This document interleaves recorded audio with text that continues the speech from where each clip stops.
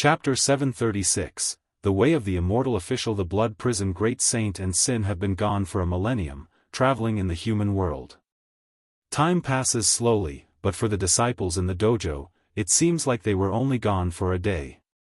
During his travels in the human world, Sin broadened his understanding. He encountered all sorts of things, saved lives, was deceived, and even killed people. He also had conflicts with major sections. However, all grudges disappeared when he returned to the Daoist field of the beginningless, because no one could forcefully charge against Sin. These experiences made him grow a lot, and he began to contemplate what kind of person he wanted to become. The Blood Prison. Great Saint followed Sin, saying he wouldn't interfere, but when faced with the siege of major sects, he couldn't stand by and took action. This also eased his relationship with Sin. Those two quieted down, but among the third-generation disciples, a fearless one emerged. Guan didn't feel annoyed but found it interesting. After all, he wouldn't teach the third-generation disciples or the fourth-generation disciples. Watching their antics had its own charm. 30,000 years later. The celestial spirit Great World welcomed an unexpected guest. In the depths of the cosmos, at the World Gate, the celestial spirit god awaited the visitors. The World Gate emitted brilliant light, as bright as the sun. From the intense light within the gate, a figure slowly walked out. Feeling the other celestial Tao destiny, the celestial spirit god raised his hand in salute and said, "The celestial spirit god greets the immortal monarch. May I know why the immortal monarch has come? I am Yin Xian, immortal monarch. I've come for the grand cause of the Xianyuan human venerable, the Son of Heaven. I've also come to seek immortal fate for the living beings of this realm." A voice came from the intense light, with a tone that was indifferent yet filled with undeniable pride. As the voice fell, a man in black robes stepped out from the intense light. He was tall and imposing, with two purple pythons coiled around his waist. The python heads wrapped around his back, raised high above his head like two colorful ribbons fluttering behind him. Hearing Yin Xian immortal monarch's words, the celestial spirit god's expression remained unchanged. He replied, "The celestial spirit Great World does not wish to meddle in the contention for the Son of Heaven. If it were before, he would have hesitated. But now, with Guan supporting him and Gu An's disciple in the immortal class, what did he have to fear? Whether inside or outside the celestial court, he possessed confidence." Yin Xian immortal monarch's gaze fell upon the celestial spirit god, as if trying to see through him. The celestial spirit god fearlessly met his gaze. As the intense light within the world gate faded, Yin Xian immortal monarch was gradually engulfed by darkness, making him appear less like an immortal god and more like an evil god. "May I ask whose domain this realm belongs to?" Yin Xian immortal monarch asked. Being refused by the celestial spirit god didn't anger him, for he understood the message the celestial spirit god was conveying. This guy had backers. The celestial spirit god frowned, not expecting the other to pursue the question. At that moment, a figure appeared behind the celestial spirit god, and the immortal light emitted from him caught the corner of the celestial spirit god's eye, causing him to turn his head instinctively. "I was wondering who it was, so it's Tai immortal monarch." Yin Xian immortal monarch's voice rang out. Looking at Tai immortal monarch behind the celestial spirit god, he smiled. He wasn't afraid of the celestial spirit Great World having backers, he was only afraid if the backers of the celestial spirit Great World wanted to support the rival Son of Heaven. Tai immortal monarch spoke, "Yin Xian immortal monarch, the celestial spirit Great World was once under an order of destruction and has been removed from the registry of the 3,000 great worlds. Although it will be restored in the future, for now, it doesn't count in the Son of Heaven contention." Yin Xian immortal monarch laughed, "Since you put it that way, it'll indeed give some face." Tai immortal monarch nodded slightly. The celestial spirit god silently stepped aside, not obstructing the view of the two immortal monarchs. CTH Oval Fire. Et website on Google to access chapters of novels early and in the highest quality. Yin Xian Immortal Monarch and Tai Immortal Monarch were clearly acquainted. However, the atmosphere between them was somewhat tense, making the celestial spirit god feel a sense of impending conflict. What's this? Does Yin Xian Immortal Monarch have further teachings to impart, or does the human venerable have additional instructions? Tai Immortal Monarch asked as he took a step forward, his aura bursting forth, causing the celestial spirit god's expression to change. Yin Xian Immortal Monarch laughed, "No, I was just curious. It said that the Son of Heaven descended to this great world. I wonder if it's true or false. If it's true, do you want to investigate the Son of Heaven?" Tai Immortal Monarch pressed, his attitude arrogant and domineering. "How could I dare? Forget it, consider it my intrusion." Yin Xian Immortal Monarch shook his head, smiling, then turned and walked towards the world gate. His celestial Dao destiny activated the Dao intent within the world gate, causing a burst of heavenly Dao light to erupt, once again illuminating the cosmos. Tai Immortal Monarch and the celestial spirit god watched him walk into the world gate. Only when his presence completely disappeared did they look at each other. The celestial spirit god hesitated to speak. Tai Immortal Monarch's expression became calm. He said, "If we don't act strong, he would surely return.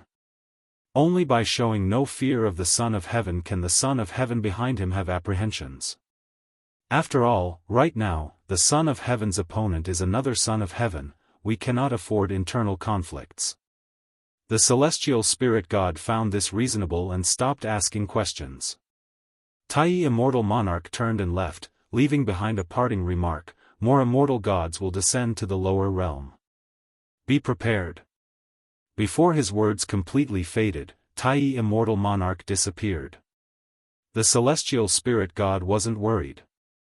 Instead, he thought that this guy was better at dealing with situations, no wonder he became an immortal monarch. Even the path of an immortal official requires talent, the celestial spirit god lamented in his heart, then shook his head and walked towards his meditation spot. Far away in the Daoist field of the beginningless, Guan was very pleased with Tai Immortal Monarch's attitude. He didn't need to instruct him, he already knew how to handle things. Neat, smart. As for Xianyuan human venerable behind Yin Xian Immortal Monarch, Guan wasn't concerned, just a Miaozhen Daluo immortal. "Ancestor, how do you see my sword intent?" Shangguan Xianer, standing in front of Guan, asked. She held a wooden sword, its blade imbued with sword intent. Guan was sitting on the steps carving a wooden statue and casually replied, "Not bad." "Ancestor, could you be more attentive? No matter what I show you, you always say not bad, but I can never rank in the top 3 among the third-generation disciples," Shangguan Xianer pouted, her tone aggrieved and dissatisfied. Guan actually liked her attitude. The other third-generation disciples were too respectful and even reserved around him, only Shangguan Xianer dared to show some emotions in front of him. Shangguan Xianer was very smart and knew her limits. Every word she said was rehearsed in her mind. Guan could hear her inner thoughts and didn't think she was hypocritical or pretentious, as long as she didn't harm others. What was wrong with using clever means to get closer? "How about you go out to train like Sin?" Guan looked up at her and smiled. Shangguan Xianer immediately shook her head and said, "I won't go out. I have no enemies or family outside, so why go out? Going out isn't that easy to return." Shangguan Xianer thought to herself, not everyone could be like Sin and the blood prison great saint, and there were too many entanglements in the red dust. She was afraid of getting caught up in them. Rather than forming unnecessary karmic ties outside, she preferred to stay and focus on cultivating. Her goal was to become a powerful being like her ancestor, not to get married and start a family, and certainly not to form unnecessary relationships with karmic repercussions. If you find any errors, ads pop up, ads redirect, broken links, non-standard content, etc., please let us know to report so we can fix it as soon as possible. Chapter 737, Great Tao Cause and Effect, Retribution for Evil. Guan listened to Shangguan Xianer's mental activity and found it amusing. What rumors were spreading in private? Those disciples who went out and never returned were not turned away by Guan. Go ask your teachers.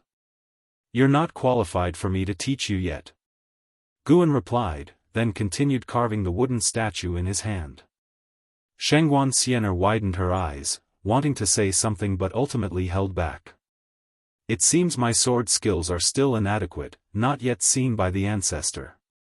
Thinking this way, Shangguan Xian'er felt she had gotten an answer.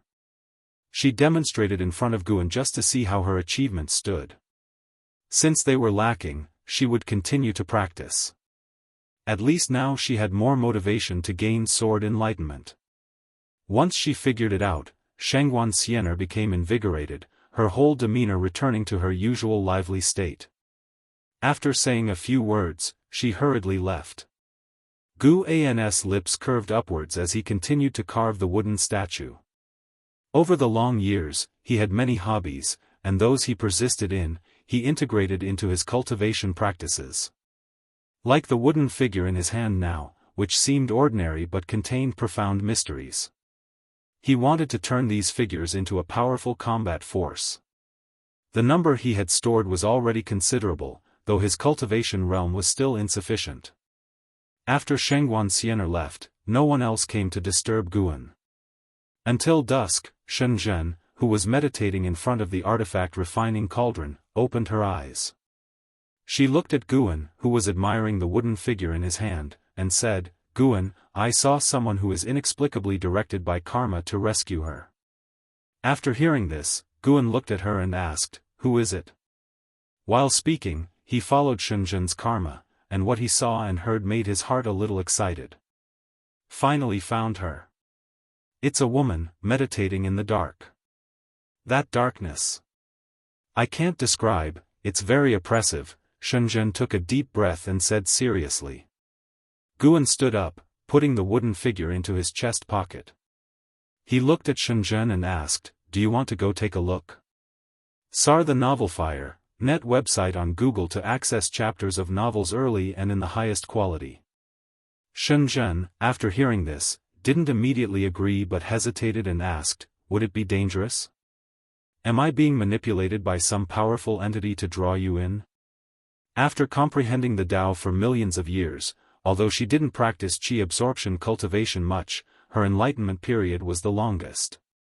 After achieving primordial Tao Emperor, she had the most reincarnation projections in the dojo, more than an Xian. Though an Xian never said it, Guan knew she already considered Shenzhen her greatest future adversary for the Magic Battle Conference. The Blood Prison Great Saint was no longer a threat to her. With profound Tao practice and rich understanding of the path of cause and effect, she felt nothing in the world was coincidental. She couldn't possibly achieve enlightenment for no reason, nor develop a strong urge to rescue a stranger without cause. It must be some peerless great power plotting against her behind the scenes. What made her worthy of such scheming? She could only think of Guan. Indeed, someone in the unseen forces is guiding you to rescue that woman. Guan walked toward her, smiling as he spoke. Upon hearing this, Shenzhen sighed in relief and asked, you noticed this early on? Do you know that person? Let's go, we'll talk on the way. Guan came to her side and gently patted her shoulder. Shenzhen stood up and followed in Guan's footsteps. As soon as she took a step, the surrounding scene suddenly changed. She found herself in darkness, with silver lines underfoot flowing forward endlessly like countless schools of fish. Guan walked ahead, Shenzhen's gaze fell on his back, and her unease dissipated. She quickly caught up to walk shoulder to shoulder with Guan and curiously asked, what is this place? Why is there no aura of the great Tao around? This is a void space opened up by the path of cause and effect. Although there seems to be nothing here, there are great cause and effect barriers at the edges. These barriers are products of the rules constructed by the 3,000 Great Tao. Violating these rules will bring retribution, dissipating all Tao practice and suffering infinite misfortune until one's consciousness extinguishes. Guan answered. It was also his first time here. Even if a Tao extreme Daoist immortal came here, tainted by great cause and effect, they would meet a terrible end. When he used karma divine power to curse enemies, he suffered retribution from the great cause and effect, but compared to the barriers in this dimension, it was like a grain of rice compared to the moon. Though strong, the great cause and effect here couldn't harm primordial Dao fruit. In other words, a Xianqi primordial immortal could come and go freely. The great cause and effect here would be like nothing to them. Great cause and effect, does it mean bad karma? Shenzhen muttered. You could understand it that way. Let me tell you a story next. Guan agreed, then began narrating the story of the Emperor of Eternal Life. The journey was long. He walked at a leisurely pace, telling the story on the surface, but in truth, he was using his Dao intent to help the trapped fairy Yao Xian dispel the retributions of great cause and effect. Fairy Yao Xian was entangled by great cause and effect, her consciousness sinking into a boundless abyss, constantly experiencing her worst fears, already breaking down. She hadn't entirely lost consciousness due to the Emperor's destiny protection. One had to admit, the Daoist Emperor truly was a marvelous creation, able to contend against the great Dao. For the immortal realm, Fairy Yaoxuan's great cause and effect couldn't be dispelled, and the Emperor of Eternal Life was helpless. But for Guan now, he could resolve the retribution of her great cause and effect. At first, Shenzhen wasn't very interested, listening while experiencing this unfamiliar and unknown cosmos. But soon she got captivated by the story of the Emperor of Eternal Life. Born into misery, orphaned, shouldering vengeance while cultivating, meeting a beloved but having to part, roaming across realms with an obsession but not saving the beloved before being hunted by immortal gods. Shenzhen always had a habit of writing, but she too got absorbed in the life story of the Emperor of Eternal Life, her emotions swaying along. Mysteriously, she seemed to empathize with him. The Emperor of Eternal Life sacrificed himself in the great cause and effect steel, trying to use the most perfect creation of the path of cause and effect to search for Fairy Yao Xian. As Guan spoke to this point, he stopped, his gaze shifting to Shenzhen. Shenzhen understood. She asked, "The woman I saw is Fairy Yao Xian, and the karma that led me to save her is the Emperor of Eternal Life's obsession?" Guan answered, "That's right. Once Fairy Yao Xian is saved, this karma will be over, and you won't be affected anymore." Shenzhen frowned and said, "But why did the Emperor of Eternal Life choose me? Do I have some connection to Fairy Yao Xian? Am I her descendant?" "No, you are not. But sins are." "Am not? Then why me?" Shenzhen couldn't figure it out. Suddenly, she thought of something, her eyes widened, and she asked in amazement, "Could it be you are the descendant of the Emperor of Eternal Life?" "No, what is your relationship with him? Are you his reincarnation?" The thought that Guan could be the Emperor of Eternal Life made Shenzhen's feelings complicated and inexplicable. Guan shook his head with a smile. He has already died in the great cause and effect steel without a chance for reincarnation. I just knew him. That was true. The Emperor of Eternal Life had not reincarnated, rather, he was Guan's reincarnation body.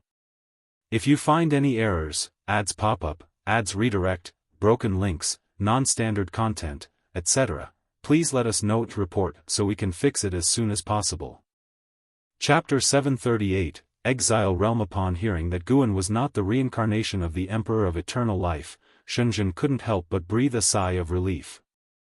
Although Guan already had several women, the thought of Guan having had a memorable and reincarnated romance with a certain woman still made her a little uneasy. Guan could hear her thoughts and found it amusing. He had no intention of rekindling his past with Fairy Yao Xian, he too felt uneasy about it. He just needed to save Fairy Yao Xian and fulfill the Emperor of Eternal Life's obsession. As for what happens to Fairy Yao Xian afterward, that would be up to her. Shenzhen asked a few more questions. She was full of curiosity about the Emperor of Eternal Life. His experiences sounded even more legendary than in Hao's, and she had also heard many names of cosmic planes and great beings in the stories, giving her a sense of touching the pinnacle of the great Tao. Guan, satisfying her curiosity, did not slow his pace. Though he seemed to be walking leisurely, each step took him a significant distance. However, this universe was too vast, far beyond comparison to the celestial spirit great world. After Guan dealt with all of Shenzhen's questions and saw her fall silent, he quickened his pace. Shenzhen looked up and saw a purple lotus blooming in the darkness ahead, emitting circles of purple light, beautiful and yet exuding a dangerous aura. When she saw the purple lotus, she barely had time to think before it suddenly appeared in front of her. Before she could react, Guan waved his sleeve, and a fierce wind arose at his feet, dispersing the purple lotus at once, revealing a figure. It was a woman in a white dress, sitting cross-legged with an upright, sacred posture, resembling an ancient female immortal, exuding an aura of desolation. Her delicate face, skin like white jade, and slightly furrowed brows stood out. What an extraordinary female immortal! No matter how many reincarnations Shenzhen had projected into, seeing countless daughters of heaven, she was still astounded by Fairy Yaoxuan's appearance and demeanor. What's wrong with her? Is she still alive? Shenzhen asked cautiously, standing beside Guan, not daring to act rashly, afraid to disturb Fairy Yaoxian. Guan replied, she's all right now, but her consciousness needs time to recover. I see, Shenzhen responded, yet she didn't understand what Guan had done. Did he save Fairy Yaoxian with just a wave of his hand? She watched Fairy Yaoxian silently, feeling her profound aura, her cultivation level unfathomable. So strong. Stronger than anyone she had ever seen, of course, except for Guan. Guan never revealed his aura. At first glance, he seemed like an ordinary person, but anyone who dared to challenge him would face his unrivaled power. The two fell silent, letting the void fall into complete stillness. After a long while, Shenzhen saw Fairy Yaoxuan's eyelids tremble slightly, making her nervous. The main character of Gu An's story was the Emperor of Eternal Life. She knew little about Fairy Yaoxuan's personality, but from the story, this Fairy Yaoxian seemed extraordinary, a formidable presence on the path of the Great Tao. Of course, what she feared more was knowing the relationship between Fairy Yaoxian and Guan. Did they come to rescue Fairy Yaoxian just because of their acquaintance with the Emperor of Eternal Life? That sounded too far-fetched. This was not the right place, and how terrifying was the path of cause and effect? Fairy Yaoxian slowly opened her eyes, and the first thing she saw was Guan and Shenzhen. She could see Shenzhen's face clearly, but Gu An's face appeared blurry to her, only his outfit was distinct. Her eyes were empty, devoid of emotion, like a deep well, making Shenzhen's heart quiver. She did not speak, just quietly watched Guan and Shenzhen. Guan remained silent, knowing that Fairy Yaoxian was regaining her consciousness. Her cultivation had fallen to the Daoist collection Freedom Immortal realm, but the Daoist Emperor's destiny still lingered. With time, she could recover all her memories. Thus, silence enveloped both sides once again. After the time of a stick of incense passed, just as Shenzhen was about to lose her patience, Fairy Yaoxian spoke, "Who are you? Are you the ones who expelled the cause and effect from me?" Her voice was hoarse, her words hesitant. Guan answered, "You should be able to feel the cause and effect of the Emperor of Eternal Life on her. It was his obsession that brought us here to rescue you. From now on, you can return to the Tao universe and regain your freedom." The Emperor of Eternal Life, Fairy Yaoxian murmured, clearly reminiscing about the name. She did not fall silent again but asked, "Can you take me away from here?" S.E.A. the novel, F. Iyer.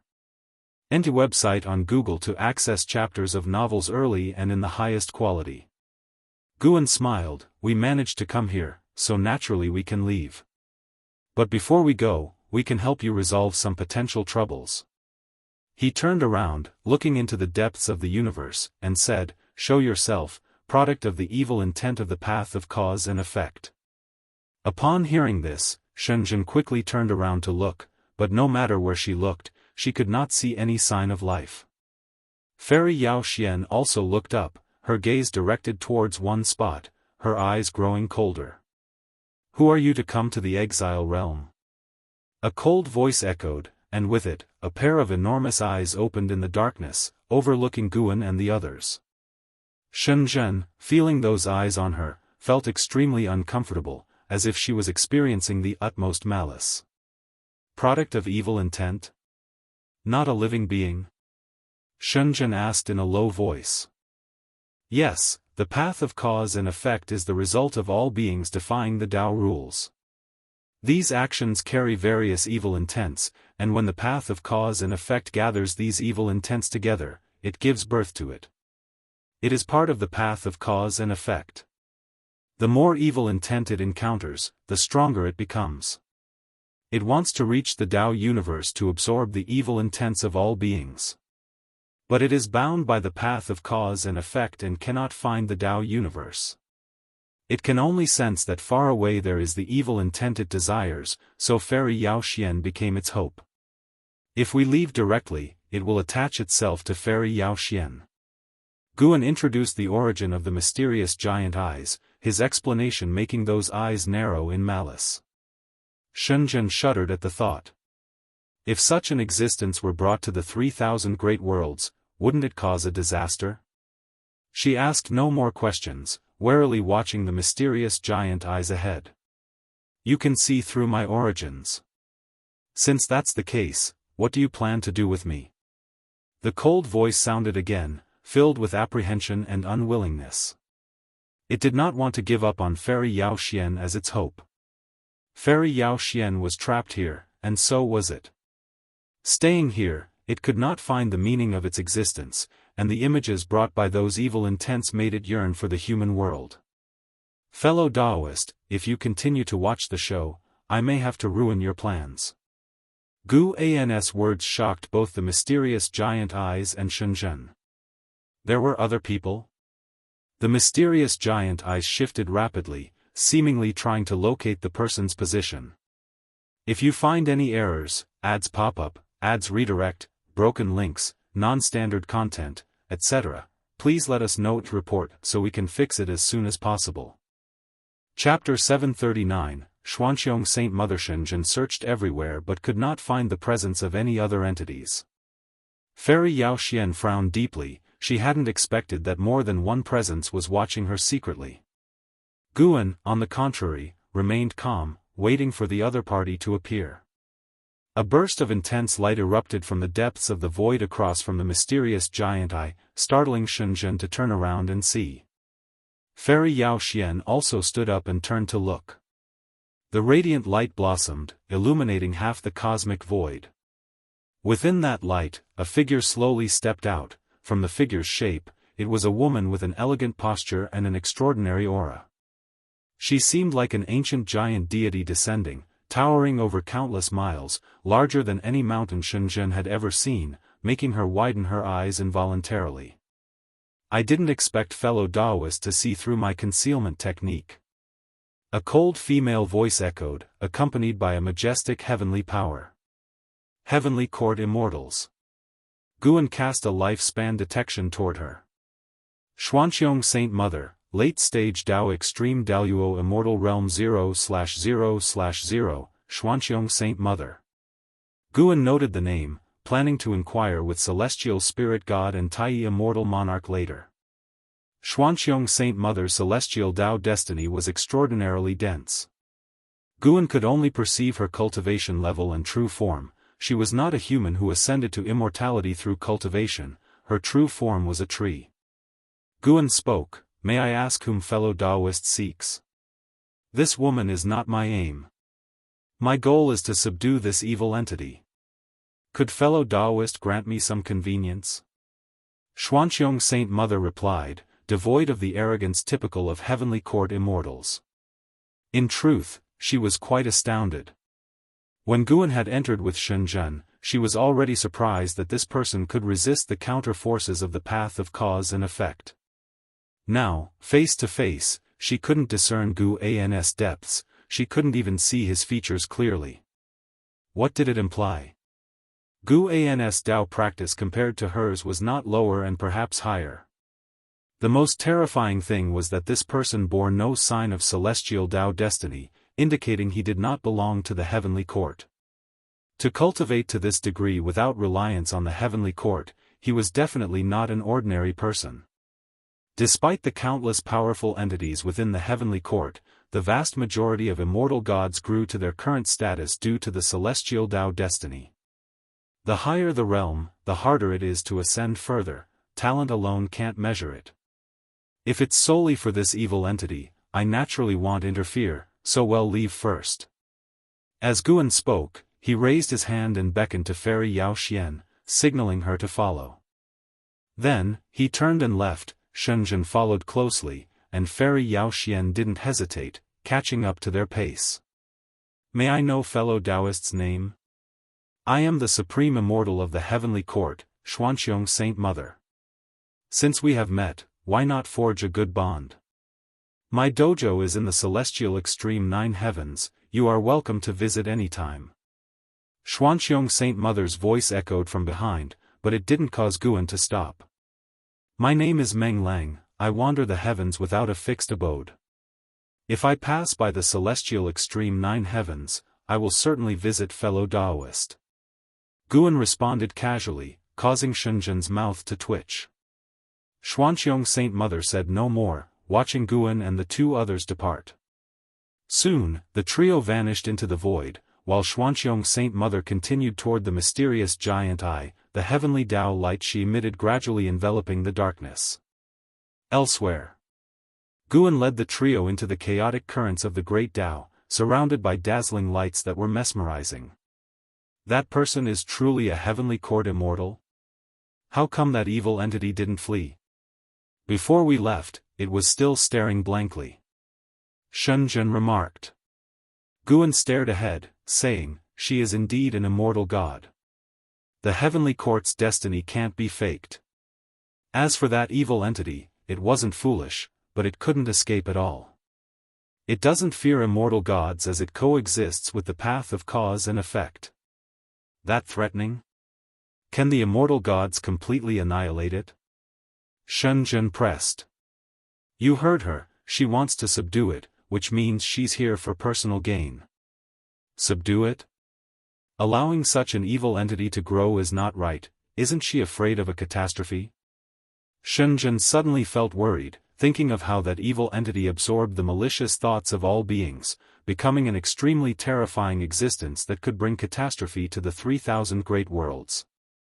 She used to love writing books and was sensitive to such plotlines. Ia the Nelfer. Net website on Google to access chapters of novels early and in the highest quality. I wouldn't know, immortal gods have their own intentions. Guan replied casually, actually not caring about such an evil entity. Not to mention Xian Qi primordial immortal, even a Dao extreme Daluo immortal could easily subdue it. After all, the evil entity was a creation of the path of cause and effect, no matter how strong, it couldn't surpass the path itself. However, to beings that haven't created their own Tao, such an evil entity is extremely terrifying, leading to a fate worse than death if encountered. Fairy Yao Xian followed behind silently. Her heart was filled with curiosity. Before being expelled by the path of cause and effect, she hadn't encountered many immortal gods, and the aura of Xuanxiong Saint Mother was stronger than any great power she had seen. Who was this person? Why did she come? Fairy Yao Xian faintly guessed, seeing Gu An's back gradually overlap with another figure in her mind. Though she had guesses, she did not question him. There must be another hidden story he wasn't revealing. Currently, she needed to focus more on restoring her own cultivation level. Soon, the chaotic currents of the Great Tao disappeared. They arrived at a long river of Great Tao. Light rose from beneath their feet, enveloping them in brightness. Guan stopped, turning slightly to face Fairy Yao Xian, saying, "This is the path of the Great Tao, from now on, you are free." Fairy Yao Xian gazed at him. Even with his redefined face, she felt a sense of familiarity. She asked, "You saved me, don't you need me to do anything for you?" Shenzhen watched them in silence. "I was an old acquaintance of the Emperor of Eternal Life. He has died within the great cause and effect steel. I just fulfilled his last wish." Guan revealed the fate of the Emperor of Eternal Life. Fairy Yaoxuan's eyes changed upon hearing this. Shenzhen let out a deep breath. It seemed Guan and Fairy Yaoxian indeed had no direct connection. At this moment, Fairy Yaoxian looked at Shenzhen, saying, "She carries the cause and effect of my child. So, my child has also been saved by you. Where is he?" "He is at my dojo, taken in as my disciple. If you wish to see him, I will let him meet you when he becomes stronger," Guan said truthfully. Fairy Yaoxian turned her gaze back to him, asking, "May I go to your dojo?" She paused and continued, "I don't know how many years I've been sealed, but now I feel that apart from my child, I have no more support or place to go. Joining your dojo, I will serve you in the future." Guan sighed inwardly. He could hear Fairy Yaoxuan's hidden guesses. She determined he was the Emperor of Eternal Life. Fine. Just right to let her child see his mother. In the future, leading Fairy Yaoxian to attain the primordial Tao Emperor, perhaps she would understand the relationship between the Emperor of Eternal Life and him. If you find any errors, ads pop up, ads redirect, broken links, non-standard content, etc., please let us know to report so we can fix it as soon as possible. Chapter 740, Immortal Gods' Evil Thoughts. Fairy Yaoxuan's arrival did not cause much of a stir at the Daoist field of the beginningless. With the increasing number of fourth-generation disciples, some disciples were still strangers to each other. Fairy Yaoxian was quite intrigued by the Daoist field of the beginningless. The spiritual energy and Tao intent here were the best she had ever encountered, making it truly a holy land for cultivation. Guan asked Shenzhen to take Fairy Yaoxian to find Zui, while he returned to his room to observe the Xuanqiong Saint Mother's methods against the evil creature. Sure enough, the Xuanqiong Saint Mother subdued the evil creature and named it Xian Yi. It is worth mentioning that the Xuanqiong Saint Mother did not introduce the celestial Tao destiny into Xian Yi's body, which made Guan speculate that she did not want this matter to be known by the celestial court. After subduing Xian Yi, the Xuanqiong Saint Mother flew towards the celestial extreme 9 heavens without encountering other immortal gods. Guan withdrew his gaze, closed his eyes, and began to ponder the path of cause and effect of the exile realm. How was such a place formed, and why did it give birth to an existence like Xian Yi? If the path of cause and effect can form Tao rules, so can other paths. Does that mean there are other existences similar to Xian Yi in other exile realms of different Tao? Given that the celestial Tao destiny is not omnipresent, the 3,000 great worlds are the central places for celestial Tao destiny. Beyond them, there are other realms for celestial Tao destiny, such as the Primordial Emperor Domain, Misty Immortal Court, and Ling Mountain. However, there are many places outside the celestial Tao as well. Places like the Hongmeng Great World, Abyss Tao Sea, and Supreme Origin Forest that Guan had visited. At present, the cosmic planes outside the celestial Tao far surpass those within it. This means that the celestial Tao is far from encompassing the great Tao. Standing at the pinnacle of the celestial Tao, what do the celestial Emperor and the celestial Tao venerables face, and do they have worries? While Guan was thinking divergently, Zui reunited with Fairy Yaoxian. Before Shenzhen could introduce Fairy Yaoxian, Zui rushed to her. A mother-child reunion is always a heartwarming scene. Zui hugged his mother, wanting to share countless words, while Fairy Yaoxian, seeing that he was doing well, had a face full of smiles. In the days that followed, the relationship between Zui and Fairy Yaoxian became known. Zui was Gu An's youngest disciple, and all disciples of the Daoist field of the beginningless knew that Guan doted on him. No one expected Guan to go as far as to bring his mother back as well. Many disciples had their suspicions but did not dare to voice them. Guan possessed great divine skills, so even if they spoke in the softest of whispers, he would likely hear them. Guan did not care much about the disciples' thoughts, time would dilute all doubts. Although Fairy Yaoxuan's realm had fallen to that of a Daoist Zhang Zizai Immortal, she was still an emperor of the great Tao. After arriving, her cultivation level grew rapidly. It is worth mentioning that Fairy Yao Xian saw through An Xin's cultivation of the immortal emperor's eye and proactively proposed a spar. Although neither emerged victorious, it put pressure on an Xian. An Xian would spar with Fairy Yao Xian every 1,000 years. Until Fairy Yao Xian reached the profound Yuan-free immortal realm, an Xian was no longer her match. For an Xian to achieve the profound Yuan-free immortal realm, it required years of accumulated great Dao insights, while Fairy Yao Xian was merely regaining her former cultivation level. Fairy Yao Xian and an Xian developed a close relationship, which Guan considered a good thing. Following the Emperor of Eternal Life in battle for so many years, her understanding of the immortal emperor's eye would greatly benefit an Xian. Time flew by quickly. 1,000,000 years had passed since Fairy Yao Xian joined the Daoist field of the beginningless. In the morning, Guan stood by the lake, practicing Tai Chi. His movements were slow but had the graceful beauty of floating clouds and flowing water. While practicing, he brought up his attribute panel. Name, Guan, lifespan, 6-250-704/450, 337-945, for 22-651, physique, primordial infinite creation Dao body, cultivation level, perfection of Xian Qi primordial immortal realm, 4.5 trillion years of lifespan.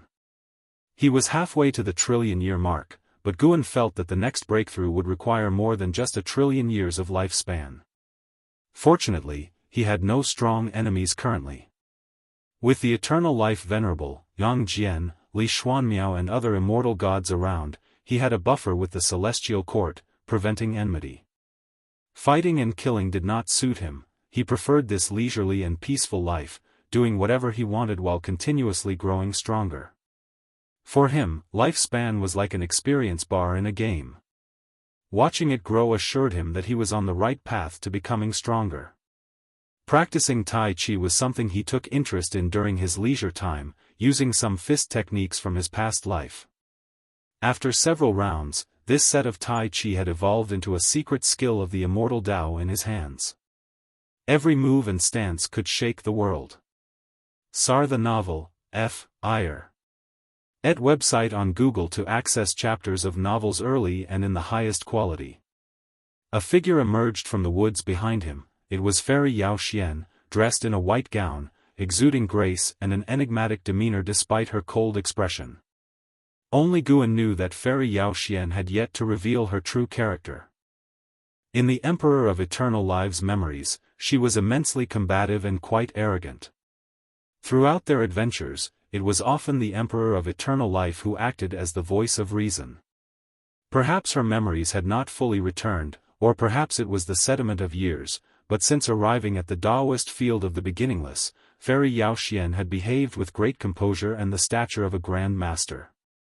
In 1,000,000 years, she had established a high level of prestige. Except for Guan, no one knew her true nature. She stood quietly behind Guan, watching him. "Does the fairy have something to discuss?" Guan asked, without pausing his movements. Fairy Yao Xian spoke, "Between the Daoist Emperor and the primordial Dao Emperor, who do you think is stronger?" She was certain Guan was the Emperor of Eternal Life, as he had once been a Daoist Emperor and now practiced as a primordial Dao Emperor, which intrigued her. The Daoist field of the beginningless already had more than 10 primordial Dao Emperors. Through them, Fairy Yao Xian learned the wonders of the primordial Dao Emperor, which fascinated her. But she was already a Daoist Emperor and was unsure if she could directly cultivate the primordial Dao Emperor or if she would need to abandon her Daoist Emperor destiny first. "Stronger or weaker depends on the individual cultivator," Guan replied. That was truly what he thought. Although the primordial Dao Emperor seemed poised to surpass the Daoist Emperor, it was because its cultivation method was easier, at least without the need for constant combat, and failure didn't mean death. Even great powers would dislike constant battles within their own realm or higher. Fairy Yao Xian nodded slightly and continued, "During my years in exile, I witnessed countless scenes and captured many malicious thoughts involving the great cause and effect. Are you interested in hearing them?" "If you want to say it, then say it," Guan replied casually. As the Daoist field of the beginningless could isolate any cause and effect, discussions were not restricted here. Fairy Xianxia fell silent for a moment, then said, I saw the malicious thoughts of the heavenly court immortals. Some immortal gods wanted to perform a blood sacrifice of all living beings, some wanted to seize the celestial emperor's throne, and what? And the malicious thoughts of the celestial emperor.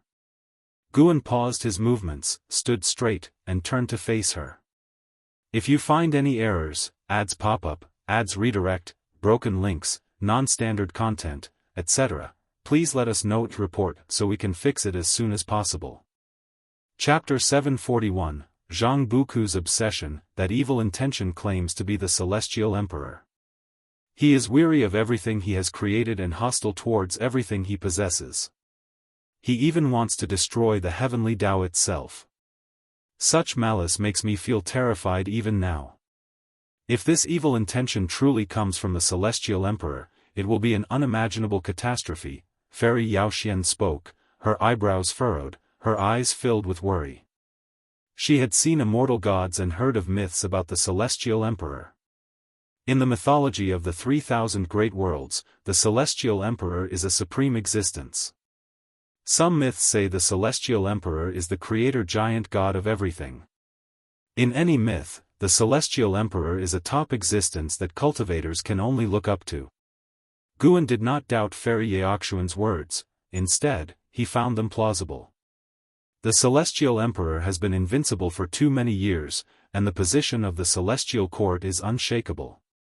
Absolute power plus endless lifespan means he will get used to everything and everyone, and after getting used to them comes weariness, and further, it might lead to hostility. Thinking about it now, the celestial emperor overlooks the conflict of the sons of heaven, perhaps just for amusement. Guan could foresee the direction of the sons of heaven's conflict. How much more could the celestial emperor? Knowing there was calamity, the celestial emperor still did not show up. Perhaps in the eyes of the celestial emperor, the calamity for all living beings was just a bit of fun. Of course, Guan found it possible, but until he saw the celestial emperor in person, he would not make any judgment about him. Why worry about things that have not yet happened? Even if it's true, what can you and I do? Guan looked at Fairy Xianxia, trying to comfort her. Sar the novel Fire. Net ** website on Google to access chapters of novels early and in the highest quality. Xianqi Primordial Immortal can see a very distant future but cannot see the end of the heavenly Tao, nor judge the fate of the great Tao. Fairy Xianxia stared at Guan, saying, You once pursued the path of cause and effect. Now your cultivation level is profound and unfathomable, yet you hide in this little world. Isn't it because you fear the celestial court? Listening to Shenzhen, the emperor of eternal life was once hunted by immortal gods and ultimately sacrificed himself into the great cause and effect steel. In Fairy Xianxia's view, these events contributed to the present-day Guan. The emperor of eternal life was so spirited, never knowing fear, acting bravely, even recklessly. Clearly, after entering the great cause and effect steel, the emperor of eternal life did not die, but because of the immortal gods, he began to hide his identity, cultivating in a little world until now. After achieving great cultivation, he saved her immediately. Because of this, Fairy Xianxia would not expose Guan's disguise. Since Guan feared the immortal gods, why create trouble? She only needed to inform him about the celestial court. Guan listened to Fairy Xianxia's inner thoughts, feeling quite helpless. Really good at imagination. Guan solemnly said, I have no grievances with the celestial court. No matter what you imagine, it's wrong. I enjoy my current life, I am not a combative person. Fairy Xianxia responded, I also focus on cultivation, enjoying the current life. If you want to learn about the celestial court, I have more information to share. Well, that's not impossible, Guan pondered. He couldn't deduce the evil intention Fairy Xianxia felt within the path of cause and effect, it could only be explained by her or recalled. Fairy Xianxia smiled upon hearing this. Above the sea of clouds, the celestial calming god walked ahead, followed by 9 heavenly soldiers, including Jianghu and Suyu. Millions of years passed, and the demeanor of Jianghu and Suyu had undergone drastic changes, now possessing the demeanor of heavenly soldiers. Jianghu was communicating with Suyu, curious about whom they were to meet this time. Probably going to meet the Star Monarch or Immortal Monarch. Suyu responded through transmission, hearing Jianghu's eyes filled with curiosity. He had just begun to understand the celestial court, captivated by its hierarchical ranks. Since he aimed to ascend, he must strive upwards. If he could meet the Star Monarch or Immortal Monarch, that would be ideal. Of course, he was merely thinking. He currently lacked the qualifications to converse with the Star Monarch, let alone to meet the Immortal Monarch. No matter whom we meet later, you must kneel. Understand? The celestial calming god's voice came from the front, stern. Understood. The 9 heavenly soldiers responded in unison. This was the tacit understanding that had developed over millions of years of living together, and the celestial calming god's words also made them nervous. After walking for 1 stick of incense time, the celestial calming god suddenly knelt down. The 9 heavenly soldiers quickly followed, kneeling in a row behind him. Jianghu scanned the front. The boundless sea of clouds was vast and magnificent, there was not even a single building, let alone any sign of other immortal gods. Where is the Star Monarch? Jianghu was filled with confusion. At this moment, an awe-inspiring celestial might descended, causing the heavenly soldiers' expressions to change. They all looked up, their eyes wide, mouths agape.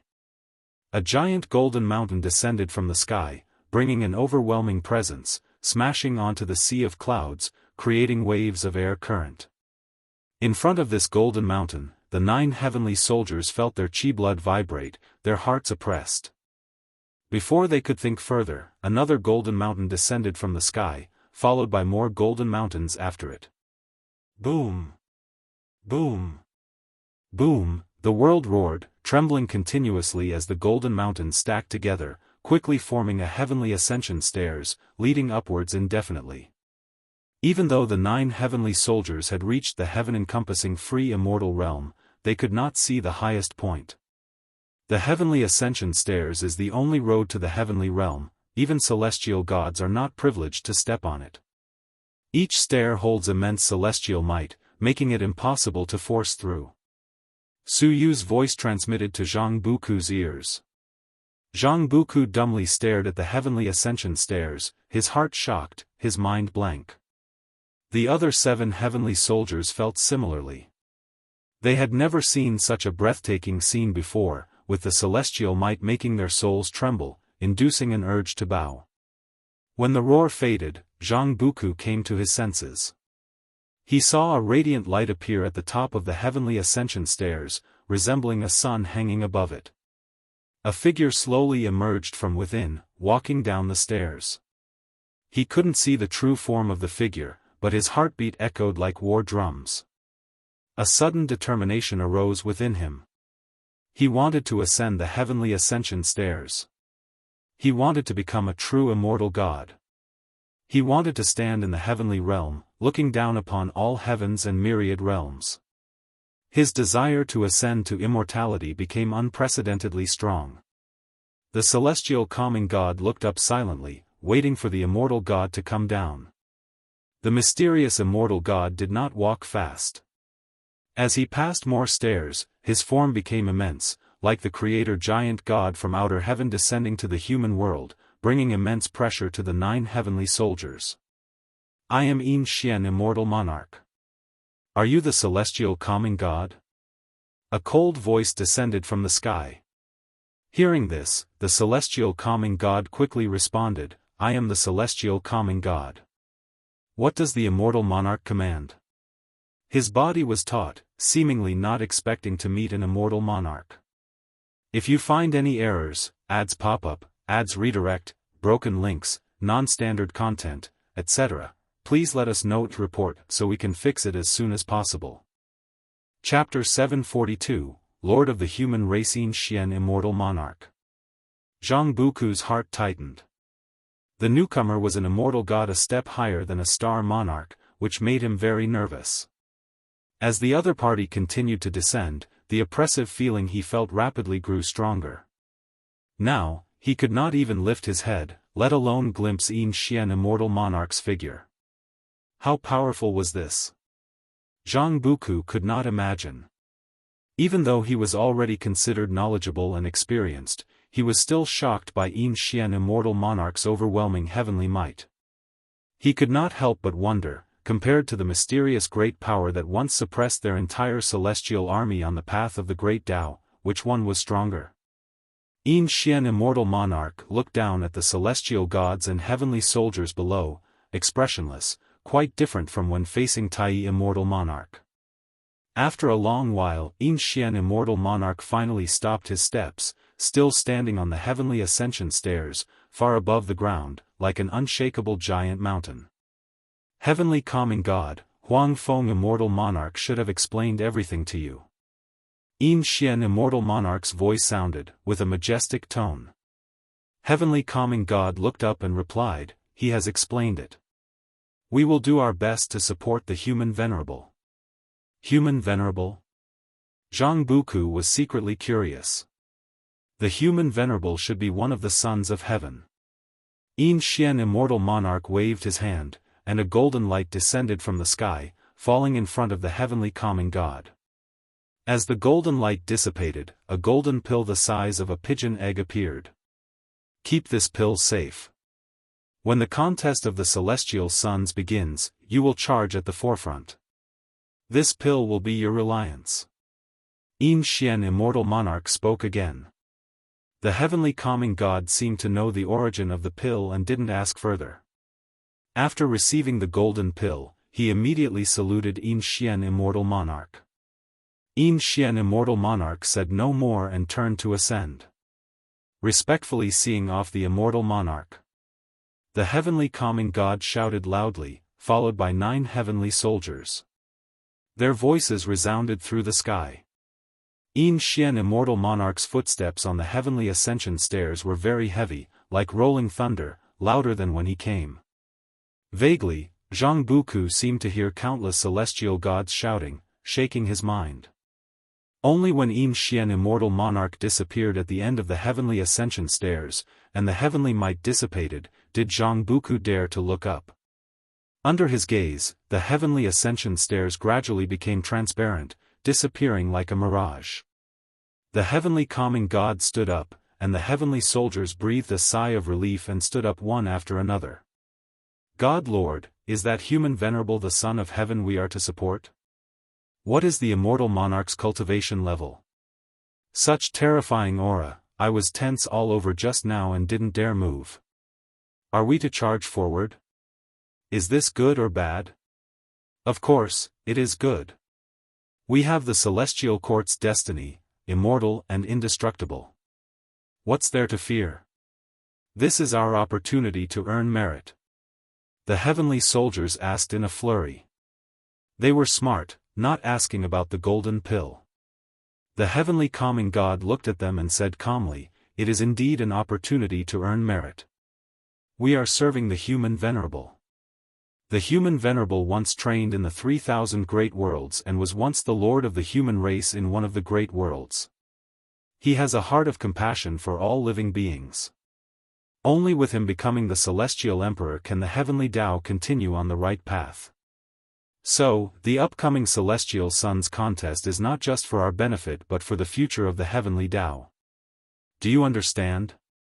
Upon hearing this, the heavenly soldiers all nodded seriously, except for Su Yu, who slightly pouted.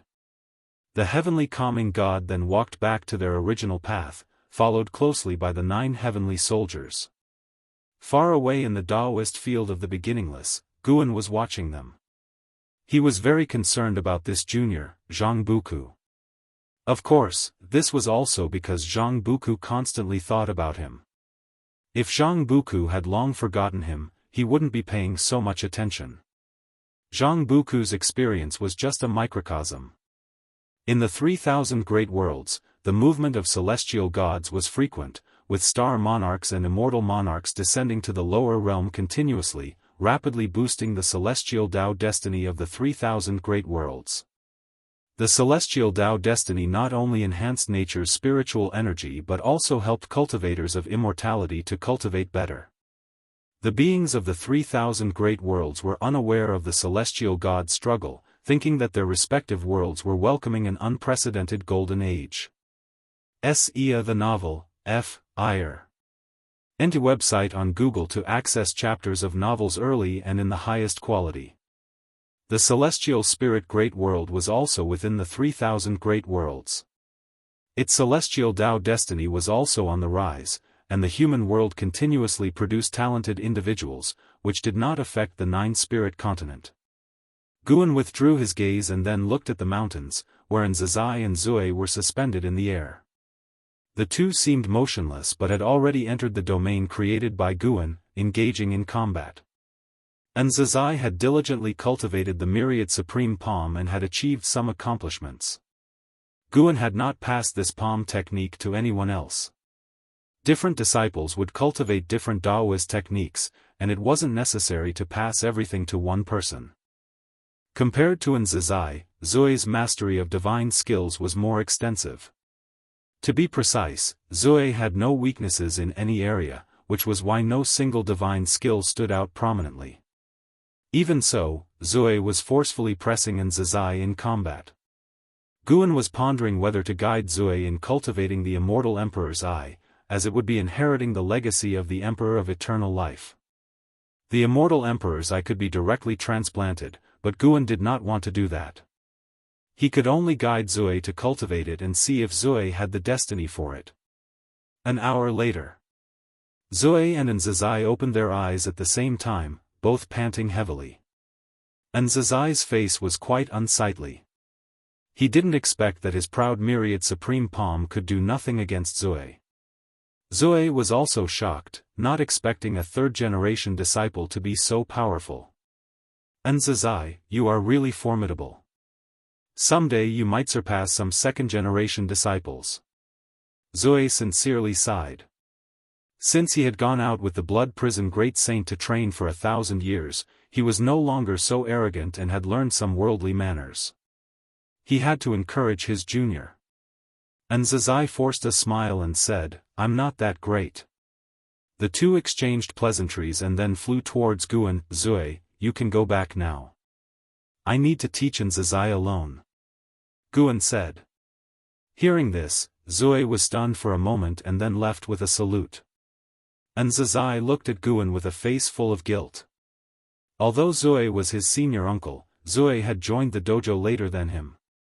He had even watched Zui cultivate up close. Now being defeated by Zui, he felt he had disappointed his ancestors' expectations. Don't think too much about it. Whether one of you is stronger than the other, you are both family. Through sparring, finding your shortcomings, and improving together, that is the most important thing. Fellow disciples should always be family and not enemies. Understand? Guan said earnestly. Hearing this, Zizai took a deep breath and nodded solemnly. Next, I will teach you the second palm of the myriad supreme palm, the myriad dragons ascending to heaven. This palm contains powerful sealing power, which can just make up for your current shortcomings. Guan's words filled Zizai's eyes with anticipation. He immediately knelt and said in a solemn voice, "Disciple will strive to cultivate the myriad supreme palm. One day, I will make this palm renowned in the world, becoming the strongest secret skill in the universe." Guan nodded in satisfaction and said, "I appreciate your determination. In fact, I have great expectations for you. You might even be the disciple I look forward to the most in the beginningless lineage." These words made Zizai's entire being ignite with passion, and his face turned visibly red with excitement.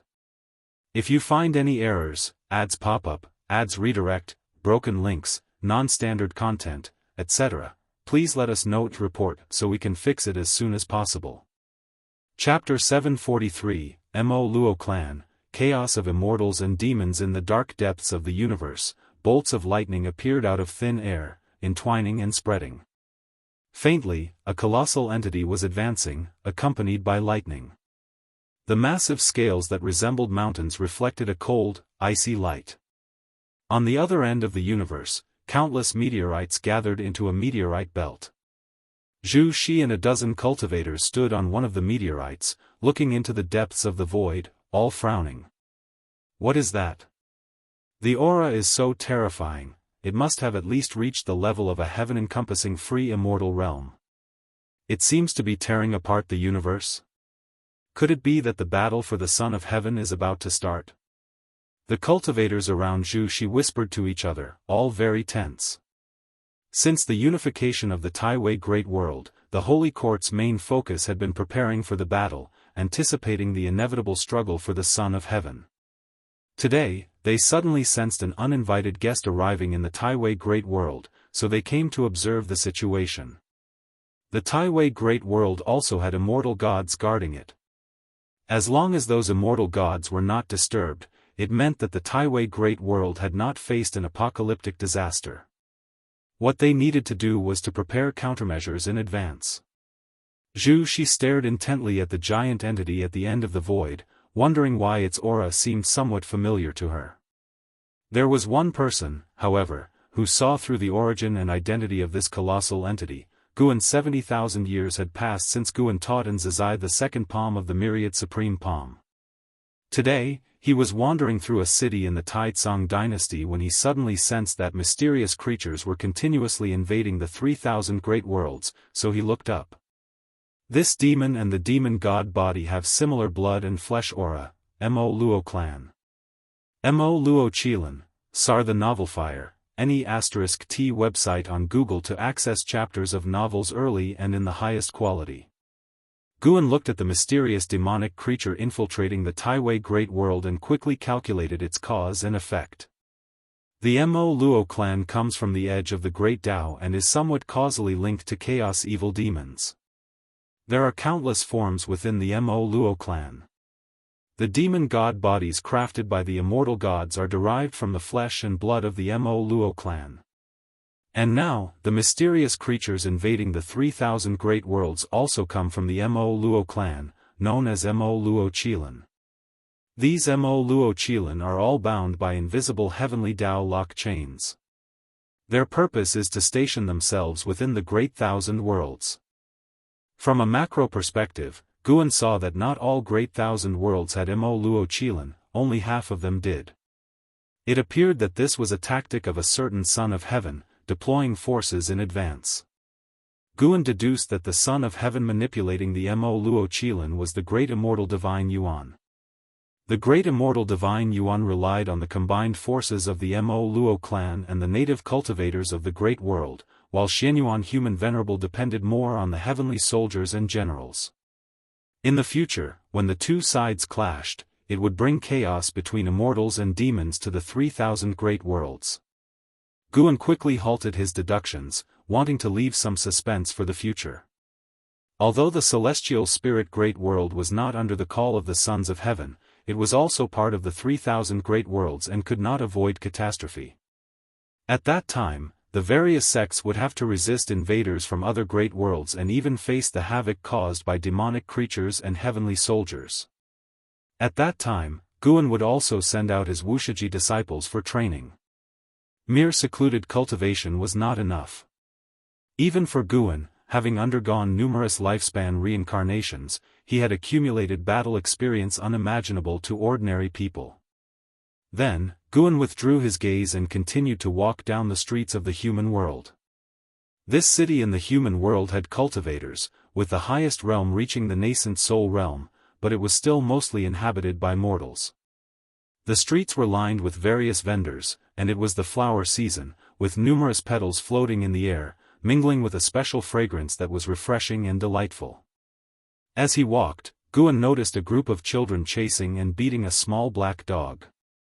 The dog's fur was dirty and matted, and it was limping, but the children found it amusing. Passers-by, though some glanced over, did not intervene. No one cared about the safety of a stray dog, thinking that children under 10 couldn't possibly harm it fatally. Guan initially did not pay attention, but the small black dog ran towards him, surprising him somewhat. Although he hadn't concealed his aura or presence, the small black dog choosing him was a kind of fate. The small black dog ran up to him, circling behind his legs, and the children coming after it stopped in their tracks, looking at him timidly.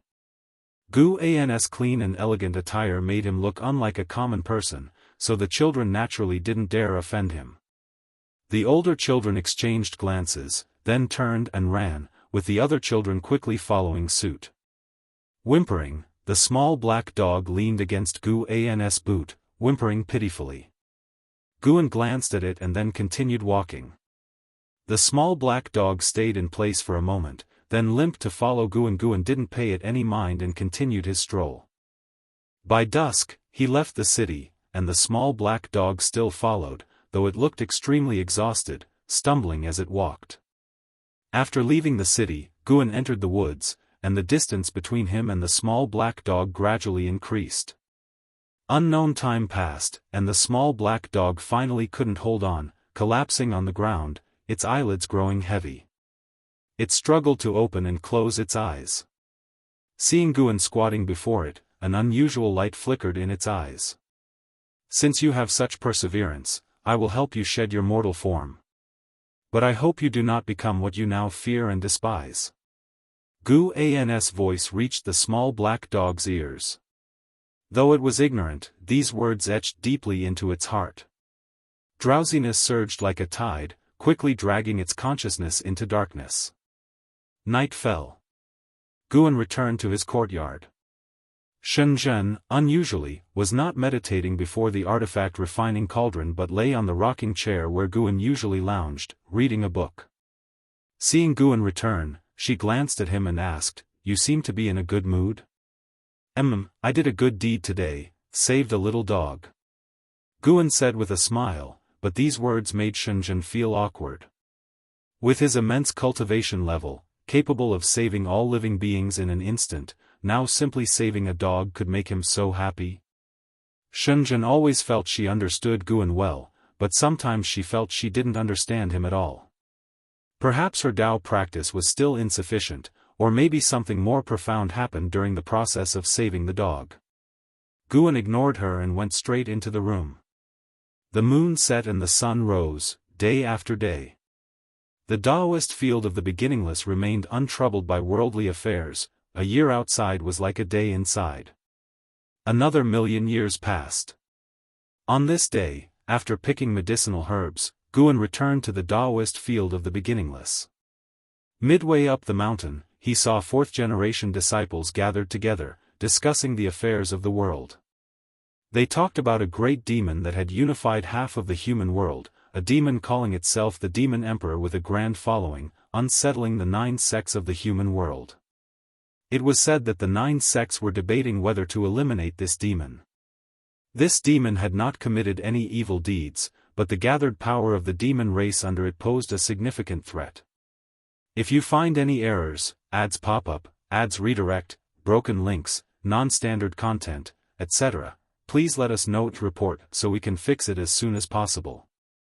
Chapter 744, The Destiny of the Son of Heaven. The Demon Emperor, who is renowned throughout the world, is precisely the little black dog that Guan saved 1,000,000 years ago.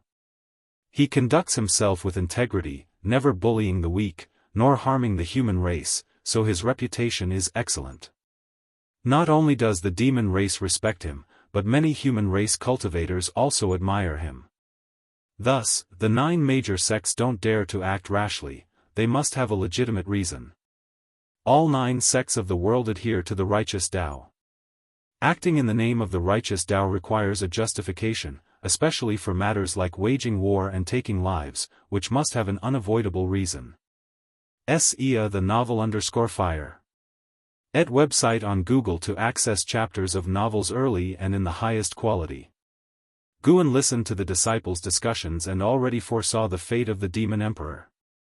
In a few years, the 9 major sects would suppress him, sealing him beneath a certain great mountain and dispersing his demon race forces.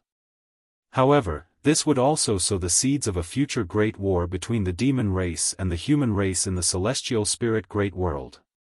In the long years that followed, the demon race would continuously produce outstanding talents, one after another, attempting to rescue the demon emperor. This would leave behind many well-known legends, widely circulated even among the human race.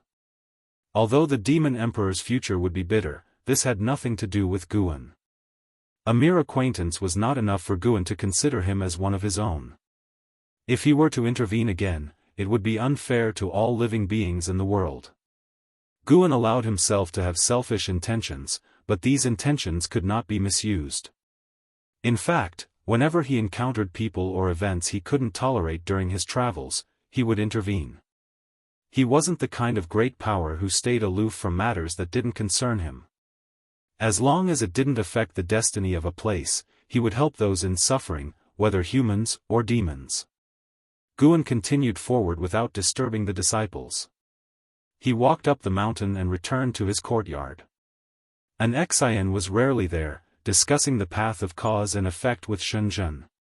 Seeing Guan return, an Xian immediately approached and said, "Master, if the fourth-generation disciples want to go out and train, should we allow it?" The earliest fourth-generation disciples had been cultivating in the Daoist field of the beginningless for millions of years and had already reached the Zizai immortal realm. But without Gu An's order, the disciples didn't dare to go out, nor even dare to step into the world gate. Although they could travel around the nine-spirit continent, which also enjoyed the blessings of the dojo, in reality, there was a significant difference between the two. Wuxia was a holy land suspended above the nine-spirit continent, and many families wanted to send their offspring here, which required outstanding talent and destiny. When Guan allowed the fourth-generation disciples to take on their own disciples, it would undoubtedly stir up waves across the continent. They can go out, but must not enter the world gate.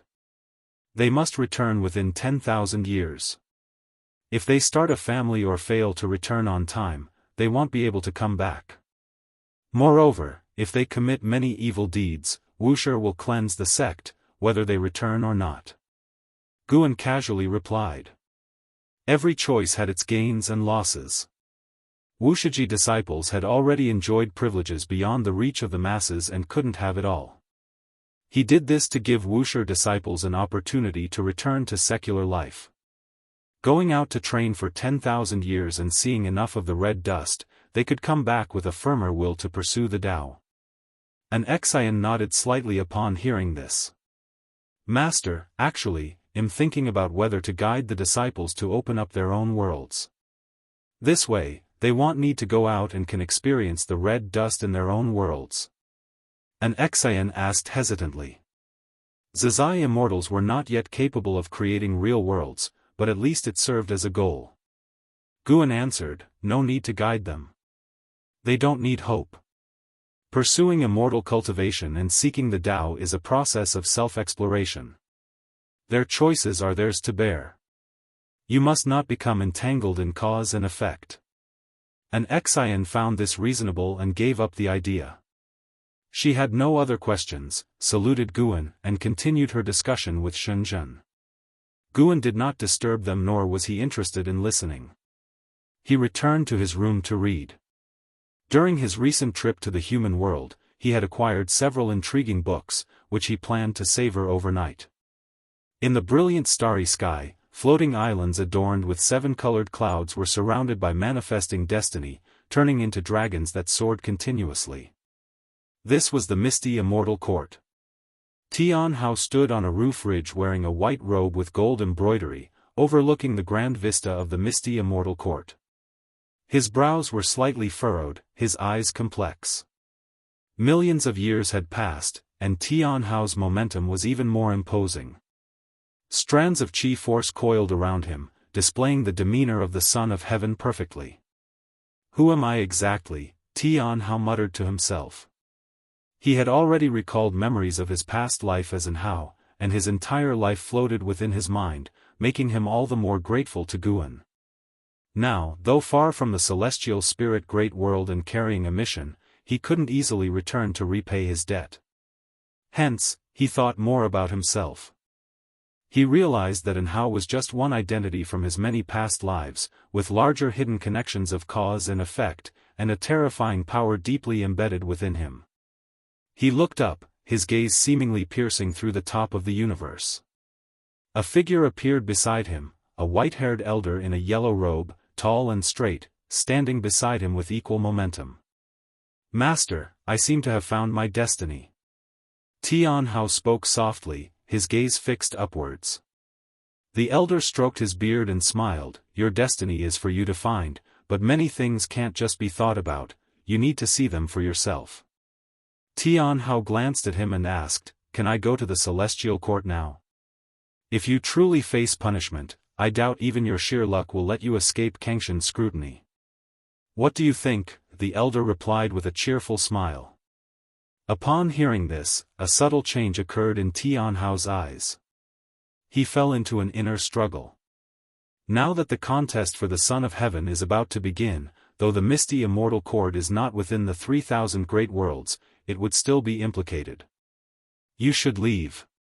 When the sons of heaven meet, destiny patterns will appear, forcibly returning you to your origin and wiping out your current will." The elder continued, his tone relaxed, as if discussing a trivial matter. Tianhao was silent for a moment, then took a deep breath, turning to the elder. "Master, if I regain my identity as the Son of Heaven and forget past kindness, won't it be unfair to you?" The elder shook his head with a laugh. "You're not my only disciple. Furthermore, being able to have the Son of Heaven as my disciple is a great honor for me beyond 3 lifetimes." For some reason, Tianhao felt a bit disappointed in his heart upon hearing these words. He thought of Guan. That master would never say such things, at least not diminishing the stature of being a master. But he could also understand his current master's perspective. The entire misty immortal court prided itself on attaining immortal positions in the celestial court, and he was the Son of Heaven. Naturally, they would flatter him. Perhaps it was truly time to leave. Since the spread of Tianhao's identity as the Son of Heaven, he could clearly feel the overly enthusiastic attitudes around him, so passionate it felt unreal, making him want to escape. "In that case, I shall go to the celestial court to face my true destiny," Tianhao said with a firm voice, looking at the elder. He wanted to understand which Son of Heaven he truly was and what kind of past he had.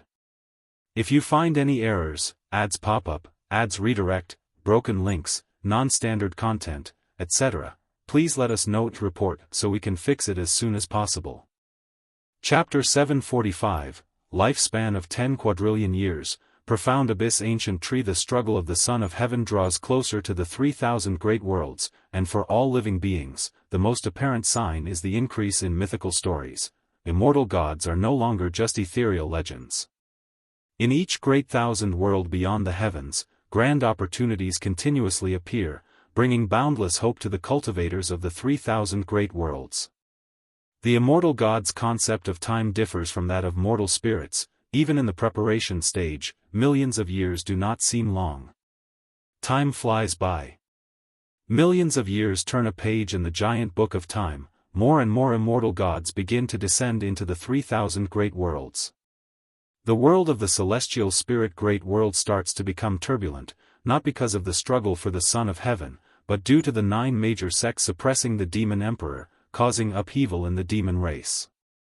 On this day, deep in the sea, within the hidden spirit palace, Guan was picking medicinal herbs when his actions suddenly paused. "Your lifespan has broken through the 10 trillion year mark for the first time. A random upgrade to lifespan functions will now commence.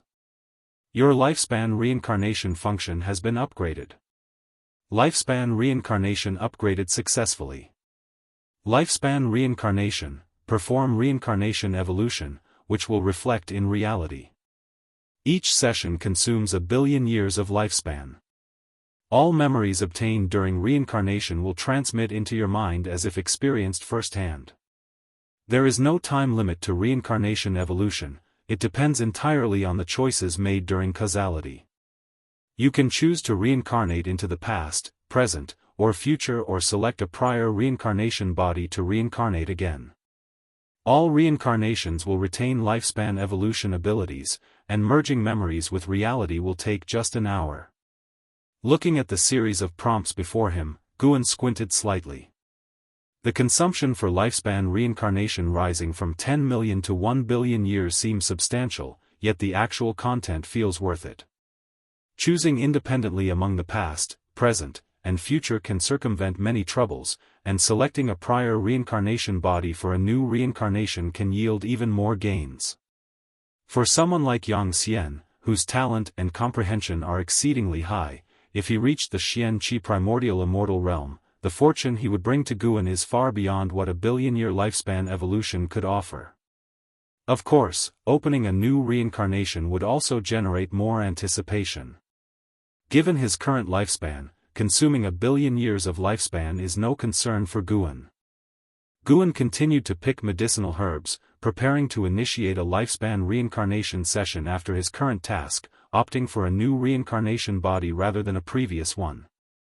To him, each new reincarnated life was akin to an epic and vast novel.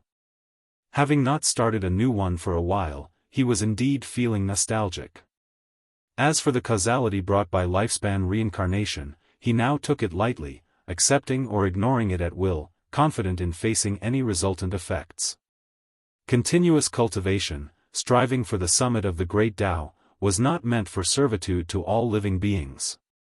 He had no desire to care for every world, protecting his surroundings sufficiently was enough to live happily and freely. Thinking this way, perhaps immortal gods are too free, hence neglectful of all living beings. Guan suddenly considered this but then thought it over and found it not entirely true. The immortal gods need the worship of all living beings, the celestial Tao destiny requires the faith of all beings, but he did not need it. Even when creating the primordial Tao Emperor Fortune, he did not require the faith and offerings of cultivators. His creations were more driven by personal interest.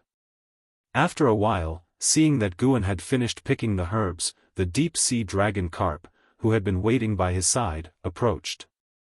Having followed Guan for over 9 million years, the young and naive fish was now a venerable figure with the poise of an enlightened grandmaster. Occasionally, it would venture out to explore the world, gathering knowledge for future opportunities, something Guan permitted, not wanting to confine it here forever. The deep-sea dragon carp would go out but never stay away for long, leaving avatars to manage the hidden spirit palace's various medicine gardens without mishap. "Master, have you heard about the demon emperor?" the deep-sea dragon carp asked cautiously. Guan asked offhandedly, "I've heard." "What of it?" He began selecting herbs to bring back. Although he did not need medicinal herbs, the Wuxia disciple did, and his Tao fruit universe already had a massive stock of elixirs. Since cultivating herbs in the Tao fruit universe would drain his mana, not lifespan, he had no desire to cultivate it. For now, he used it only for storage. Don't you think the 9 major sects are too despicable? It's not because impartial to our demon race, but the demon emperor is a leader admired even by humans. He advocates for peaceful coexistence among all races, sharing the Tao and even teaching human cultivators, saving those in distress. Such a demon was oppressed by the righteous Daoist sects for a feeble reason. The reason was apparently that the demon emperor's disciple's disciple killed one of their true disciples, and when negotiations failed, they had no choice but to wage war against the demon emperor. How absurd! The deep-sea dragon carp's tone grew indignant as it spoke. Guan smiled and said, "Indeed absurd, but what good is telling me? Do you expect me to uphold justice for the demon emperor?" The deep-sea dragon carp quickly shook its head, saying, "How could I dare think such a thing? It's just that the demon emperor seems promising, maybe you could save him and bring him to the hidden spirit palace?" Sar the Ovalfire. Net website on Google to access chapters of novels early and in the highest quality. Even the sea demons admired the demon emperor's deeds, he not only saved people but demons. Before becoming the demon emperor, he roamed the world, eradicating evil and helping the weak. These stories were well known among the demon race, and the deep-sea dragon carp, having heard many, also grew fond of him. "I've never met him, so how could I accept him?" "You haven't genuinely ventured into the world, how can you understand a person from hearsay?" Go out and train, you can even look for the Demon Emperor, but don't think of saving him. Guan chuckled softly, he too was quite pleased with the Demon Emperor. 2,000,000 years ago, Guan had saved the demon before he became the Demon Emperor, speaking a few words that the demon held dear for a lifetime, practicing them faithfully till today, which was rare. Of course, pleased or not, it was not enough for Guan to intervene. From his perspective, the Demon Emperor would break free eventually, reaching greater realms and firmly establishing himself in the celestial spirit great world. The current tribulation was but a chapter in the Demon Emperor's life, one that he would overcome. The deep-sea dragon carp hesitated, truly wanting to seek out the Demon Emperor. Alright, I'm leaving. Think it over. If you want to go, leave an avatar and do not need to inform me. With these words, Guan vanished, leaving the deep-sea dragon carp in contemplation. Elsewhere, Guan arrived at a small island near the Immortal Seeking Island. Sitting on a reef, he faced the sea breeze and began his lifespan reincarnation. You have consumed 1,000,000,000 years of lifespan to start a reincarnation evolution. Please choose to reincarnate to either the past, present, or future. The past. Going to the past might reveal insights about the ancient celestial court, gathering useful information for the present. Reincarnating to the future offered unreliable intelligence, serving only cultivation and Tao enlightenment purposes. Would you like to select a previous reincarnation body for rebirth? No. Connecting to the Tao rules. Searching for reincarnation heavens and earth. You have the following options, choose one. 1. Ling Mountain, 2. Endless Jade Pool, 3. Profound Abyss Divine Pool, these places all appeared imposing. Ling Mountain's grandeur was evident even to Guan, harboring Daoist immortals. However, Guan did not wish to become a monk. His gaze fell on the Profound Abyss Divine Pool, which lay in the underworld, the land of reincarnation. He had never visited the underworld, but he saw its immense expanse, larger than all 3,000 great worlds combined. The underworld was not fully covered by celestial Tao destiny, proving the strength of the Profound Abyss Divine Pool. You have chosen to reincarnate into the Profound Abyss Divine Pool. This reincarnation will fully retain lifespan seizing and evolution abilities. Reincarnation evolution begins. Year 1, you are born in the other shore heaven as a Profound Abyss fruit on the Profound Abyss ancient tree. At 17, a ghost immortal comes to the Profound Abyss ancient tree for enlightenment, and you observe his actions with curiosity.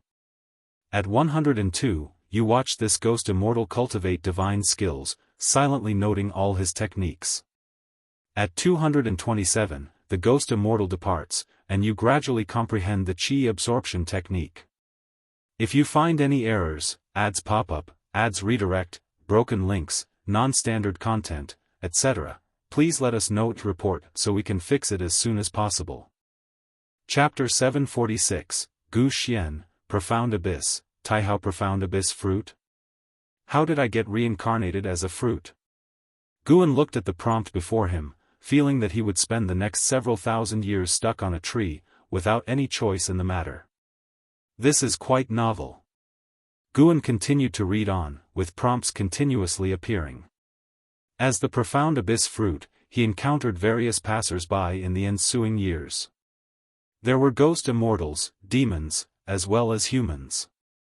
Some just passed by, while others, like that ghost immortal, lingered. But, the wait lasted longer than he anticipated. Over 10,000 years passed, and he was still a Profound Abyss fruit. At the age of 12,732, you comprehended nature's essence and grasped the path of yin and yang, enhancing your Tao practice. At the age of 12,803, a torrential rain fell under the celestial vault. Never having felt rain before, you reveled in the downpour, refining your physical body. At the age of 13,146, swaying in the wind, you detached from the vine and fell to the ground. With nature's spiritual energy converging around you, you began transformation. Please choose your gender. The prompt paused here, and Guan furrowed his brow. Do I need to choose? Male. Guan made his decision. Over the past tens of thousands of years, as a transformed fruit, he had observed the difference between the sexes, likely contemplating this for years. After choosing, his reincarnation body gestated for a full 100 years before the transformation succeeded, and he comprehended his innate divine ability, the Profound Abyss Yin-Yang Shield. He also took a branch from the Profound Abyss ancient tree, transforming it into a long staff, and set off to explore other shore heaven. SAR the Novel Fire, net website on Google to access chapters of novels early and in the highest quality. At the age of 13,307, you encountered a lonely wild ghost who claimed to be chased by the Nine Yin Divine Mansion and advised you to change your route to avoid them. Do you choose to evade the Nine Yin Divine Mansion? Yes. In a previous life as the Black Profound Emperor, Guan had experienced the power of the Nine Yin Divine Mansion. Most of their ghost immortals surpassed the heaven-encompassing free immortal realm. With Guan's current Dao practice, he couldn't grasp the entirety of the underworld but could sense the presence of Daoist immortals within the Nine Yin Divine Mansion. The barriers of the path of Yin and Yang were truly formidable, preventing the celestial Dao destiny from fully encompassing the underworld. A newly transformed Profound Abyss fruit would be no match for the Nine Yin Divine Mansion. You chose to trust the wild ghost's advice. After a long conversation, you decided to visit Other Shore City as mentioned. The wild ghost wanted to accompany you. Do you agree? No. You rejected its request, but it persisted, and you couldn't drive it away. You learned its name, it called itself Ghost Sanlang. After some conflict, you decided to name yourself Gu Xianyu since you were born from the Profound Abyss ancient tree. At the age of 13,315, you entered Other Shore City with Ghost Sanlang. In the same year, you met a cultivator named Zhu Tian Daoist, who claimed to be from Other Shore Heaven. He saw through your essence as a Profound Abyss fruit and wanted to bring you to Other Shore Heaven for cultivation. Do you agree? Yes. Guan thought that someone who could discern his essence would not be someone he could resist. If they bore ill intentions, refusing would only cause trouble. Besides, Gu Xianyu needed Daoist technique to truly start immortal cultivation. Having lived for over 10,000 years, Gu Xianyu had not yet seized any lifespan. Other Shore Heaven appeared peaceful, indicating a strong foundation. However, in Guan's time, there was no power named Other Shore Heaven. Even observing the underworld now, he couldn't see Other Shore Heaven. This suggests Other Shore Heaven might perish. That would be good.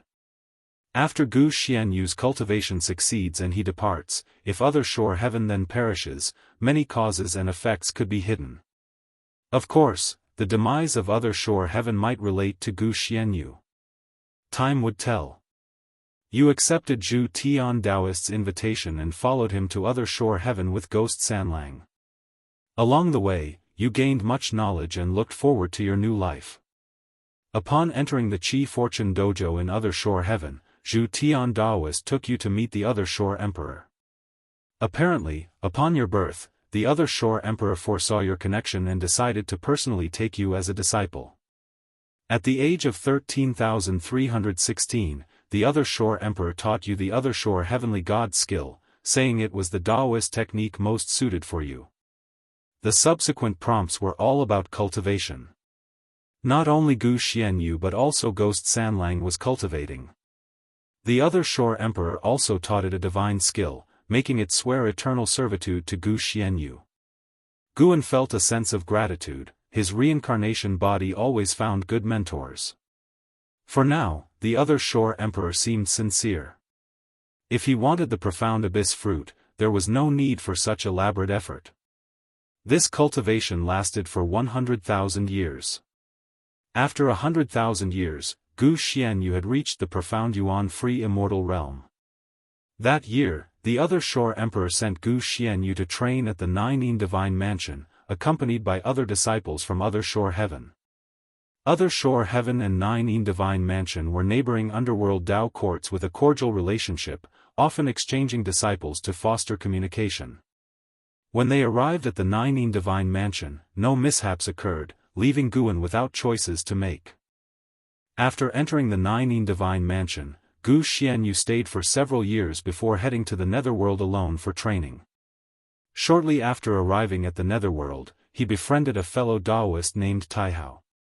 The two bonded instantly, and Taihao invited Gu Xianyu to explore the Netherworld for treasures, claiming there was an ancient treasure left by a great power.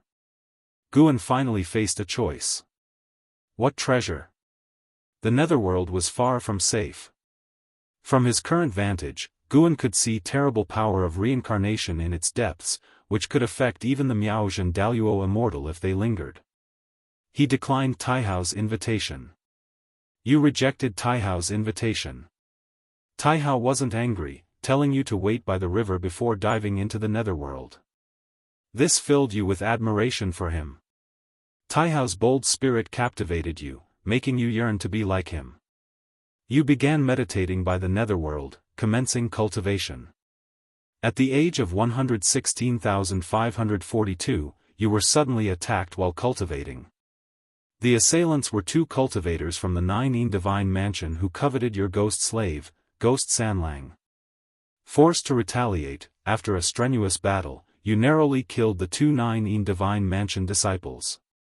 You discovered you could seize lifespan, and after some research, used it to elevate the other shore heavenly god skill, achieving a breakthrough in mastery, subtly changing your mindset. At the age of 116,552, 3 more disciples from the Nineteen Divine Mansion arrived, questioning whether you killed their 2 junior disciples. You chose to strike first, eliminating them. If you find any errors, ads pop up, ads redirect, broken links, non-standard content, etc., please let us know to report so we can fix it as soon as possible. Chapter 747, 9 Heaven's True Dragon Chi Make a Move Directly? SEA The Novel Fire, NE*T website on Google to access chapters of novels early and in the highest quality. Guan raised an eyebrow slightly. From just a few words, he could sense the changes in Gu Xian. Gu Xian was not like this before, he wouldn't even fight, let alone kill. After killing 3 Nineteen Divine Mansion disciples again, Gu Xian chose to leave and cultivate in another place. His skill broke through in the same year, obviously using his lifespan evolution ability. It seems Gu Xian is becoming obsessed with the ability to evolve his lifespan. In the subsequent years, beings from the Nineteen Divine Mansion came to investigate the deaths of those 2 disciples constantly. As long as Gu Xian heard their questions, he would kill them directly. There were even times when people knelt and begged for his mercy. Although Guan did not agree with his change, it had come to this, and killing was the only option left. Gu Xian had thoroughly opposed the Nineteen Divine Mansion. By the time Guan had a choice, he had already killed more than 10 disciples of the Nineteen Divine Mansion. Even if he chose to show mercy then, the Nineteen Divine Mansion would not have spared him. It looked like Gu Xian was set to become the next Long Zhan, but countless times stronger. Guan carefully monitored the prompts. If Gu Xian's killing spree continued, he would have to find a way to end his life. But unfortunately, all he could do was choose yes or no. He couldn't decide Gu Xian's life and death directly. Fortunately, Gu Xian was not as evil as he had imagined. At the age of 116,722, you encountered a group of people being pursued by evil spirits.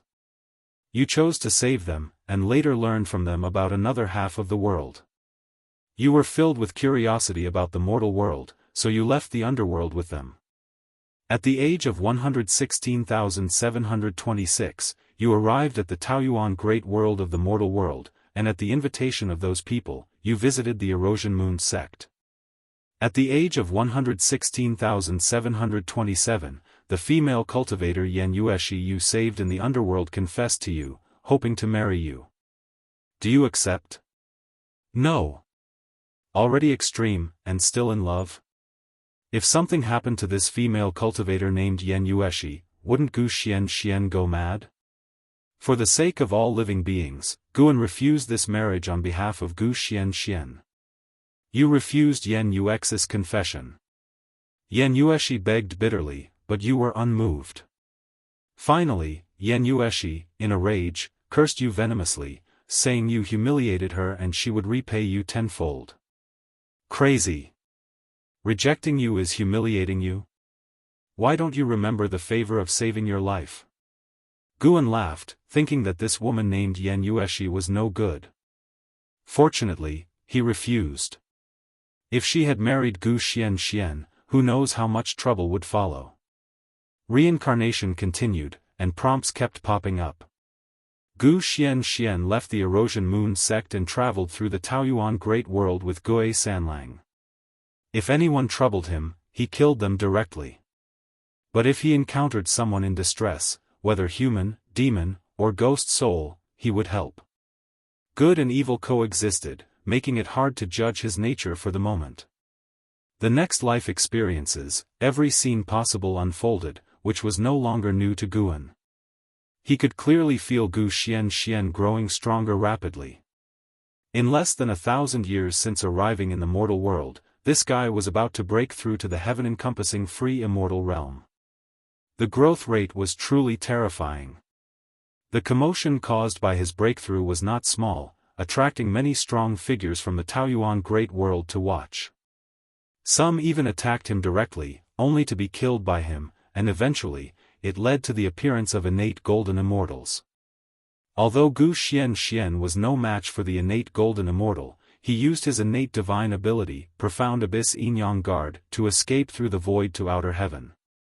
Thus, Gu Xianxian began to hide again. Grudges, once formed, truly have no end.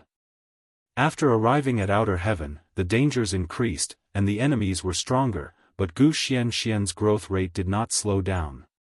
He crossed into the innate golden immortal realm at less than 300,000 years old, and this was without wantonly slaughtering living beings.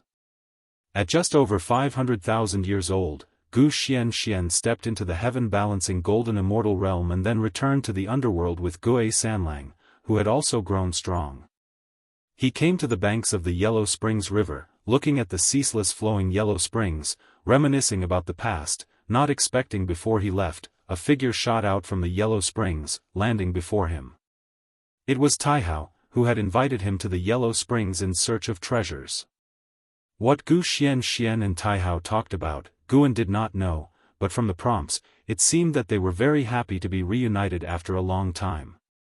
Taihao revealed that the Nine Divine Mansion monopolized the power of reincarnation, hindering the soul's rebirth. Their sins were beyond measure. He wanted to invite Gu Xianxian to join him in opposing the Nine Divine Mansion, killing the one who hindered reincarnation. Guan got a chance to choose. This time, he didn't choose to avoid the crisis. Gu Xianxian had lived so long, only relying on the other shore heavenly god's skill and Profound Abyss Yin Guard. Guan felt it was worth a lifespan of 1 billion years, considered it paid off. From then on, he could venture freely, whether he died early or not mattered less, causing fewer killings. So, Gu Xianxian agreed to Taihao's invitation and went with him to the Nine Divine Mansion. This made Taihao very happy, and they even became sworn brothers. They are all restless souls. Guan sighed in his heart, as if foreseeing the tragedy. After all, the Nine Divine Mansion still ruled the land of reincarnation in the underworld, while the other shore heaven had ceased to exist. At the age of 501,372, Yu and Taihao reached the reincarnation heaven pool of the Nine Divine Mansion. You encountered the Taiyin reversed dragon guarding the pool. Taihao made the first move, and you had to assist. Eventually, you killed the Taiyin reversed dragon and obtained the reincarnation heaven lotus in the pool. At the age of 501,373, the Nine Divine Mansion sensed your disturbance and sent a large number of disciples to besiege you. It was only then you realized Taihao's true strength far exceeded yours. After a great battle, Taihao took you and escaped the reincarnation heaven pool, reaching the other side of the underworld, where you rested beneath a yin tree. At the age of 501,374, Taihao insisted on teaching you a divine skill called Nine Heavens True Dragon Qi. You mastered it in the same year, surprising Taihao greatly. At the age of 501,380, you and Taihao attacked the Nine Divine Mansion again, encountering them forging billions of souls into Six Paths ghost artifacts. Displeased, you intervened, leading to a great battle. During the battle, you chose to break through, and a massive lightning from the great Tao descended upon the Nine Divine Mansion. You reached the Taiqing Golden Immortal Realm but also attracted the strongest of the Nine Divine Mansion. Despite you and Taihao's best efforts, you were subdued under a great array. At the critical moment, a powerful mana transported you away. You fell into a coma, and upon waking, you were shocked to discover the powerful being who saved you and your brother was your master, the Other Shore Emperor. The Other Shore Emperor revealed that the Nine Divine Mansion had committed countless atrocities, disrupting the Six Paths order. The Other Shore Heaven decided to overthrow the Nine Divine Mansion's rule. He had already appealed to the Zhangtian, requesting help from immortal gods. Before the immortal gods arrived, he hoped you and Taihao would cultivate first and not act rashly.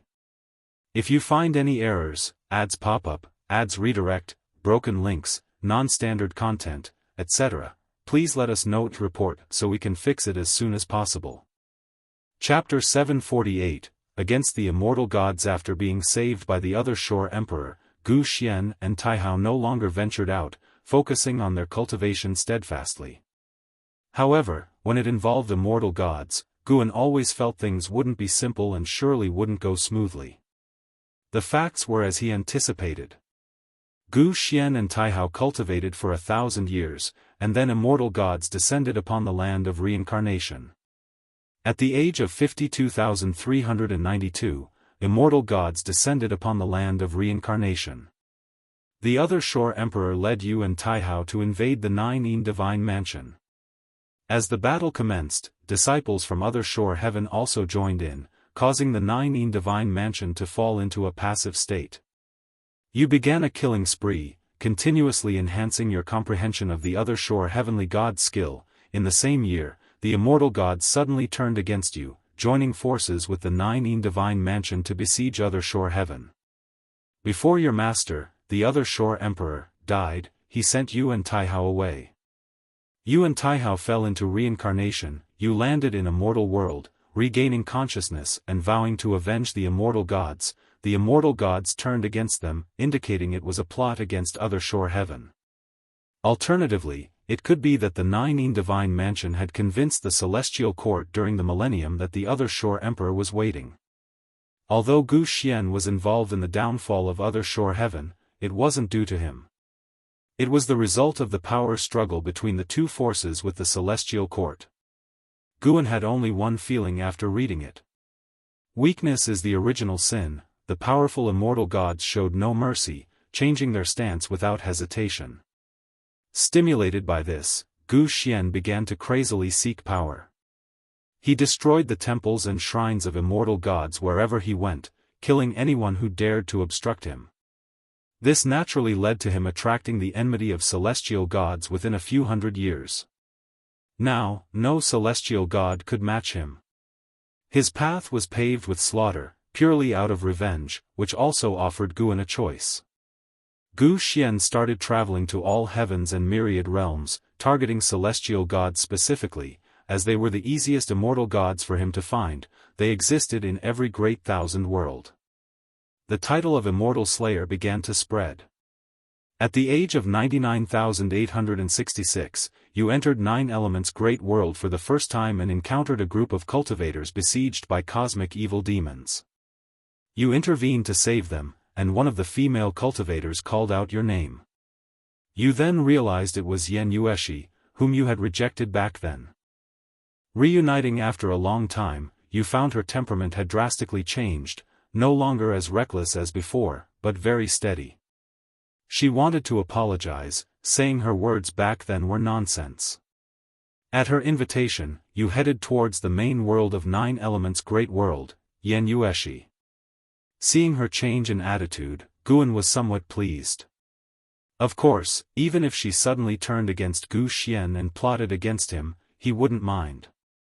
Surviving until now was already profitable, anything further was just a gain. After arriving at Nine Elements' Great World, the sect of Yan Yueshi and others faced troubles from their enemies, even leading to fierce confrontations. Gu Xian couldn't stand it, intervening directly, using bloodshed to instill fear. Subsequently, he started a killing spree in Nine Elements' Great World, targeting either Yan Yuex's enemies or followers of celestial gods, forcing the immortal gods to reveal themselves. But he was at the Taiqing Golden Immortal Realm, and with his past achievements, the celestial gods in Nine Elements' Great World hesitated to face him. When the celestial gods finally appeared, they brought a celestial army, even immortal monarchs joined the fray. The epic battle shook the entire Great World. In the same year, Gu Xian traversed several great thousand worlds, constantly pursued by immortal gods, locked in relentless conflict. It was only until the following year that Gu Xian astonishingly chose to break through during battle, achieving the heaven-opening Daoist immortal realm.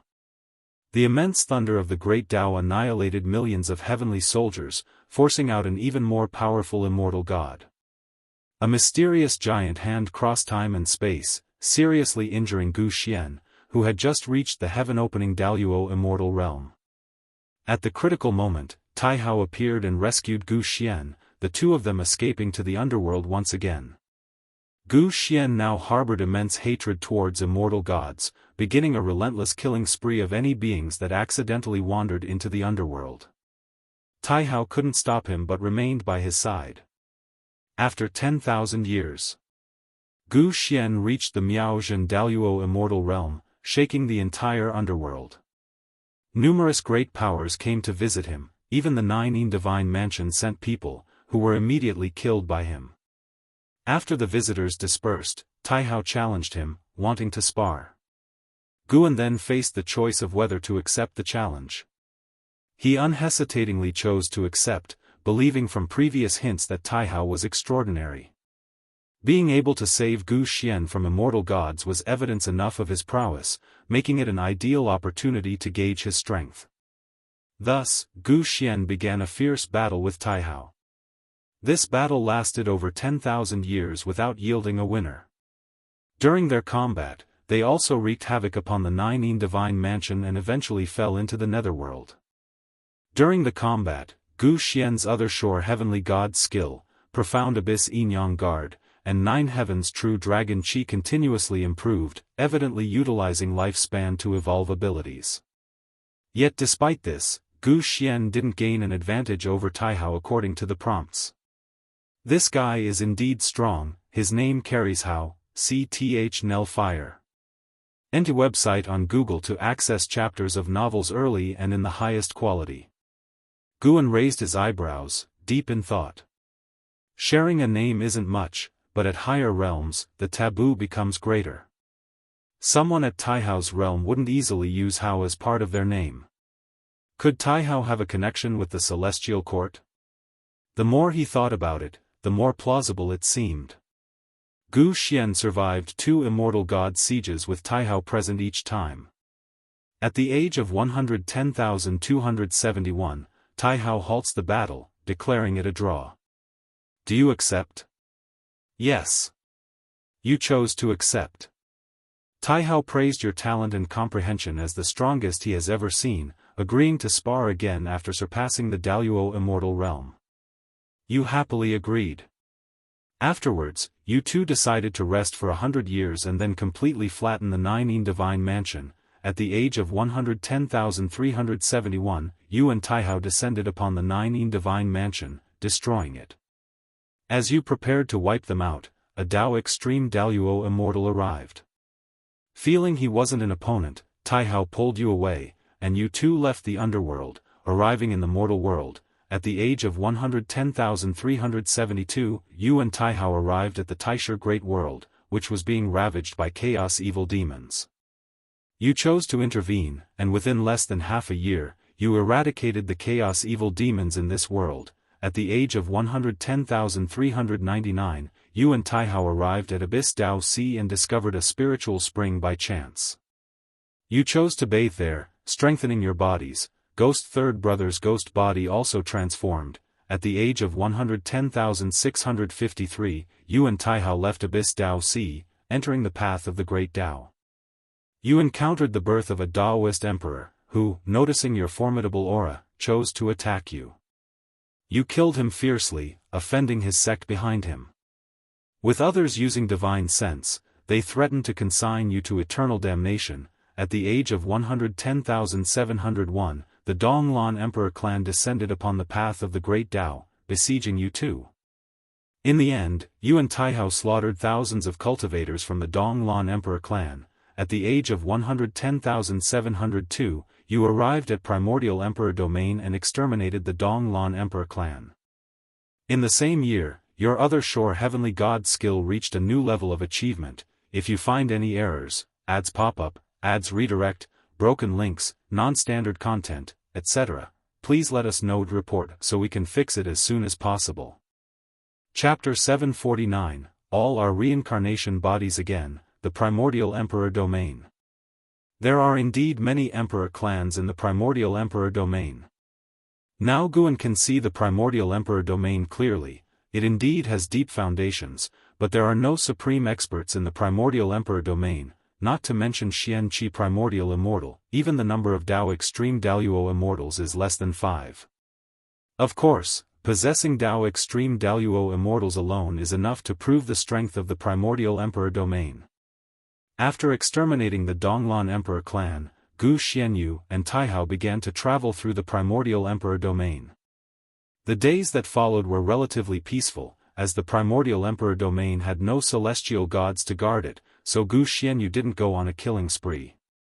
In the subsequent tips, Guan watched them travel around, make many friends, and continuously encounter female cultivators and female demons showing goodwill towards them.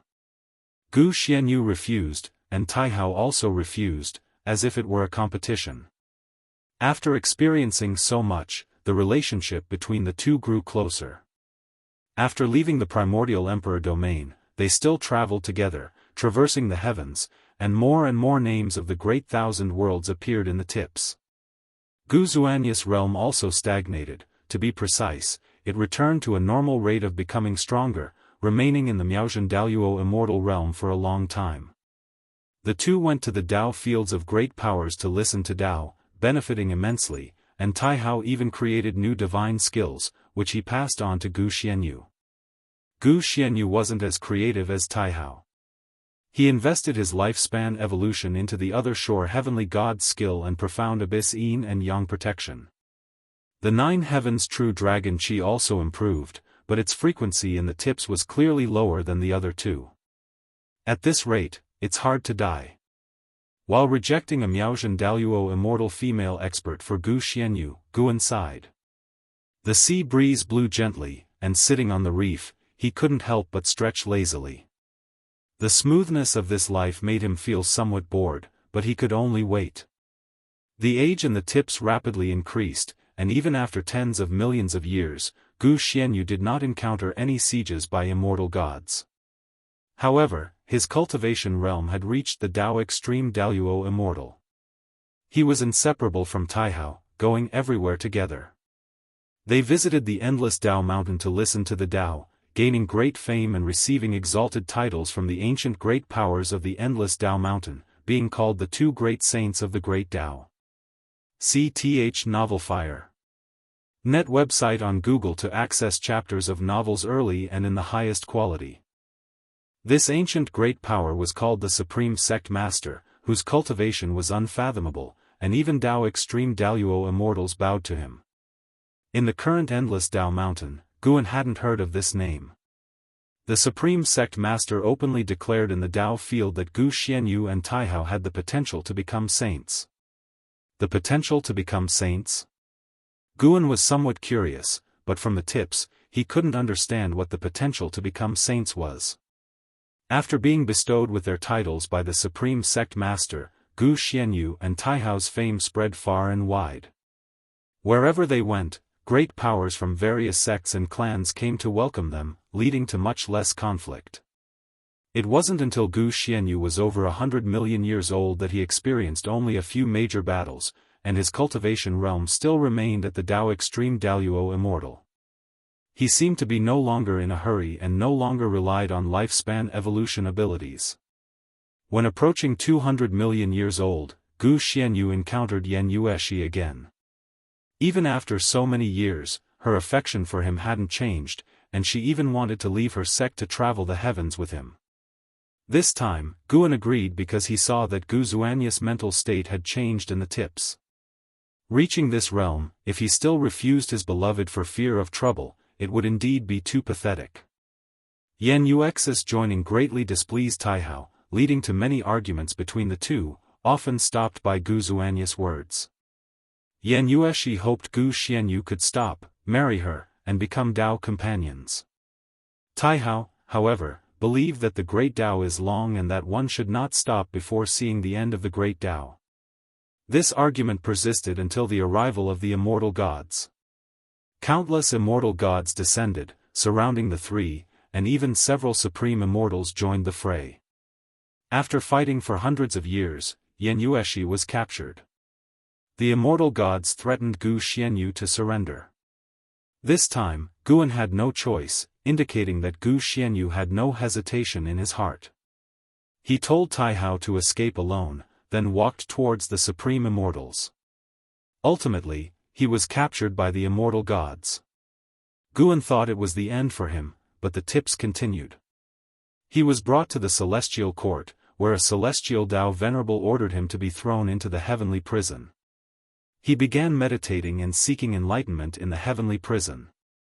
During this time, many immortal gods came to recruit him, some for the Son of Heaven, others for the celestial Dao venerable, but Guan refused them all. Now, Guan only wished for Gu Xianyu to end his life soon, to avoid exposing his lifespan-stealing ability. However, the celestial court wouldn't kill him. After being suppressed for tens of millions of years, someone came to visit him, and it was Yan Yueshi. She had already ascended to the immortal class, becoming a celestial god in the celestial court. She persuaded Gu Xianyu to submit, saying the celestial court was invincible, and even the strongest beings had to be bound by the heavenly Dao. Gu Xianyu thought of his deceased master and the slaughtered other shore heaven. Despite his beloved's persuasion, he still refused to bow his head. No matter how she tried, Gu Xianyu remained adamant. Yan Yueshi became very angry, warning him harshly, which reminded Guan of the time Gu Xianyu first rejected her. Although this time Yan Yueshi was concerned about Gu Xuanyi's life and death, Guan felt she did not understand Gu Xianyu. If Guan felt this way, how much more so would Gu Xianyu, who directly faced Yan Yueshi. In the endless years in the heavenly prison, the tips became simpler. Whether it was cultivation, Dao techniques, or divine skills, it took many years to progress. Even at 100 billion years, Gu Xianyu still hadn't surpassed the Dao extreme Daoist immortal realm. That year, the heavenly prison shook. The tips revealed a world-shaking fierce demon was causing havoc in the celestial court, heading towards the heavenly prison, destroying its formation and allowing those suppressed strong beings, including Gu Xianyu, to escape. After escaping the heavenly prison, Gu Xianyu saw the fierce demon's figure. The demon's strength greatly shocked him, making him feel it was an opportunity. So, instead of fleeing the celestial court, he chose to cause chaos with the demon, killing as many immortal gods as possible to avenge his master. But immortal gods can't be killed, they always revive. Even Dao extreme Daoist immortals feel powerless in endless battles. Finally, 3 celestial Dao venerables descended to capture the fierce demon. Gu Xianyu also prepared himself for death. Before dying, he glanced at Yan Yueshi standing among the vast army of immortal gods, looking down at him with resentment, seemingly blaming his choice. In the tips, Gu Xuanyi's heart felt no bitterness, instead, he felt relieved and had no regrets. At the critical moment, a terrifying power pierced through the celestial court's destiny, saving Gu Xianyu. The one who saved him was Taihao. Taihao took Gu Xianyu to chaos. Surviving even this. Guan felt a bit helpless. 100 billion years of life memories must be so long. The inheritance process must be exhausting, especially since Gu Xianyu hadn't died yet, and the weight of the memories kept increasing. After escaping the range of the heavenly Tao, Taihao stood in the chaos void and looked at you. His expression made you feel unfamiliar.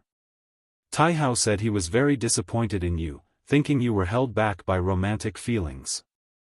Without Yan Yueshi, you wouldn't have ended up like this. He couldn't stand your current state and challenged you to a life-and-death duel. Looking into his eyes, you knew he was serious, and you accepted the challenge. After an epic battle lasting 1 billion years in the collapsing and chaotic Great Tao Void, you and Taihao perished together. Before your consciousness completely dissipated, you realized that you were just a reincarnation body. Not only you, but Taihao was also a reincarnation body of some existence, emitting a celestial Tao destiny far surpassing the celestial Tao Venerable. Meeting Taihao's gaze, you seemed to comprehend that your battle would continue. You are killed. Reincarnation ends. If you find any errors, ads pop up, ads redirect, broken links, non-standard content, etc., please let us know to report so we can fix it as soon as possible. Chapter 750, The Meaning of Reincarnation. It's finally over. Guan looked at the last prompt, feeling emotional in his heart. But regarding Gu Xian's feelings before his death, he felt a bit uneasy. The heavenly Tao destiny that far surpassed the celestial Tao Venerable, why did it sound so much like the Celestial Emperor? The Celestial Emperor had been in seclusion for many years, creating billions of reincarnation bodies was normal. Thinking about it carefully, as long as Taihao was there, they could always escape from the siege of the immortal gods. As Guan was contemplating, a vast and boundless memory flooded into his mind. He didn't move or activate the lifespan barrier. Although the inherited memories would absorb spiritual energy, the celestial spirit great world had long since transformed. The nature's spiritual energy far surpassed the past, making a little commotion wasn't an issue. Moreover, even if the beings of the celestial spirit great world came nearby, they would be unable to perceive his existence with the naked eye. In the process of integrating the memories, Guan walked once again through Gu Xian's memories. Compared with the previous cycles of reincarnation, Gu Xian's life experiences were different from others. Born of the profound abyss fruit, he was insensitive to time, and his concepts and cognitions were above the human world. Gu Xian's innate divine ability, the profound abyss yin-yang shield, was very powerful. It formed a protective qi with the profound abyss qi and the path of yin and yang. This qi could counteract enemy attacks and allow him to traverse space, a divine skill for both offense and defense. The Other Shore heavenly god skill taught by the Other Shore Emperor was also a remarkable creation. The Other Shore Emperor himself admitted that it was by obtaining this skill that he opened up the Other Shore heaven, and its name originated from this skill. Whether it was the profound abyss yin-yang shield or the Other Shore heavenly god skill, both were worth over 1 billion years of lifespan, making this cycle's lifespan reincarnation quite profitable. Compared with these, Guan was more concerned about Taihao. When he first saw Taihao, he didn't think much of it, but after integrating the memories and looking back, he felt a bit dazed. Taihao looked too much like An Hao, but had more imposing mannerisms than An Hao, possessing an invincible air. During the days fighting side by side with Taihao, Gu Xian was often astounded by Taihao. It was because of Taihao that he fought desperately to become stronger. However, no matter how many years of lifespan he invested in his evolution, Taihao always remained unfathomable. Their first confrontation ended in a draw, but Guan felt that Taihao had deliberately held back, fearing that he would be discouraged. The final battle, though, forced Taihao to go all out, and it was undeniable that Taihao was exceedingly strong. Even though it was the 9 heavens true dragon Qi, Gu Xian's achievements were far inferior to Taihao's. Even as Guan looked back now, he felt that Taihao's strength at that time was unimaginable. Within the Tao Extreme Daluo Immortal realm, it was hard to imagine anyone defeating him. This further confirmed to him that Taihao was indeed the Celestial Emperor's reincarnation body. Getting entangled with the Celestial Emperor was not a good thing, but the lifespan reincarnation could isolate cause and effect. If the Celestial Emperor could deduce his existence, he would have already found him, considering that Gu Xian and Taihao were in the past. Wait a minute. Could it be the Celestial Emperor's means that brought in Hao before him? No, if that was the case, the Celestial Emperor could have appeared long ago. Moreover, An Hao had gone through many twists and turns before appearing to him. He was handed over to the Celestial Spirit Immortal Venerable by Emperor Ziwei, and then brought to the Celestial Spirit Great World by the Celestial Spirit Immortal Venerable. If the Celestial Emperor was behind the scheme, why go to such trouble? Guan felt that his ability to manipulate lifespan was very strong and that it likely had greater causal power than the Celestial Emperor's. He did not dwell on this issue because no matter what, the events had already transpired, and his past with An Hao could not be erased. Instead of agonizing over the past, it was better to think about the future. Gu Xian's life gave him many insights. So many great powers made the great Tao of all heavens seem much richer. Many beings no longer existed, but their existence proved the profoundness of the great Tao of all heavens. The Supreme Sect Master, who lectured in the endless Tao Mountain, made him feel that his cultivation level perhaps surpassed the Xian Qi Primordial Immortal. In addition, during that battle in the Celestial Court, he saw the figure of a fierce demon who wreaked havoc in the Celestial Court. Although the demon's cultivation was not as high as his, it could be confirmed that the demon was definitely a Xian Qi Primordial Immortal. 9 out of 10, the demon had just entered the Xian Qi Primordial Immortal realm, believing itself invincible on its path, and thus fought its way to the Celestial Court. If it didn't have such cultivation, it wouldn't have been able to break into the Celestial Court. For a powerful figure like a Tao Extreme Daoyuo Immortal trying to forcefully break into the Celestial Court, those Celestial Tao Venerables, Supreme Immortals would definitely intervene, never giving the Tao Extreme Daoyuo Immortal the chance to break in. Of course, even if a Tao Extreme Daoyuo Immortal couldn't break in, escaping while besieged by immortal gods would not be difficult. That fierce demon could have escaped, but chose to fight to the death, likely bearing a deep blood vendetta, with killing intent heavier than Gu Xian's. The posture of standing alone against billions of immortal gods left a deep impression on Guan. Guan opened his eyes, the ocean in front of him churned incessantly. In the distance, he saw the silhouettes of cultivators exploring, no one could perceive him. S.E.A. The Novel Fire. Net website on Google to access chapters of novels early and in the highest quality. He didn't get up immediately. Instead, he raised his right hand, and strands of black qi emerged from his palm, followed by white qi. The black and white qi intertwined, seemingly following some kind of pattern. Profound Abyss Yin-Yang Shield.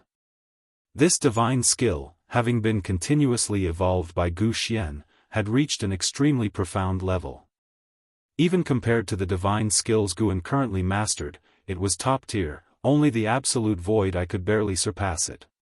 Just mastering the other shore heavenly god skill and profound abyss Yin-Yang shield, Gu Xian could already conquer the all heavens and myriad realms.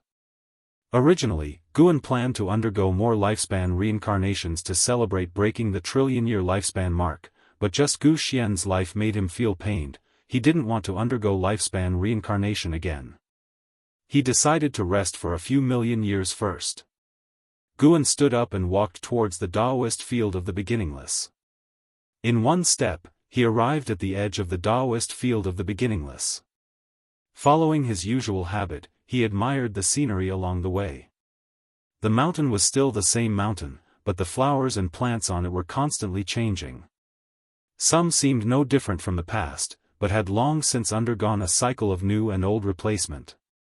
As he walked, Guan was still reminiscing about Gu Xian's life. Gu Xian was different from other reincarnation bodies. Though he performed heroic deeds, he had no humanity. He resembled an immortal, thinking differently from the mortal spirits. When faced with Yen Yuex's persuasion, he could decisively sever his emotions. He didn't fear hardship or loneliness, always determined to accomplish what he believed in. Compared to personal gain, he cared about his own path and the meaning of his existence. Seeking revenge against the immortal gods, aside from obsession, was also to find his own value. He was born from the profound abyss ancient tree, with no parents, and the tree itself had not become sentient. He was a creation of the heavenly Tao, not knowing his origin or his destiny. During the billions of years he was imprisoned in the heavenly prison, he kept pondering why he existed. These thoughts had now all been transmitted into Guan's mind. What is the meaning of reincarnation? Guan also pondered this question. The great Tao could create new life, there was no need for souls to be reborn repeatedly. Master! A voice called out. Sin appeared out of thin air before Guan. He excitedly said, Master, I've created a divine skill, please take a look and evaluate it. As he spoke, he raised his right hand. Small vines grew from his palm, quickly forming a tree, then branching and leafing out. If you find any errors, ads pop up, ads redirect, broken links, non-standard content, etc., please let us know to report so we can fix it as soon as possible. Chapter 751, The Immortal Arrives, born for the destiny. Looking at the small tree in Sin's hand, Guan could feel a formidable curse power contained within the tree, eerily similar to the malevolent force of the desperate celestial tomb. If one were to be ensnared by the tree's vines, their mana would dissipate. Even if one could manage to escape, they would be plagued by misfortune for the rest of their life. Guan chuckled softly, not bad, but you must be careful of being backfired by this kind of power. Sin nodded, then began to speak excitedly, describing the inspiration and future plans for this divine skill. In Gu Xian's long life, he had done many things, but never took on a disciple. After merging with his memories, facing his disciple again, he felt a sense of novelty. As he regarded Sin, he suddenly understood the meaning of reincarnation. To the great Tao, reincarnation was of little help, but to those beings with regrets in their hearts, reincarnation was hope. The existence of the path of reincarnation made the world constructed by the great Tao not just one of birth and destruction. Having figured this out, Guan no longer dwelled on the matter. Compared to such questions, there were many other things worth pondering. What shall I do tomorrow? Should I listen to music, or indulge in wine and pleasure? Never mind, I'll combine both. In the darkness, a figure appeared out of thin air, his entire body shining with the strong light of the heavenly Tao, clad in heavy silver armor and wrapped in a long golden scarf, looking extraordinarily divine. He lowered his eyes, his expression cold and indifferent, and within his eyes, specks of starlight appeared, seemingly containing two universes. Indeed, full of life, but alas, everything shall be reshaped. The happiness, pain, hatred, and hope you now possess will become meaningless, yet seeing the presence of immortal gods in one's lifetime is fortunate enough, a life not lived in vain. The silver armor immortal god muttered to himself as he raised his right hand, and a golden scroll appeared in his hand, unfolding it with his left hand. In an instant, the scroll burst forth with brilliant golden light, dazzling like the sun, illuminating the darkness. Strands of golden energy gushed out, increasingly faster, countless in number, all flying toward the darkness below, forming a magnificent river of golden chi. At the same time, deep within the void of the 3,000 great worlds emerged innumerable golden chi, quickly growing larger, surging toward the heavens and the earth of various realms. Guan, standing side by side with Xiaolan, slightly raised his eyes, and through the celestial spirit great world, he saw the conditions of the other great 1,000 worlds. A powerful force of immortal gods was descending. This force would present all beings the vision of the immortal gods' arrival, and convey the will to compete for destiny, telling them how to survive the upcoming calamity. To end killing by killing, to strive by fighting. Brother Gu, do you think there's a genius in our Xiao family? Xiaolan turned her head to look at Guan, smiling as she asked. They stood at the eaves of a palace, overlooking a vast square in front, where tens of thousands of disciples of the Xiao family were meditating and absorbing qi.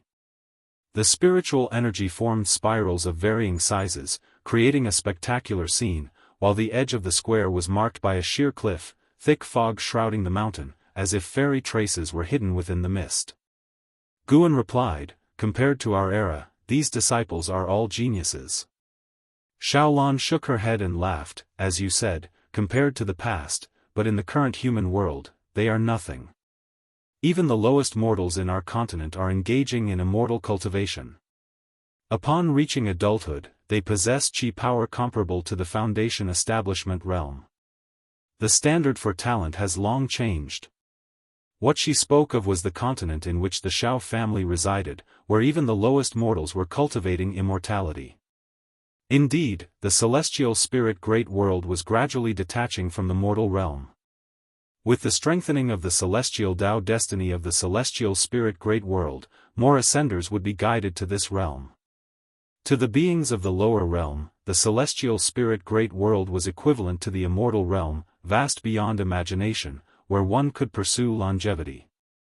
Guan nodded slightly, not responding further. He could sense Xiaolan's little thoughts, but he had no interest in supporting the Shao family. Xiaolan wanted to support the Shao family because recently they had borne a prodigy of heaven. Unfortunately, the boy's mother bore a deep blood feud. If he left the continent in search of the immortal path, he would face assassination. If not for Xiaolan's intervention, he would already be dead. Aside from her, the strongest in the Shao family was merely at the Tao void profound immortal realm. In the current celestial spirit great world, a Tao void profound immortal was nothing remarkable. If the prodigious youth stayed on the continent, following the Shao family's cultivation path, they feared squandering his talent. Thus, the elders of the family turned to Xiaolan for help. Xiaolan had long since noticed the extraordinary nature of the youth's physique. However, she was unsure about teaching him. Taking advantage of Gu An's visit, she invited him to observe the cultivation of the Shao family disciples. Seeing Guan simply nod without stating much, Xiaolan bit her lip.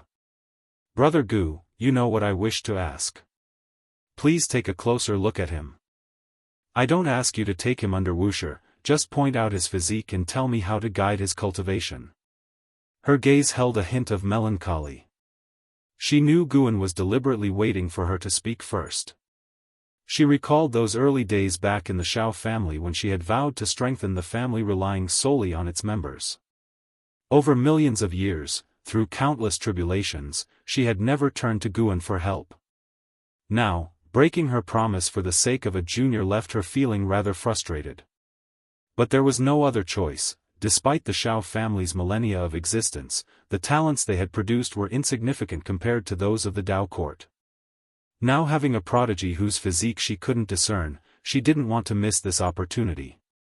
It might be the key for the Shao family to soar. She had been in seclusion for many years, watching over the Shao family. For the family to thrive, it relied on future generations. If they could produce someone like Emperor Tianhong, Zhao Rushan, or Yuan Luo, the Shao family would undoubtedly ascend, forging deep connections with the major sects of the time. This child's physique is the primordial chaos body. In all the realms, very few can match his innate talent. However, the primordial chaos body requires awakening. Currently, he has yet to fully manifest his potential. Guan nonchalantly remarked, gazing down at the square. His attention was with the 3,000 great worlds, his mind split in two. The other half was responding to Xiaolan. The prodigy of the Shao family did not interest him. Primordial chaos body? Xiaolan's eyes lit up in excitement. After millions of years, had the Shao family finally borne fruit? How can he awaken? Xiaolan hurriedly asked. Guan replied, he needs powerful mana to shatter his meridians, bones, and flesh.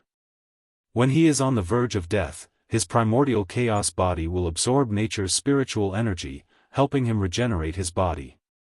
From then on, he will be unstoppable. Upon hearing this, Xiaolan frowned, her excitement dissipating. Such an awakening method seemed overly cruel. Guan looked at the celestial vault and said, his physique has indeed emerged due to destiny. The world is about to change again, and perhaps this heralds the replacement of the old and new eras. Hearing his words, Xiaolan felt even more conflicted. CTH novel_fire. @ website on Google to access chapters of novels early and in the highest quality. If you find any errors, ads pop up, ads redirect, broken links, non-standard content, etc., please let us know to report so we can fix it as soon as possible.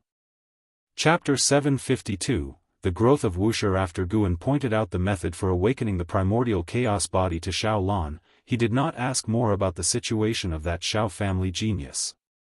Nor did Xiaolan expect him to personally oversee it. It was enough to obtain this method.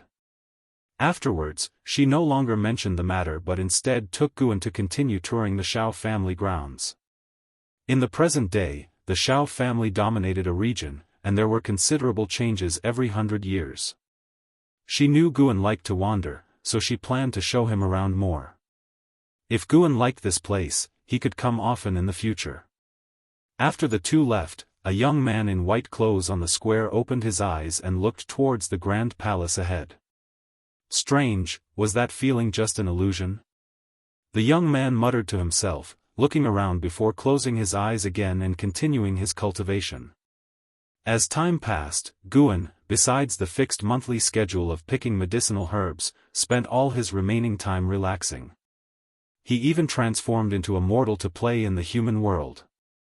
He had been a farmer, a scholar, fished along the coast, hunted in the deep mountains, and had even been a powerful court minister in the court, stirring up trouble. Each identity would come to its conclusion.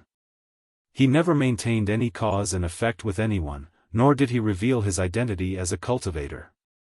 In this way, 800,000 years quickly passed since he inherited the memory of Gu Xian.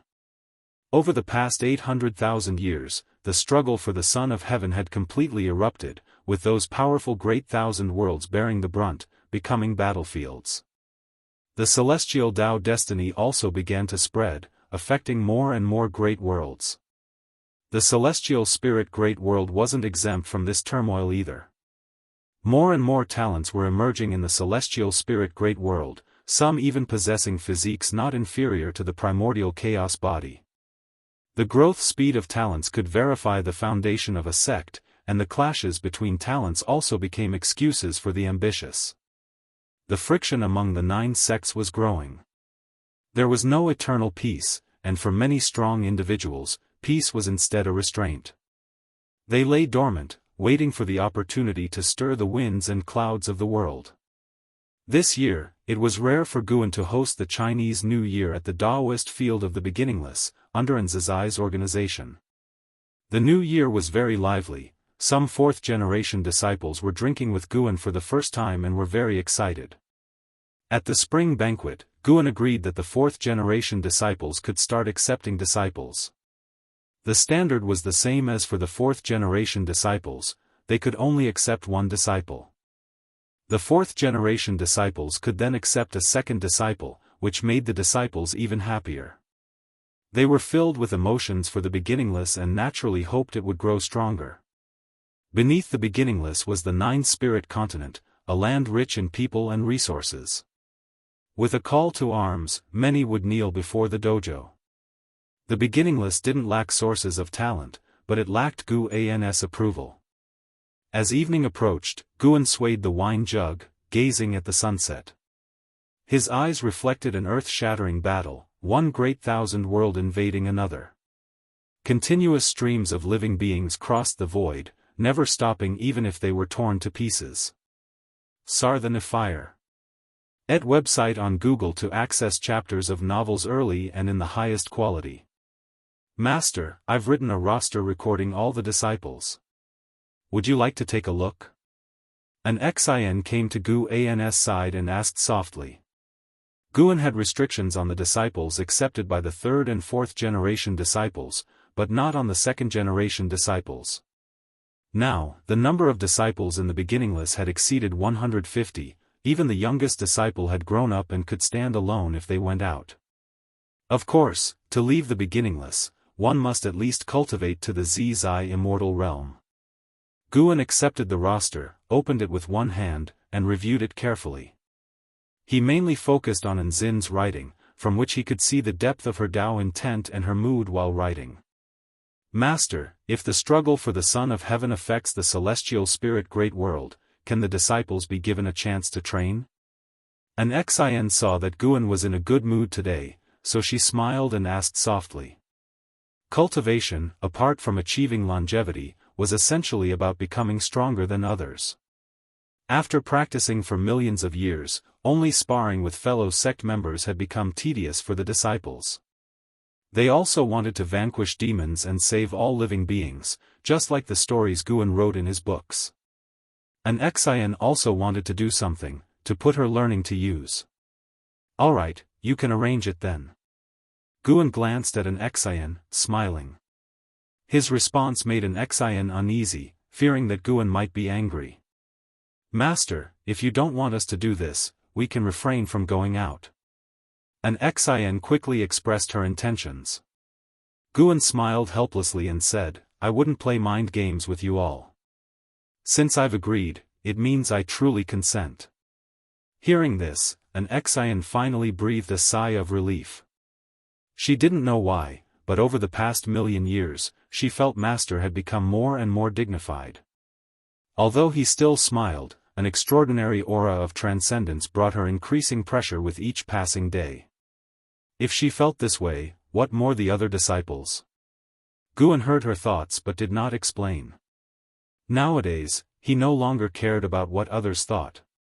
Even if they were nervous facing him, so what? After all, he would not harm the people around him. Nervousness wouldn't affect anything. He was now thinking about one thing, when to break through.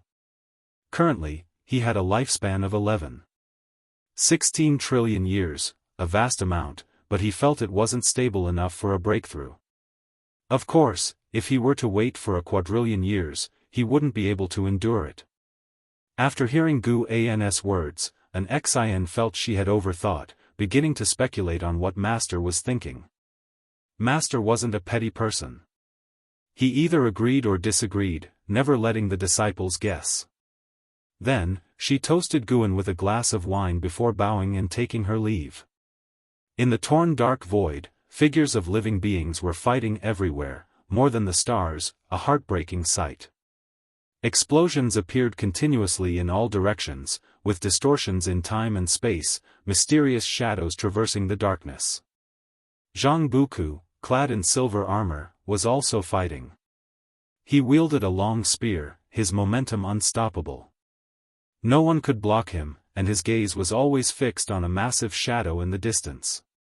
Molo Qilan. Jianghu didn't know the name of this demon nor could he see its true form, only the crimson eyes of the Molo Qilan, which filled him with dread. What a terrifying evil demon! Its momentum was even stronger than the celestial calming god. He was filled with confusion, wondering how the Son of Heaven could drive such an evil demon to fight for him. Did the celestial court not intervene? Although he was a heavenly soldier with the status of an immortal god, he didn't even have the qualification to step into the celestial court. Sometimes thinking about it made him feel bitter. But after the bitterness came an even greater fighting spirit. He must ascend the heavenly ascension stairs. He must go to the celestial court. Jianghu's eyes grew determined as he cast aside his inner distractions and charged towards the Molo Qilan. The struggle for the Son of Heaven had begun. Their task was to seize this great thousand world. As pioneers, they could not retreat. The celestial court's destiny kept them immortal.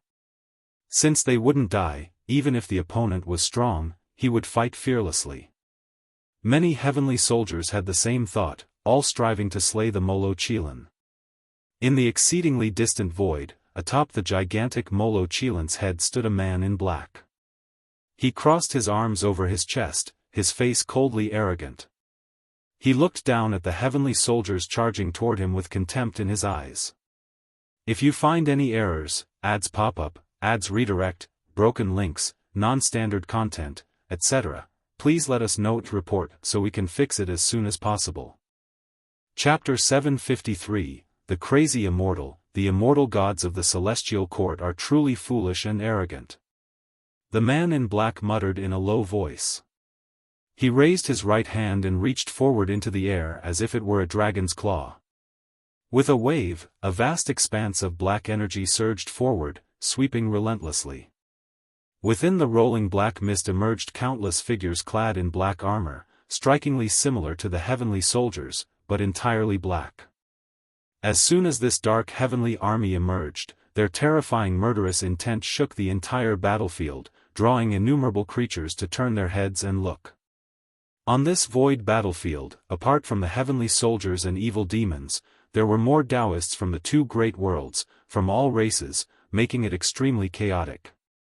The battlefield was vast and impossible to judge with the naked eye, yet even so, this dark heavenly army made all beings feel a sense of dread. All heavenly soldiers, follow me and kill. The loud shout of the celestial calming god rang out. As soon as the words fell, tens of thousands of heavenly soldiers shouted in unison. The celestial Tao destiny within them fully erupted, wrapping around them like true sun fire, increasing their momentum dramatically.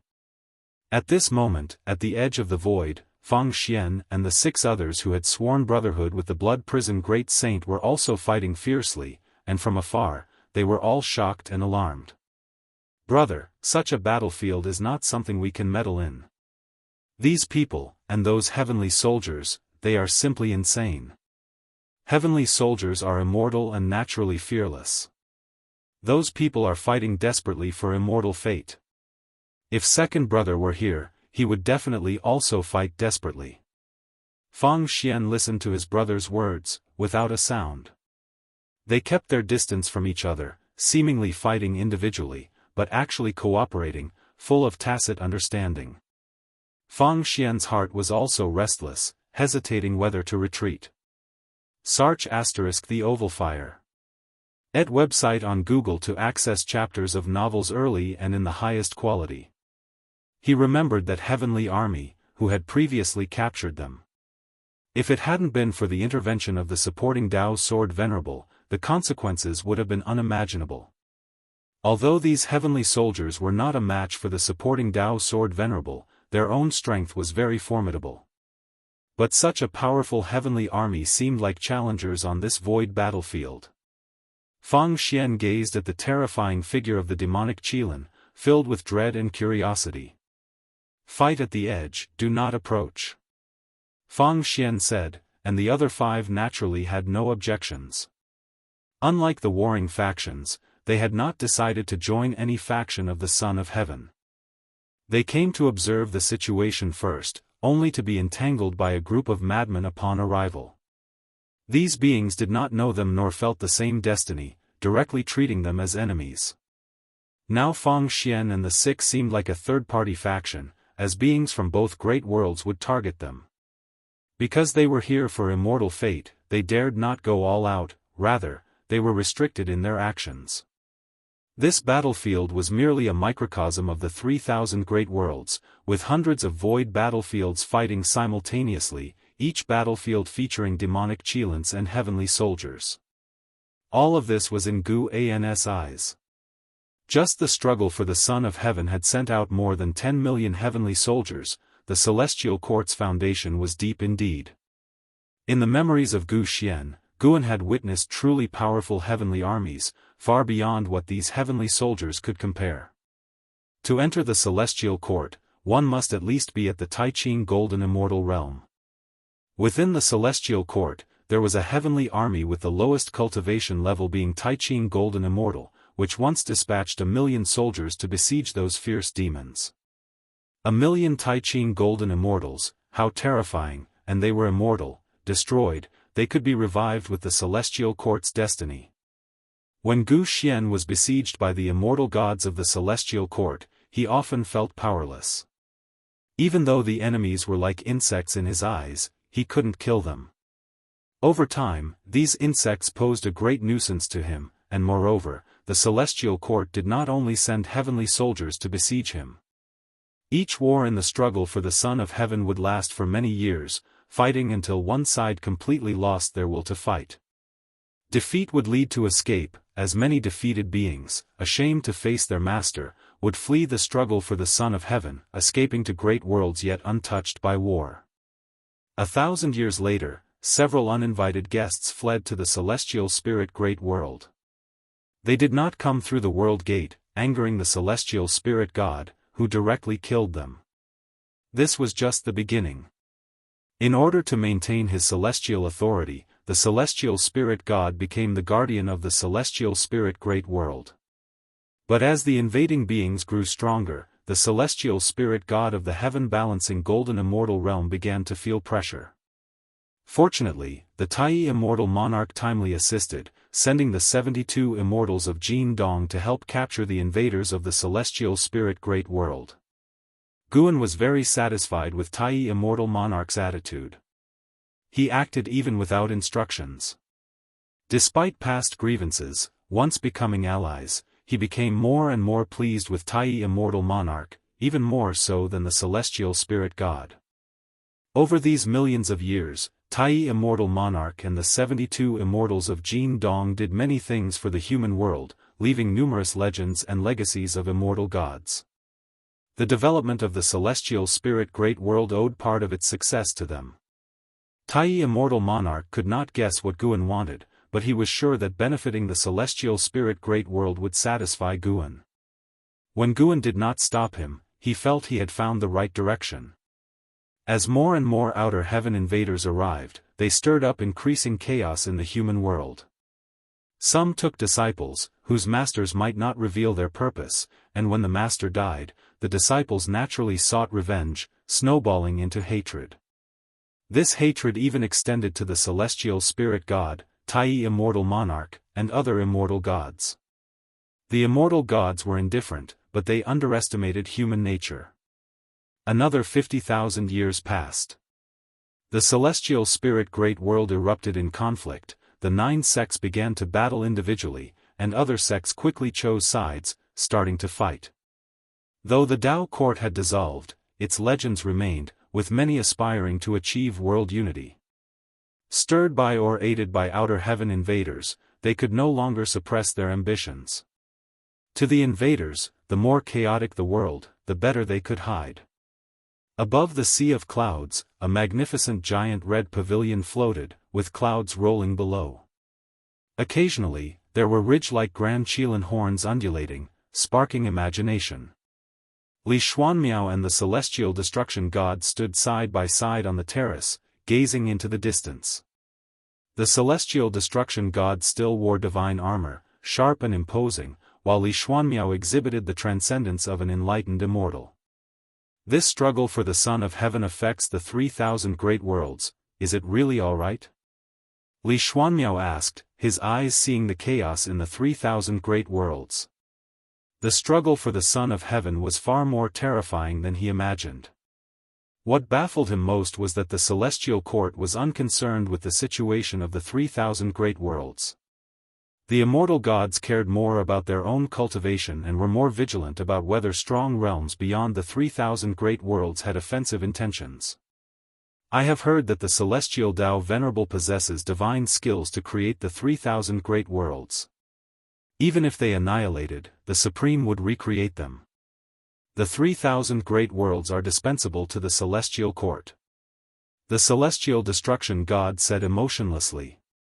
Li Xuanmiao turned his head towards him and asked, if that's the case, why create the 3,000 great worlds? The celestial destruction god answered, because the 3,000 great worlds are established by the great Tao. If missing, the power of the great Tao would fill the void, affecting celestial Tao destiny. Moreover, the celestial court needs all living beings' worship to enhance destiny. If you find any errors, ads pop up, ads redirect, broken links, non-standard content, etc., please let us know to report so we can fix it as soon as possible. Chapter 754, The Inevitable Conclusion. The celestial destruction god's response made profound mystery think of many possibilities, and he began to suspect heavenly Tao itself. The two fell into silence, each lost in thought. The enormous red pavilion continued its journey, the mysterious ridged armor below subtly visible through the clouds, with a low, thunder-like breathing sound faintly heard. Alright, don't overthink it. You are already an immortal god and should no longer view problems from a mortal's perspective. Excessive compassion will only harm you. The celestial court has celestial rules. If you stay in the celestial court long enough, you'll realize that all your current concerns are meaningless. The celestial destruction god spoke. Although his immortal position was one rank lower than Profound Mystery, their relationship was very amiable, and Profound Mystery did not require him to be overly formal in private. Profound Mystery nodded and said, "Perhaps I really do need to adjust my mindset." Saying this, he still felt a deep dissatisfaction with the immortal gods. The reason he had followed Guan initially was that he believed Guan to be an immortal god. Later, real immortal gods appeared, but they were not like he had imagined. The true protector of all living beings was Guan. When he arrived at the celestial court, he held on to a faint hope that the celestial court internally would be compassionate towards all living beings, but that turned out not to be the case. In the celestial court, let alone compassion for mortal spirits, if he didn't initiate, not a single immortal god would mention the 3,000 great worlds. He heard more about Primordial Emperor Domain, Misty Immortal Court, Endless Dao Mountain, Abyss Dao Sea, and other great Dao realms. The different levels made it difficult for Profound Mystery to adapt. The 3,000 great worlds had so little presence, how could he not feel disheartened? This struggle for the Son of Heaven is likely to last many years. It is said that the cultivation levels of the two Sons of Heaven are roughly the same, and now they are both in seclusion. No matter which side gains the upper hand, they will eventually face off against each other. The more destiny their camps accumulate, beyond showcasing their talents, it also boosts their own destiny. Once the Sons of Heaven take action, the 3,000 great worlds are destined to turn to ashes.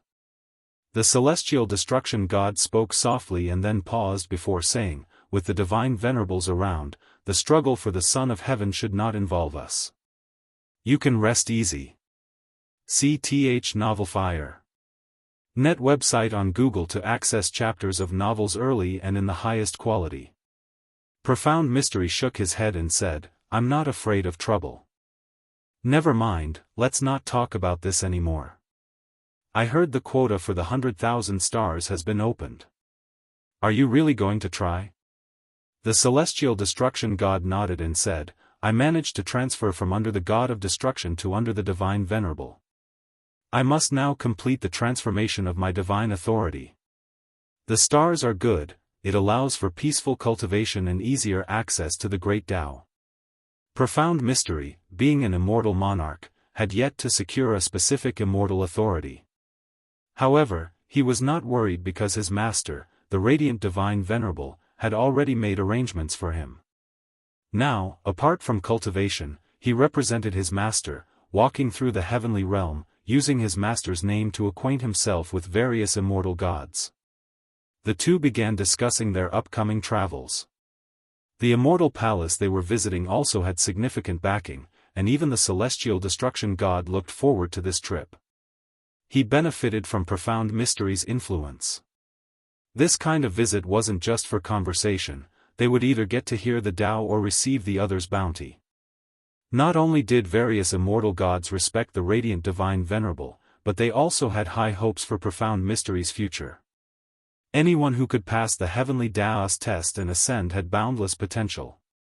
The test imposed by the heavenly Tao was a battle between mortal spirits and immortal gods, its difficulty nearly impossible to overcome. Despite the celestial court owning countless universes, those who could ascend like Profound Mystery were few and far between. Many relied on connections with immortal gods for selection to immortality. A day in heaven is a year on earth, and conflicts in the 3,000 great worlds were rapidly evolving. Another 10,000 years passed, and there was no pure land left in the 3,000 great worlds, filled everywhere with slaughter and war. This year, in the celestial spirit great world, sects were contending for supremacy externally, while evil demons invaded from outside. Even the celestial spirit god guarding the world gate experienced defeat.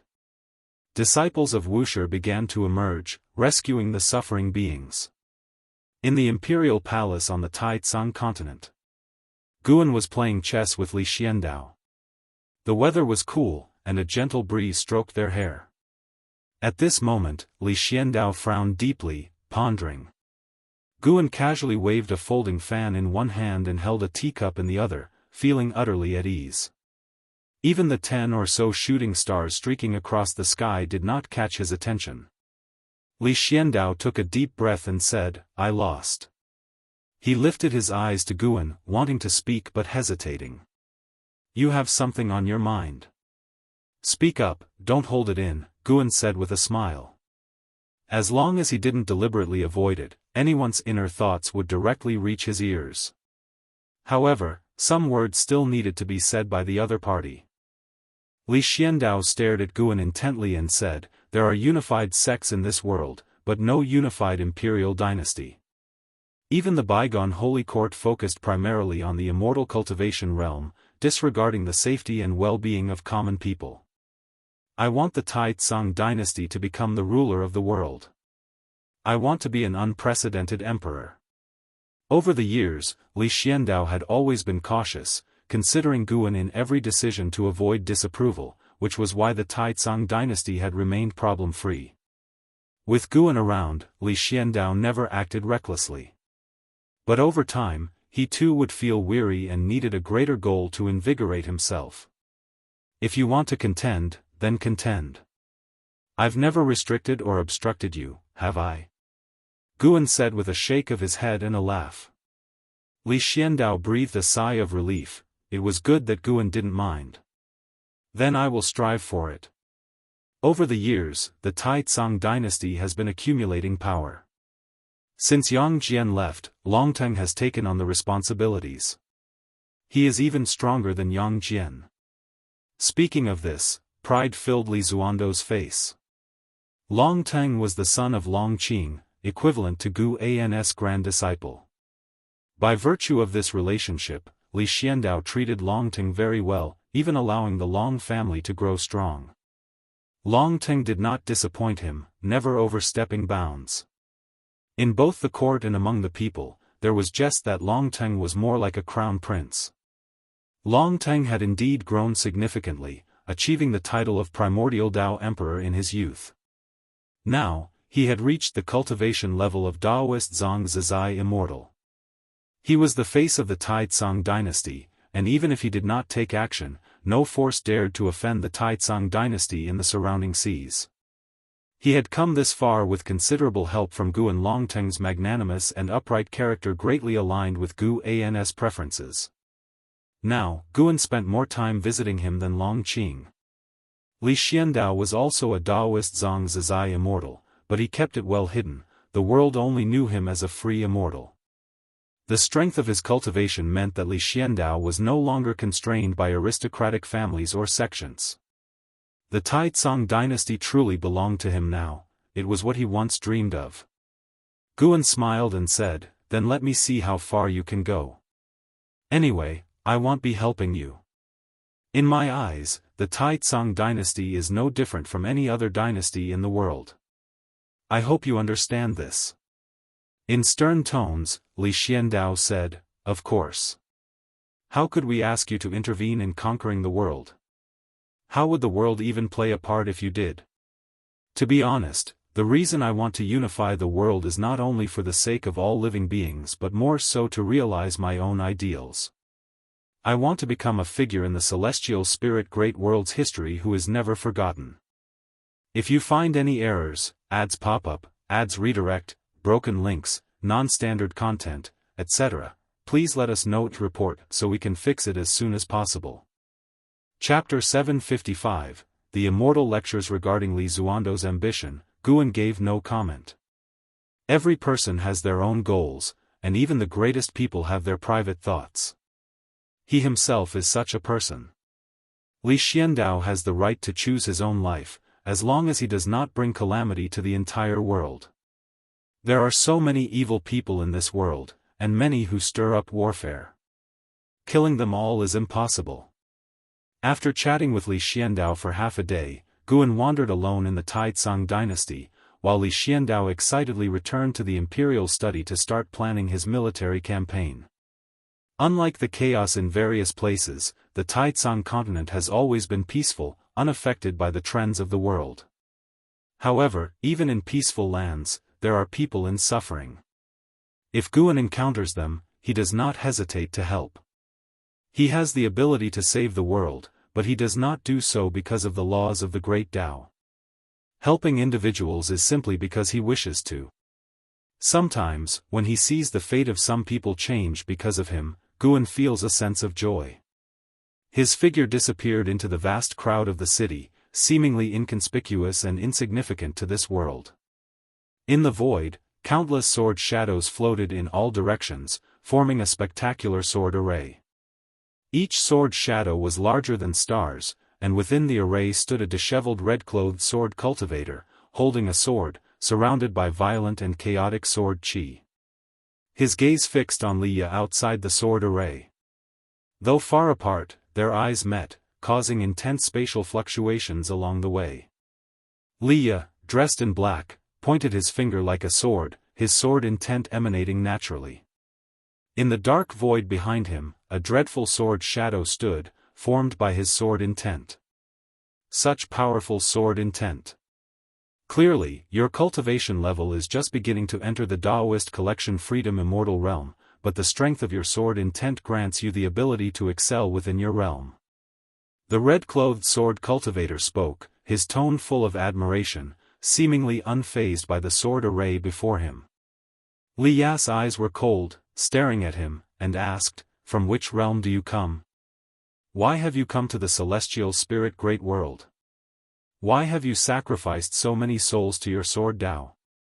The red-clothed sword cultivator laughed and said, "I come from the Jianghu great world, which you should not have heard of. As for why I have come, there are unavoidable reasons.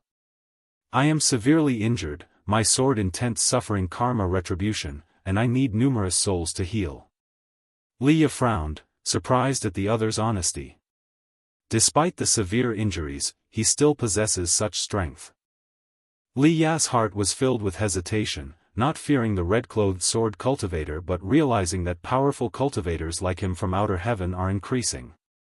Some, like the red-clothed sword cultivator, use lives for healing, while others establish sects with hidden ambitions.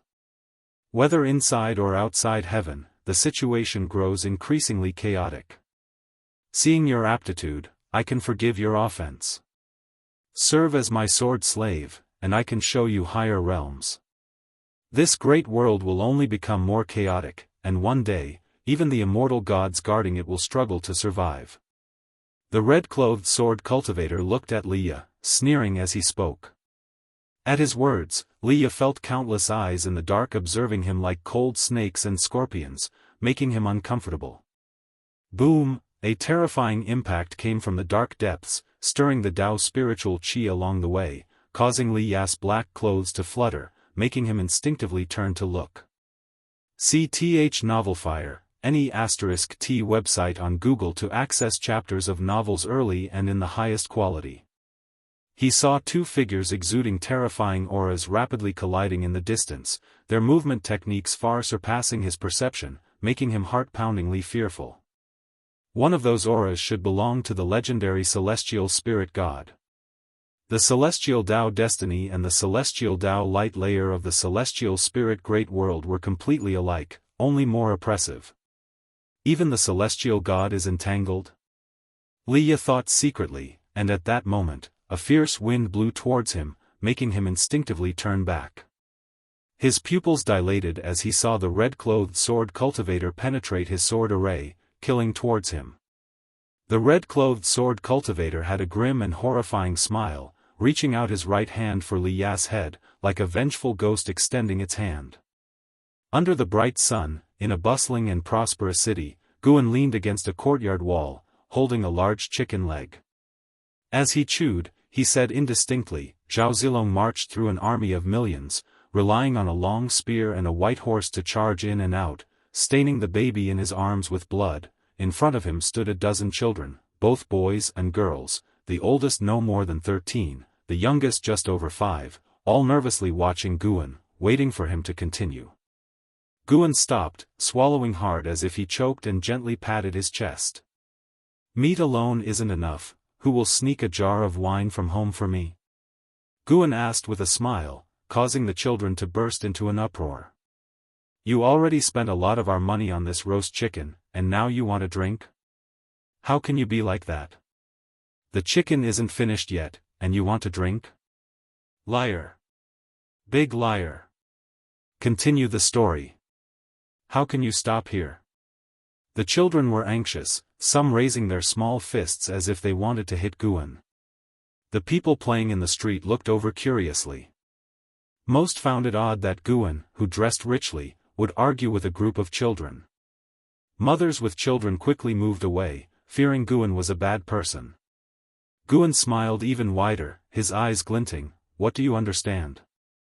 If you bought the book Romance of the Three Kingdoms, it would cost more than a roast chicken. If you hired a storyteller of my caliber, it would cost even more, far beyond the price of a jar of wine or a chicken. You've got a good deal. An older boy argued angrily, stop lying. It's not an immortal book, it can't be that expensive. Hey, don't say. There's indeed a version of Romance of the Three Kingdoms about immortal cultivation. Do you know what cultivation technique Zhao Zilong practiced?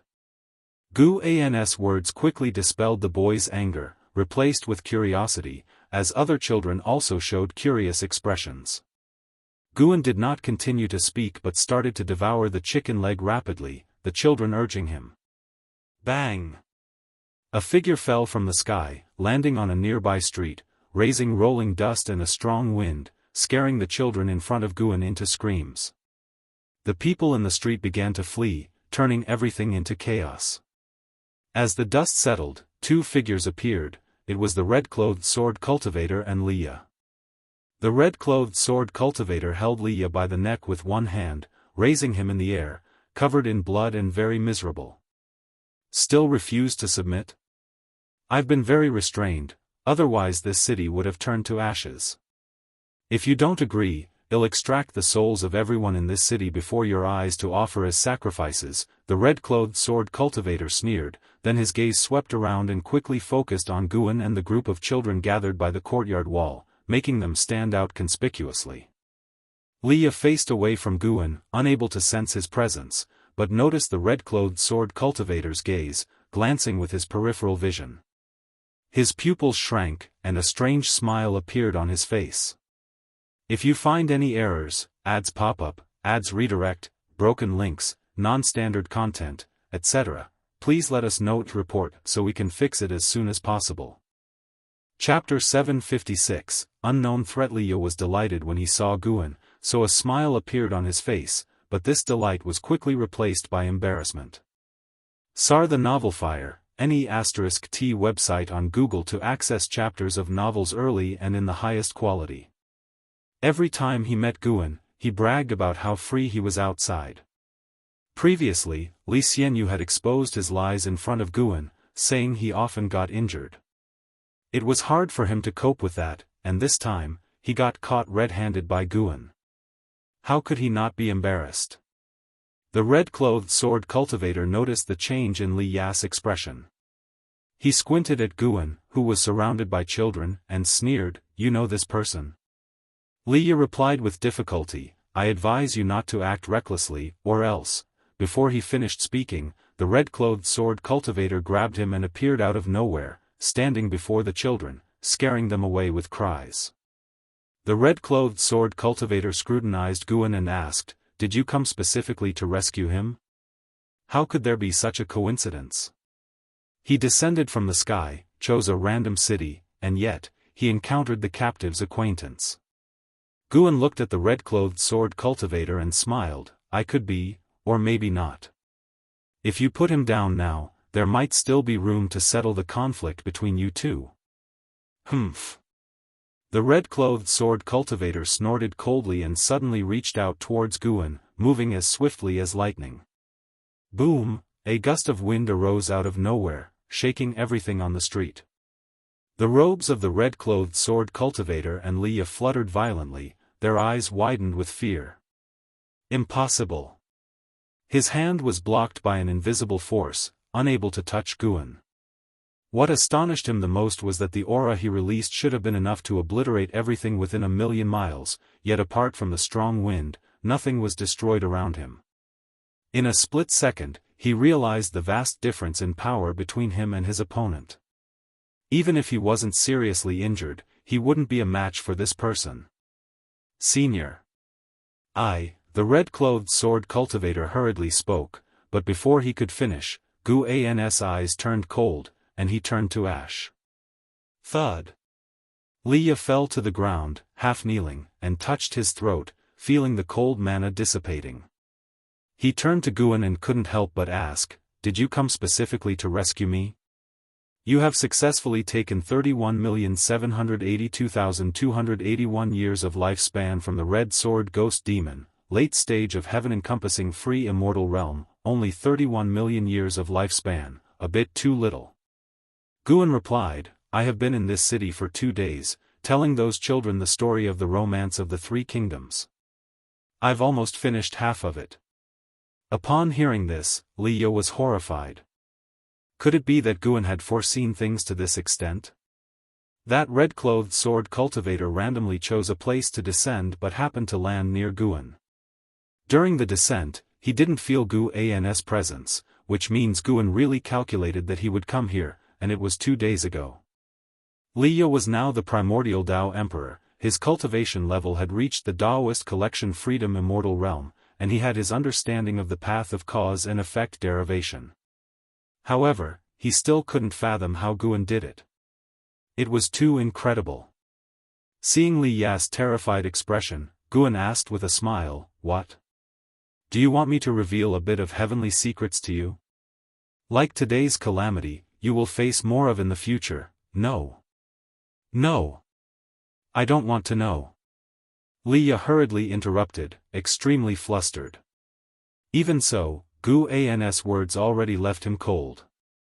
Would he face similar troubles in the future?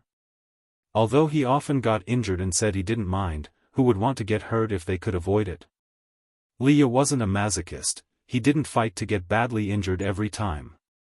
Unfortunately, his strength was inadequate.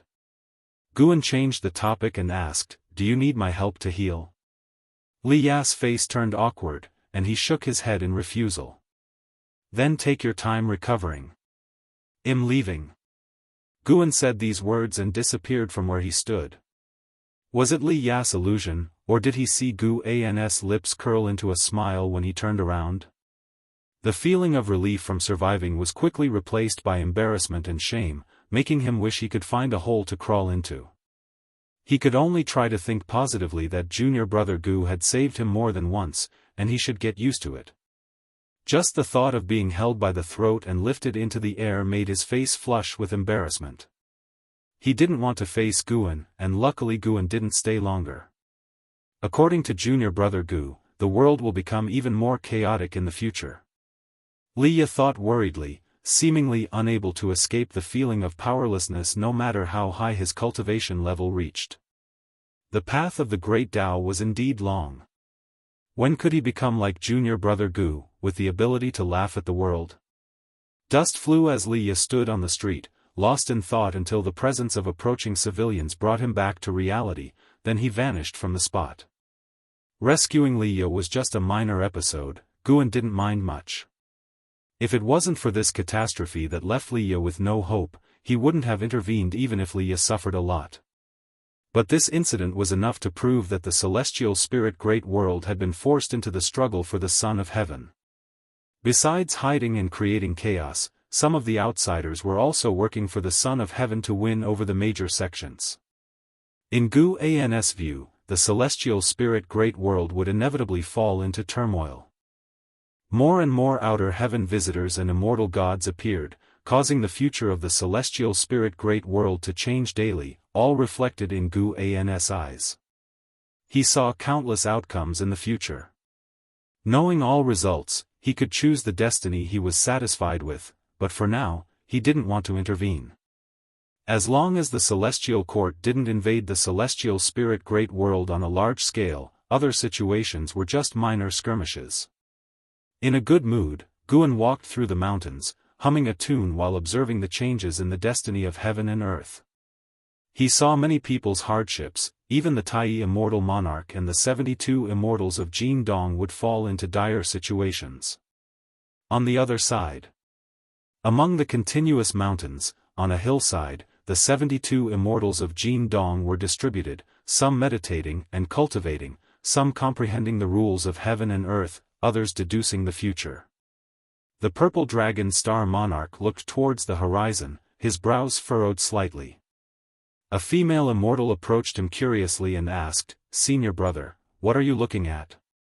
You've been frowning for quite a while." The purple dragon star monarch softly replied, "Something is watching the celestial spirit great world. Even I cannot fully deduce its cause." The female immortal said indifferently, "Now that the struggle for the Son of Heaven has begun, even though the 3,000 great worlds are inhabited by mortal spirits, there are always some Daoists. Perhaps someone is weighing whether to hide in this world." "No, it doesn't feel like a mortal spirit." The purple dragon star monarch shook his head. These words made the female immortal feel surprised. "Not a mortal spirit? You mean a Son of Heaven has targeted the celestial spirit great world?" the female immortal asked. The purple dragon star monarch replied, "It's not a Son of Heaven, and it's not even an immortal. I can't say for sure, but maybe something wants to take advantage of the struggle for the Son of Heaven to commit evil in the 3,000 great worlds." Upon hearing this, the female immortal's face turned serious. Although the celestial court seemed unshakable, there were many hidden enemies, not just within the range of the celestial Tao destiny, but also many terrible beings in the chaos watching the celestial court, waiting for an opportunity. If you find any errors, ads pop up, ads redirect, broken links, non-standard content, etc., please let us know to report so we can fix it as soon as possible. Chapter 757, Tao Extreme Lectures on the Tao. Time continued to flow rapidly. In the ever-running river of time, new heroes kept emerging. Some met with death and defeat, while others continued to forge ahead meticulously. The chaotic world was a torment for the mortal spirits, yet for many cultivators, it was a rare opportunity. However, the opportunities they sought often hid an abyss representing death. Another 1,000,000 years passed. Guan, now 11,560,000 years old, was guiding a 7th-generation disciple in cultivation. Indeed, the 7th generation had emerged within the beginningless. Since disciples were now allowed to accept apprentices, Guan did not impose too strict restrictions on his grand disciples. His only requirement was to accept only one apprentice at a time, and only after that disciple had matured could they take on a second disciple. The beginningless did not engage in worldly disputes, but the grand world gate stood tall, symbolizing the pride of all disciples. Without Guan's orders, they adhered to strict apprenticeship selection. They only considered those who could potentially be the first among their peers. Duanli was very excited. He never expected that while training in the forest today, he would be chosen by ancestor Master Wuxia for guidance. He was so thrilled that he felt dizzy, and much of what Guan said was lost to him, as his mind felt muddled. Guan was quite helpless. This boy was too easily excited, responding without understanding many things. "If you don't settle down soon, I'm leaving," Guan said sternly, instantly jolting Duanli back to his senses. "What am I doing?" Duanli broke into a cold sweat and quickly said in a trembling voice, "Ancestor, I'm sorry, I'm just too excited, I didn't mean it." He was so anxious that he was about to cry. In several decades within the beginningless Daoist field, he had only seen Guan a few times. This was his first conversation with Guan, and it was for cultivation guidance. If he angered Guan, his master, grandmaster, and great-grandmaster wouldn't forgive him. "Alright, I'll teach you a brand new cultivation technique, how about that?" Guan suddenly said. How could Duanli refuse?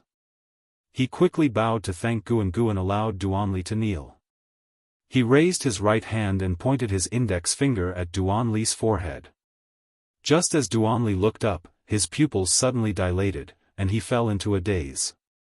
The Novel Fire. Enter website on Google to access chapters of novels early and in the highest quality. Guan retracted his hand, walked past him, and headed out of the dojo, thinking about picking some matured medicinal herbs today. After an hour, Duanli trembled and woke as if from a dream. He hurriedly stood up, looking around and calling out for the ancestor. "Why are you shouting? Do you think you can call for the ancestor so casually?" An impatient voice came, and Duanli saw a figure emerge from the depths of the forest. Upon seeing the person's face, Duanli quickly bowed respectfully. "Grandmaster LV." Duanli said respectfully, his body tense. LV Xian walked up to him, looking displeased. "Why were you calling out for the ancestor?" Today, he had some free time and wandered into this forest. He had a vague impression of Duanli, remembering him as a 7th-generation disciple, given the number of disciples within the beginningless Daoist field. "Just now, the ancestor taught me a cultivation technique. I wanted to thank him," Duanli answered truthfully. There had never been any incidents of fellow disciples harming each other within the beginningless, so Duanli felt no need for caution and answered whatever his grandmaster asked. "Oh?" LV Xian raised his eyebrows. He believed Duanli wouldn't lie, especially since this was the beginningless Daoist field. His master hadn't taken on new disciples for many years, let alone guided grand disciples in cultivation. Could there be something special about this boy? LV Xian scrutinized Duanli closely, making the latter very uneasy. Duanli wanted to escape, but he didn't dare offend LV Xian. LV Xian couldn't discern anything unusual about Duanli, so he casually asked, "What's the name of the cultivation technique the ancestor taught you?" His master had created many techniques, and different techniques could indicate how much his master valued this boy. "Destiny-defying divine skill," Duanli answered cautiously. "Destiny-defying divine skill." LV Xian was stunned, standing rooted to the spot. Wasn't this his father, LV Baishan's cultivation technique?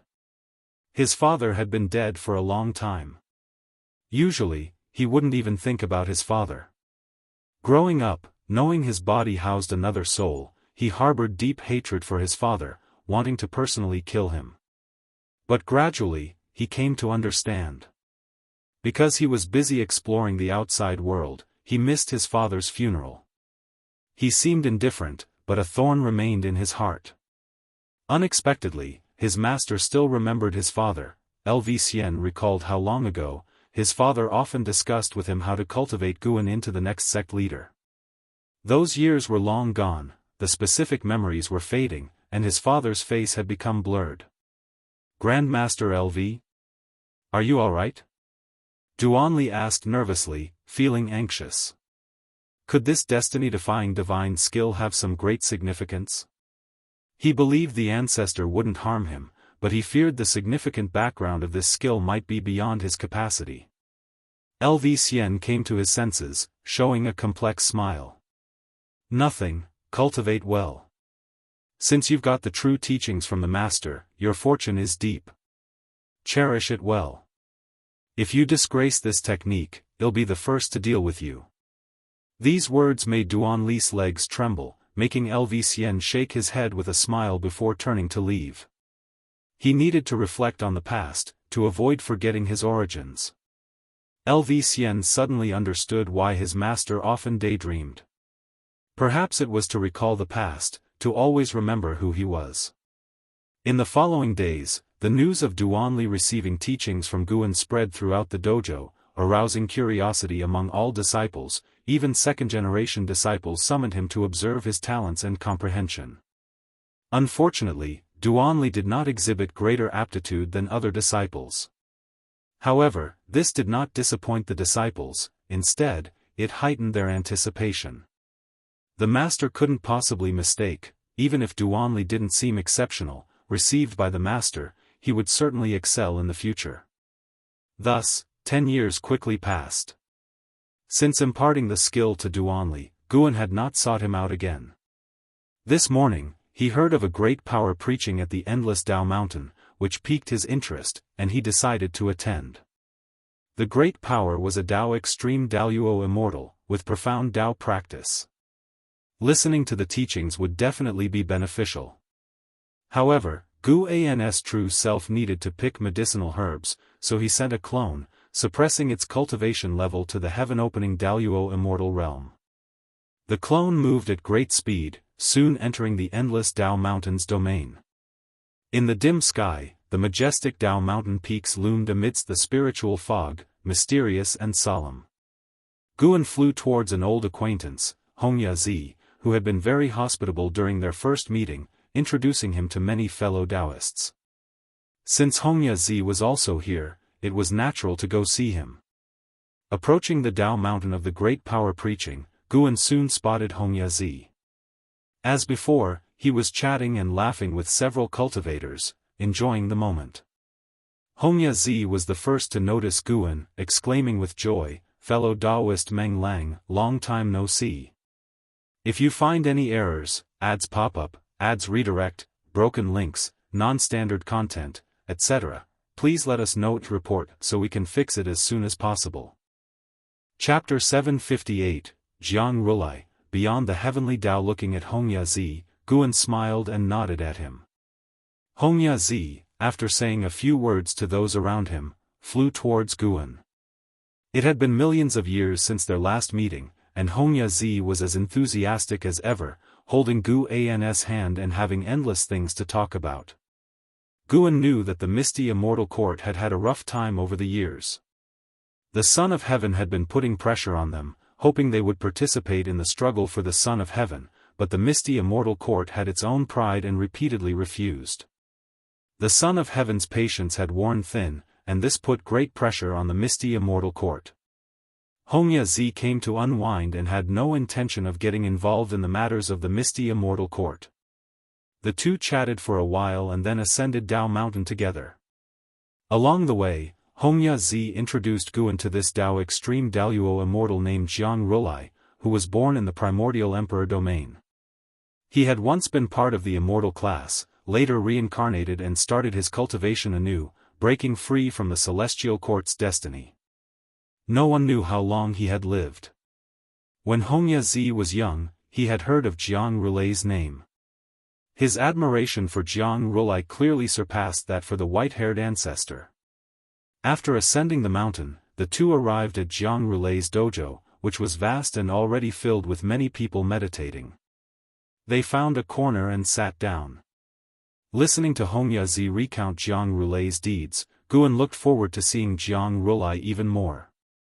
Although Gu An's cultivation level was higher than Jianghu's, he likely had not lived as long as Jianghu.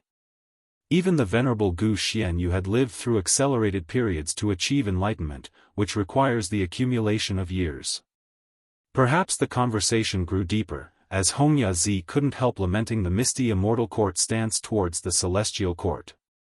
Many of their fellow immortals who had ascended urged them to submit, but if the misty immortal court became the lackeys of the Son of Heaven, their status would surely decline, unless this Son of Heaven truly became the celestial emperor.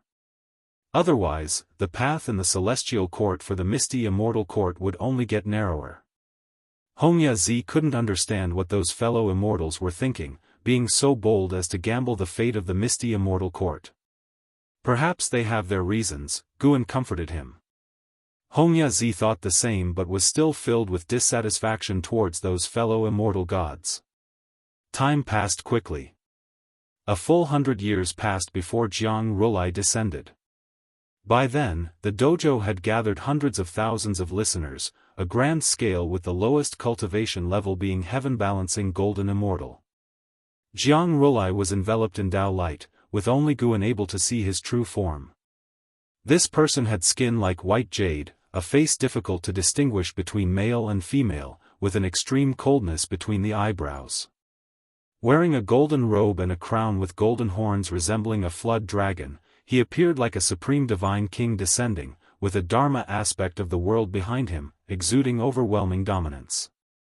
Because of the Dao light surrounding him, other listeners could not see Jianghu's true form, but this did not prevent them from being shocked by his aura. The moment Jianghu appeared, the entire dojo fell silent. "I have traveled through chaos and Hongmeng and gained much insight.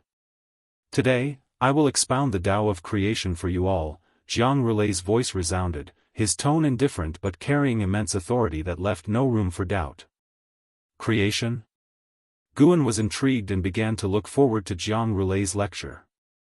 Without further ado, Jianghu began his lecture. The vast Tao intent, as immense as the ocean, enveloped the entire dojo, making all the listeners feel as if they were journeying through chaos along with Jianghu. Chaos was even more vast than the Tao universe, with chaotic spiritual energy surging, everything appearing bizarre and fantastical, and seeming to have immortal spirits traversing without leaving any traces. Guan was also immersed in it. This lecture lasted 30,000 years. After 30,000 years, all the listeners felt as if they had been abruptly pulled out of a dream, feeling a sense of loss. Guan looked up at Jianghu, who still sat high on the Tao platform, radiating boundless Tao light, unrivaled in the world. Sitting beside him, Wuxia opened his eyes, and after a brief moment of confusion, showed a look of longing. Such vast creation Tao. If I could obtain even 1/10 of his achievement, I could surpass my current realm obstacle, Wuxia praised, and Guan nodded slightly, not saying a word. Sar the Ovalfire. Net website on Google to access chapters of novels early and in the highest quality. He noticed that Jianghu was gazing at a certain place outside Endless Tao Mountain with a serious look, seemingly on guard against something. Far away in the Daoist field of the beginningless, Guan's true self followed Jianghu's gaze, crossing countless universes and arriving outside the heavenly Tao, close to the void near chaos, where a deep red mist was approaching the heavenly Tao. Oh! Guan's true self raised an eyebrow. He could sense the incredibly terrifying power within that deep red mist. It should be noted that he was now at the peak of the Xianxia primordial immortal realm. If something could make him feel threatened, it was certainly not simple. Looking towards the celestial court, as expected, a large number of immortal gods were flying towards the palace of the Polestar, obviously startled by this mysterious force. Since the celestial court was already paying attention, Guan did not need to worry too much. The celestial spirit great world was located at the edge of the 3,000 great worlds, not within the range of the celestial Tao destiny. For this mysterious force to threaten the celestial spirit great world, it would first have to break through the celestial court's layer of destiny. For the celestial court, destiny was its lifeblood, and it would certainly not let it have its way. Vaguely, Guan saw some unseen and untouchable threads of cause and effect within the deep red mist, connecting with the 3,000 great worlds of the heavenly Tao. With his cultivation level, it was difficult to perceive these threads of cause and effect without careful observation. It must be known that he primarily cultivated the way of cause and effect. No wonder I have always felt there would be changes in the struggle for the Son of Heaven. It turns out the changes come from outside the heavenly Tao, Guan thought silently. Although this crisis was not directed at him, he still believed it would be wise to break through as soon as possible. Once I reach a lifespan of 2 billion years, I will break through. Guan decided in his heart. Meanwhile, at Endless Tao Mountain, within the dojo, Jianghu spoke, the path of creation is the cornerstone of the 3,000 great Tao. Even the great Tao itself is a creation.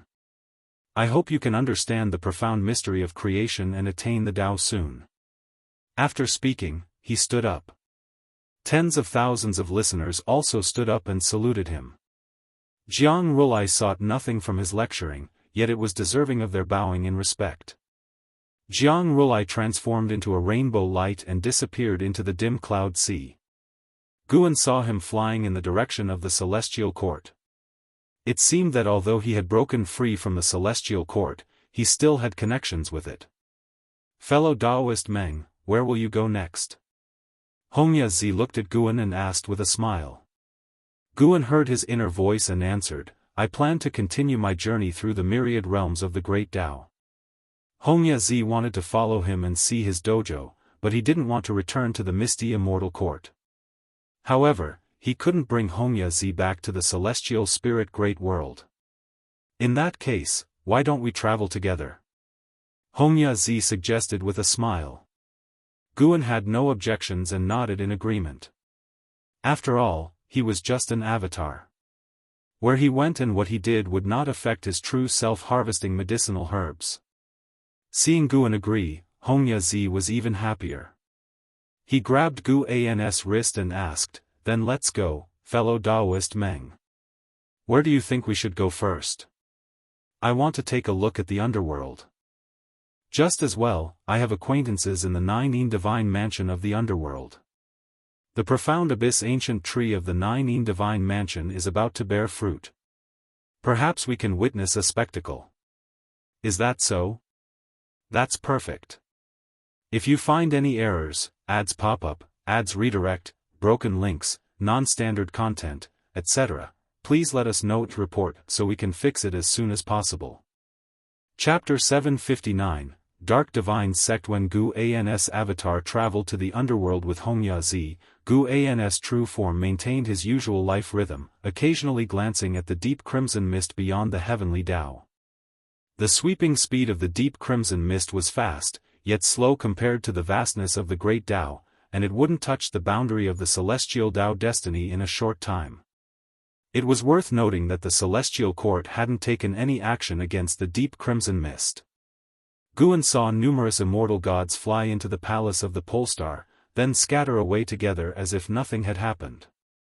Could it be that the deep crimson mist involved some great cause and effect that made the celestial court cautious? Guan couldn't help but think of Taihao.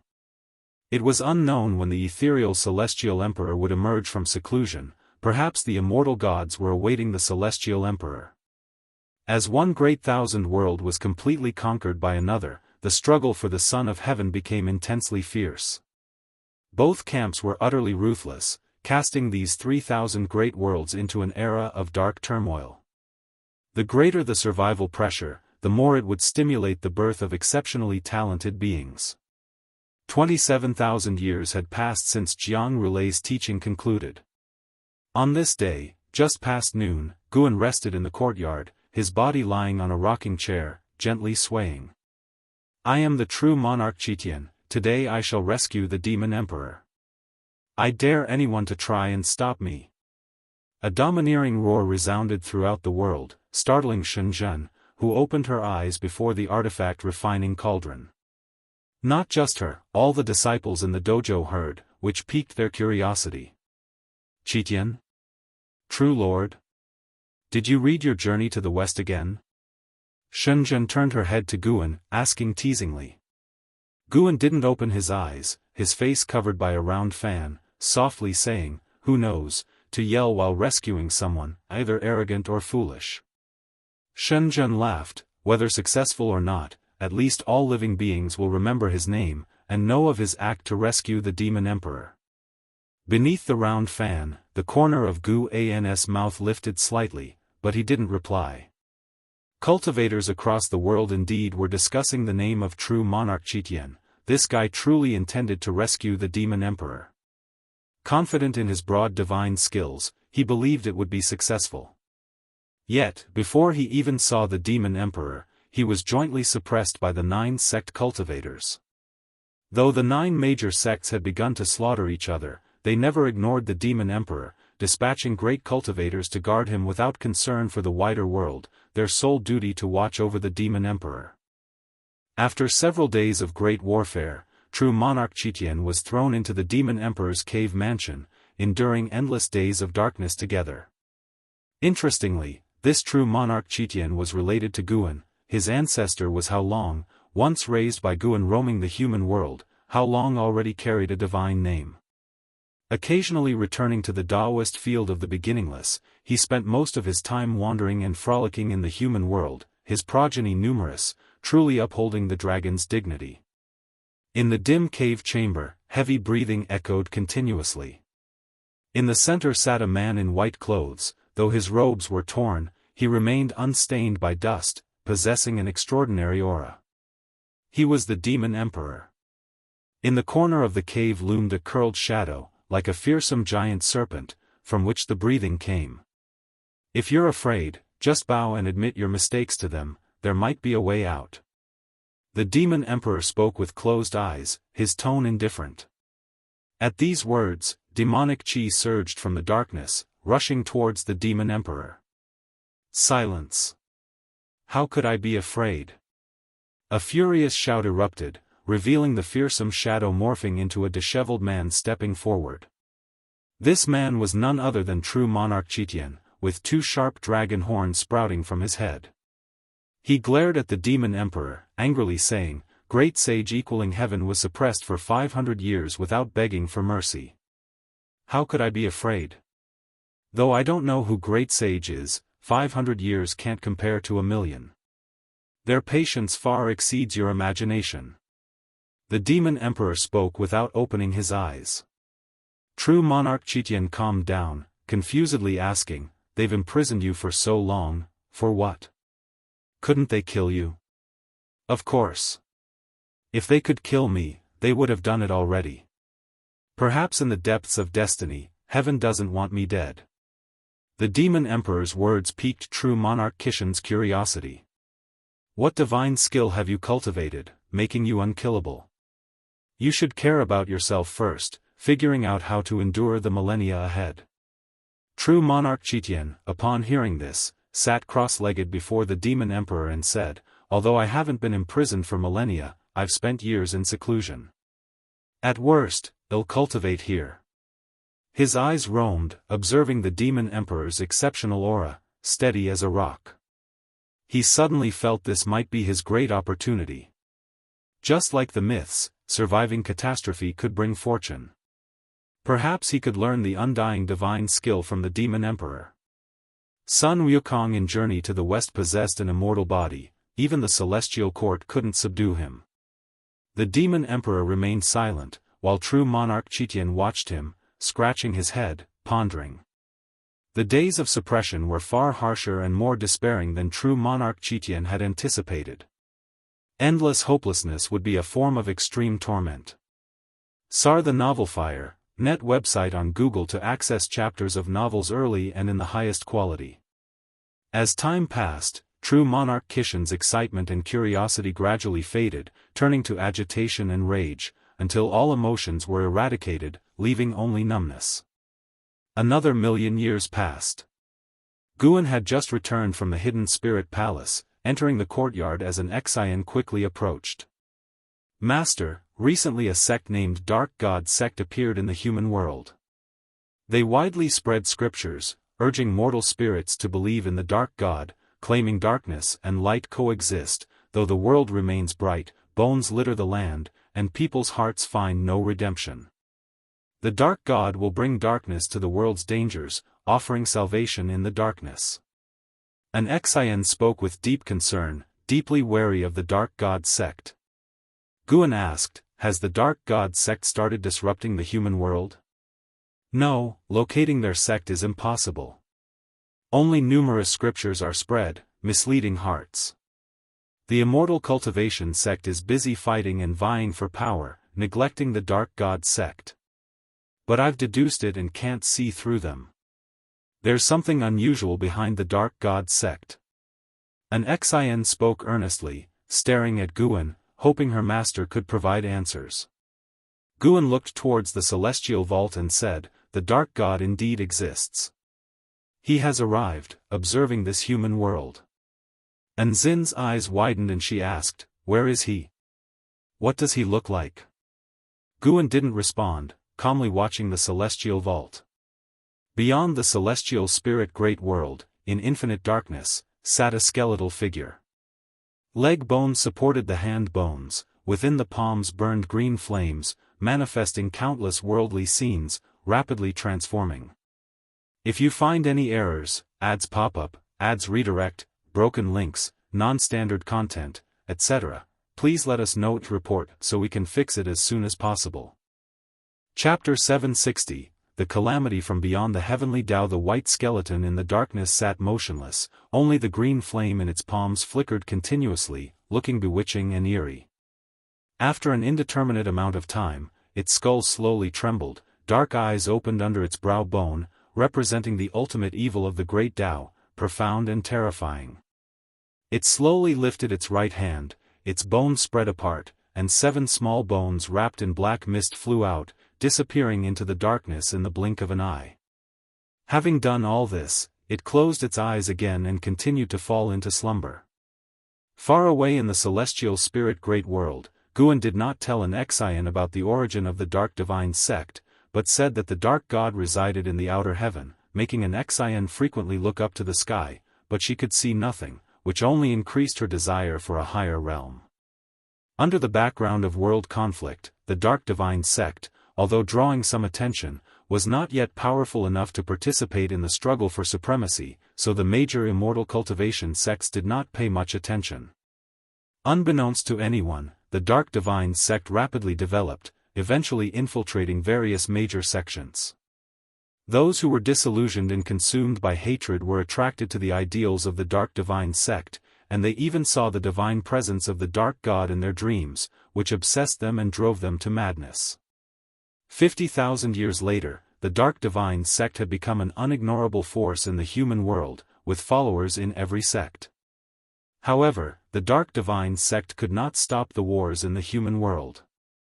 Years of fighting had built up irreconcilable hatreds among the sects, and even if the Dark Divine sect stirred up trouble within them, they could not put aside their immediate enmity and interests.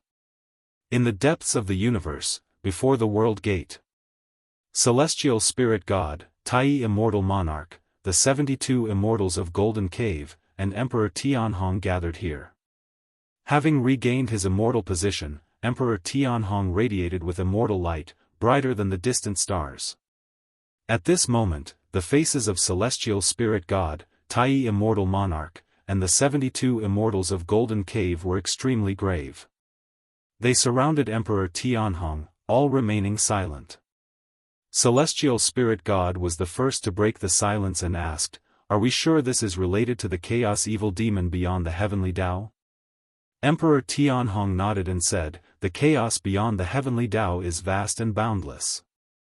Whether it is truly a chaos evil demon remains uncertain. The only thing certain is that there is an infiltration from beyond the heavenly Tao. Their methods are unbelievable and hard to capture. The celestial court is also observing the changes. One thing I can confirm is that the Dark Divine sect is a variable from beyond the heavenly Tao." Tai Immortal Monarch followed up, "The rise of the Dark Divine sect is indeed too rapid. Without being able to deduce its origin, we can only speculate from the cause and effect beyond the heavenly Tao." The 72 Immortals of Golden Cave glanced at each other. Though they remained silent, the worry on their faces grew heavier. As Heavenly Court Immortals, they were indifferent to the beings of the heavenly Tao but held great dread towards everything beyond the heavenly Tao due to numerous stories they had heard. In some respects, their indifference to the beings of the heavenly Tao was because their attention was focused beyond the heavenly Tao. What should we do now? If we let this continue, the celestial spirit great world may really come under the dominion of the Dark Divine sect, a Golden Cave Immortal asked. They were not considering the well-being of the celestial spirit great world's beings but were thinking of Guan. They were now serving Guan, and if the celestial spirit great world were taken over by the Dark Divine sect, it would certainly affect Guan, which would signify their incompetence. Tai Immortal Monarch pondered, "Perhaps it is not that difficult. That existence has not instructed us, indicating the crisis is not yet substantial enough to disturb him. With his cultivation level, he should be able to perceive threats beyond the heavenly Tao." These words made sense to the assembled immortals.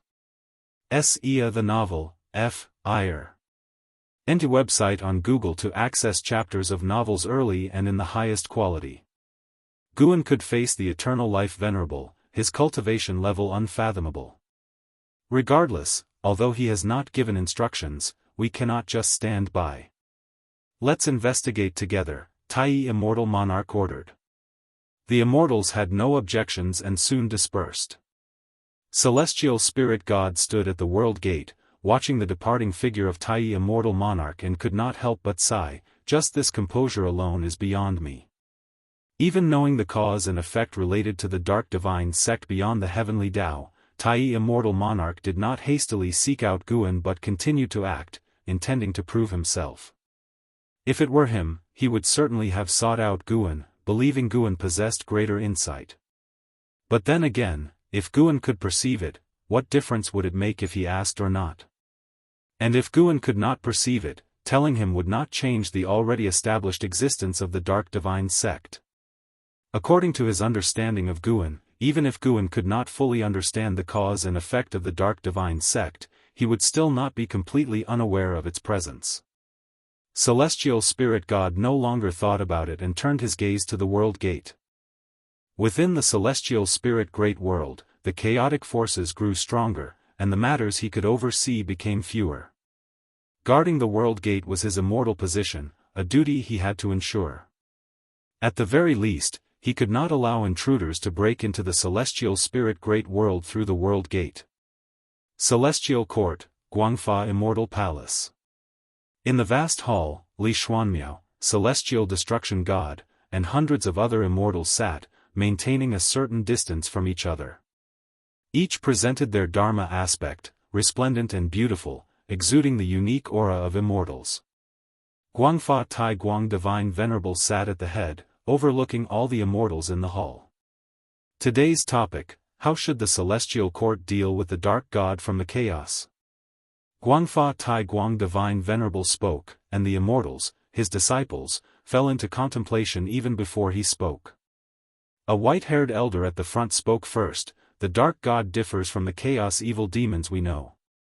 He originates from the Great Tao, sharing the same source. Simply eliminating his avatar cannot resolve the problem at the root. Perhaps we should start from what he desires. The Dark God spreads faith, following a path akin to the celestial courts, relying on worship. If all living beings don't yearn for darkness, he has no opportunity. This statement immediately prompted another immortal to respond, easier said than done. The battle for the position of Son of Heaven has already begun. The two candidates will not relent, and neither will the immortal factions backing them. How can we end the catastrophe of the 3,000 great worlds? If it doesn't end, the hearts of all living beings will harbor darkness.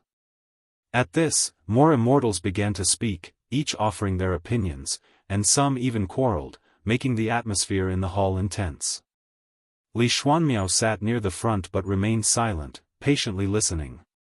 Celestial Destruction God sat at the back and dared not speak lightly, knowing this was a test by Guangfa Tai Guang Divine Venerable, requiring cautious handling.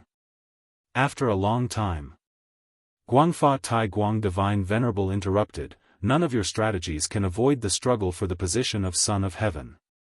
In your opinion, which is the greater calamity, the one brought by the Dark God or the battle for the position of Son of Heaven?" As soon as he finished, the hall fell silent. No immortal or god dared to speak. If you find any errors, ads pop up, ads redirect, broken links, non-standard content, etc., please let us know to report so we can fix it as soon as possible. Chapter 761, Lifespan of 20 quadrillion years. In the Grand Hall of Guangfa Immortal Palace, it was silent. Those previously impassioned disciples were all silent, each with an unsightly expression, tinged with a bit of embarrassment. Guangfa Taiguang Divine Venerable swept his gaze over everyone in the hall, his eyes indifferent. Sir the Oval Fire. @ website on Google to access chapters of novels early and in the highest quality. Clearly, the disaster of the Tianzi contest is much more significant. How many beings can the Dark God harm? How many beings will the Tianzi contest affect? Even if the 3,000 great worlds can be reopened and remodeled, what about the beings that died? They will merely be replaced by new life. If the Tianzi contest is not resolved soon, other evil gods will continue to emerge. Suddenly, a voice echoed throughout the great hall, catching the attention of the immortal gods. Celestial Destruction God raised his eyebrows, showing a surprised expression, for the speaker was none other than Li Xuanmiao. Li Xuanmiao, a person who had ascended, had the least experience among the immortals present, yet he dared to utter such blasphemous words.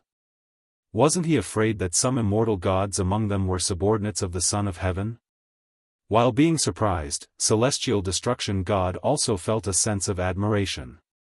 From a young age, he considered his bravery unparalleled in the world, but after arriving at the celestial court, he became cautious, gradually losing his sharpness and becoming like those detestable immortal gods, bullying the weak. Li Xuanmiao's comments voiced his thoughts, but he could never say them aloud. Under the gaze of hundreds of immortal gods, Li Xuanmiao was unafraid, staring directly at Guangfa Taiguang Divine Venerable.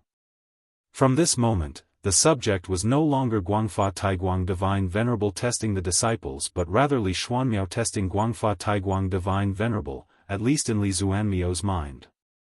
Even if the disaster of the Tianzi contest is greater, how will you change it?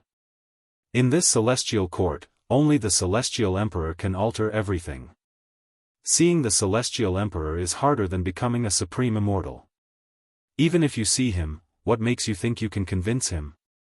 Do you think no immortal in the long years has ever suggested the same as you? Guangfa Taiguang Divine Venerable calmly asked while staring at Li Xuanmiao. Li Xuanmiao frowned, and the other immortal gods all let out a sigh of relief. At least Guangfa Taiguang Divine Venerable hadn't lost his mind. Although the two current contenders for the Son of Heaven might not shake Guangfa Taiguang Divine Venerable, once the Tianzi contest ends, that might not be the case. Historically, once the contest concludes, one side always rises, even if their final fate is tragic. In that stage, it isn't impossible for one to have the power to challenge Guangfa Taiguang Divine Venerable. Guangfa Taiguang Divine Venerable said, instead of complaining about the Tianzi contest, why not think about how to solve the chaos caused by the Dark God? You know it's much easier to deal with the Dark God than to end the Tianzi contest.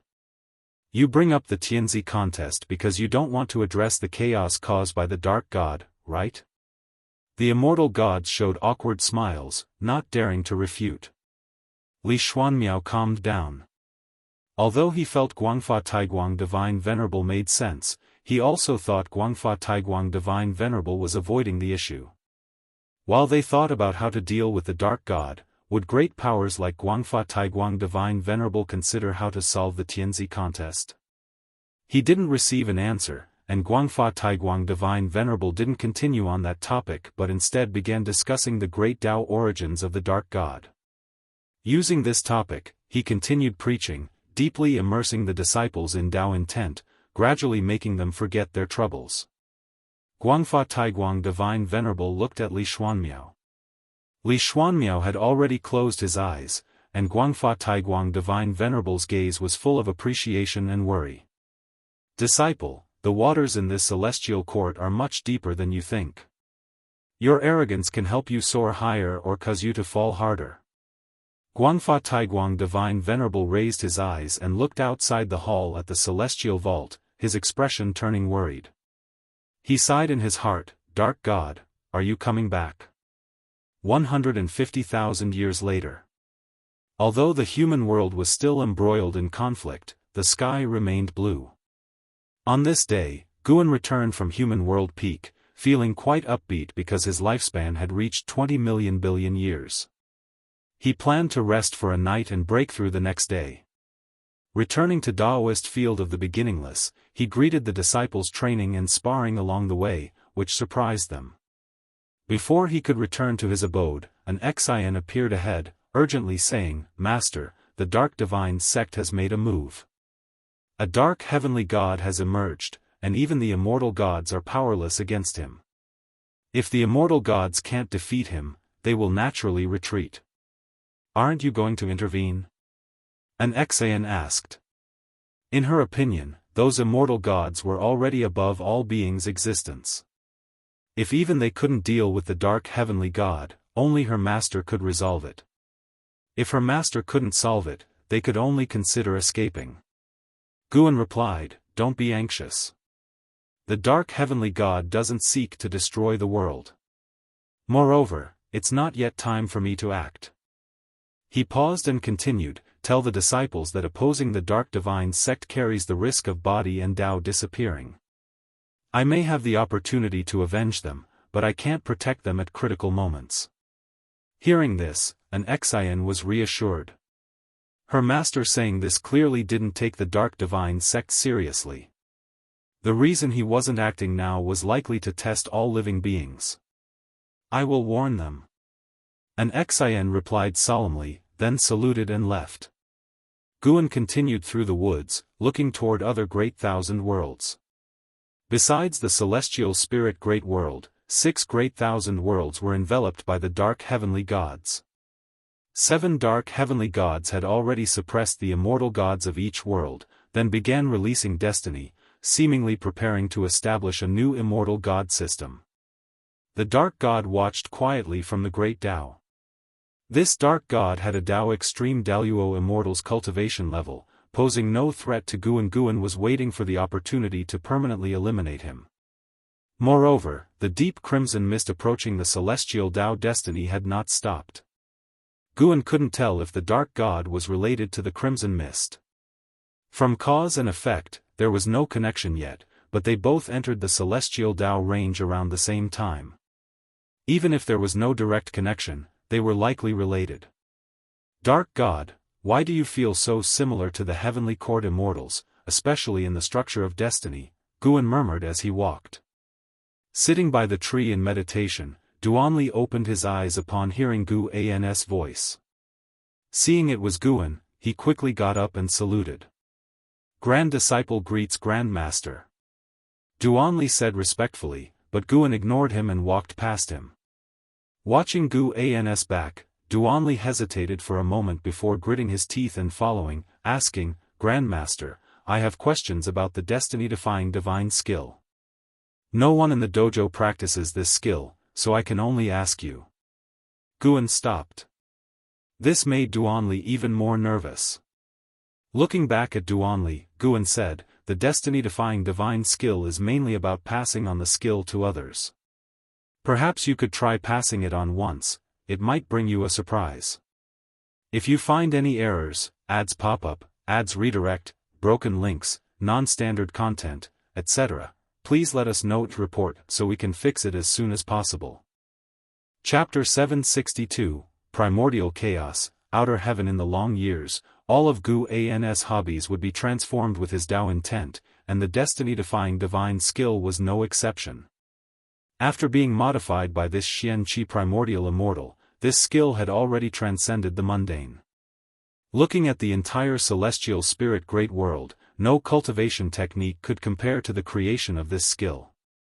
The destiny-defying divine skill was originally designed to serve others, but through Guan's modifications, incorporating cause and effect and the path of Qi fortune, it could transfer power to the successor, gaining the blessing of nature's spiritual energy and the power of cause and effect, absorbing spiritual energy to achieve greater power in a short time. It was applicable both within the heavens and within the scope of the great Tao. Overall, the destiny-defying divine skill was not considered a speed-up type of cultivation technique because the transferred power had to be cultivated by oneself, and the power gained after transmission would be calculated separately and could not be passed on to others. Although it was not a speed-up technique, it could constantly raise a cultivator's upper limit, or rather, transcend the limit. For cultivators with mediocre talent and not outstanding comprehension, the destiny-defying divine skill was a very good path to ascension. Now the spiritual talent of the beings on the 9-spirit continent was very high, but that was only within the celestial spirit great world. On the level of the Tao, it was nothing remarkable. Duanli's talent allowed him to achieve the Tao fruit realm smoothly, but it was almost impossible for him to reach the golden immortal realm. The destiny-defying divine skill was tailored by Guan for him, and the reason for treating him this way was that Guan had waited for him for many years, involving a cause and effect, an old acquaintance. Surprise, Duanli watched Guan leave, pondering his words in his mouth. He believed the ancestral master would not deceive him, but whom should he pass on the power to? Should I also take on disciples? Duanli thought silently, but then he felt he couldn't act recklessly, passing on the power randomly just to become stronger. The person who could inherit his mana had to be someone with both moral integrity and quality. This required careful consideration. Coincidentally, he could set an example for all living beings on behalf of Wuxia. Even if the talent was insufficient, good deeds would always bring good fortune. Duanli's thoughts were suddenly activated, his eyes became bright, and the more he thought, the more excited he became. He felt a sense of finding the meaning of his life's value. The Wuxia disciples harbored no grudges, cultivating for themselves, without contests for power and profit within the dojo, allowing the disciples more time to contemplate the meaning of their cultivation. Mere strength improvement no longer satisfied the Wuxia disciples, they had greater ideals. Protecting all living beings was too vast and empty. This world was so immensely vast that it didn't need their protection yet. What they had to think about was what they could do for this world. Duanli's thoughts were not enough to gratify Guan. He helped Duanli not because he hoped Duanli would become great or accomplished. Compared to Duanli's thoughts, Guan was now fully focused on breakthrough. He was considering whether to first enhance a Daoist technique for the upcoming breakthrough. So far, he felt that his cultivation technique and divine skills were sufficient. For instance, the myriad Dao extinction skill remained inexhaustibly useful to him as this Xianqi primordial immortal realm's perfection, bringing him new insights from time to time. The last time he broke through, he even advanced his physique in advance. He felt his physical aspects were not lacking, he was missing only the sediment of years and experience. Even adding Gu Xian's life experience, his experiences couldn't compare to those of Xianqi primordial immortals, let alone Dao extreme Daluo immortals. Those great powers would all undergo reincarnation to attain enlightenment, having experienced unfathomably long years beyond mortal spirit's imagination. Their time of cultivation and attaining the Dao far exceeded Guan's. Guan had been pondering a question all along. Would the celestial tribulation become stronger as his strength grew? From the perspective of the celestial spirit great world, it was true. Within the same realm, the stronger the talent and the higher the strength, the stronger the tribulation the prodigies faced. But one couldn't neglect strength because if the strength wasn't enough, dying under the celestial tribulation would be too tragic. In reality, many cultivators indeed died under the celestial tribulation. Additionally, the stronger the tribulation one faced, the more one gained post-tribulation. This was also why many prodigies strove to challenge stronger tribulations with all their might. After much thought, Guan still decided to enhance a Daoist technique as a gesture of reverence towards the evolving celestial tribulation. After all, the tribulation he faced was not something comparable to reality. This night was even longer than the previous nights. Just at dawn, Guan descended the mountain. As usual, he walked slowly, and the disciples along the way couldn't guess that he was going for a breakthrough. They thought he was heading out to idle in the clouds and wild cranes. After leaving the Wuxia Daoist field, Guan arrived at a deserted island, following his usual habit to open the lifespan breakthrough. The breakthrough of 100 billion years of lifespan was nothing for him now, but it could erase the cause and effect of coming and going, which was significant. Even though he hadn't encountered a being stronger than himself, he still chose to remain cautious. You have activated the lifespan breakthrough function. Based on your current realm, the following breakthrough locations have been chosen for you. 1. Path of the Great Tao, 2. Taiqing Deep Realm, 3. Chaos Xian Primordial, 4.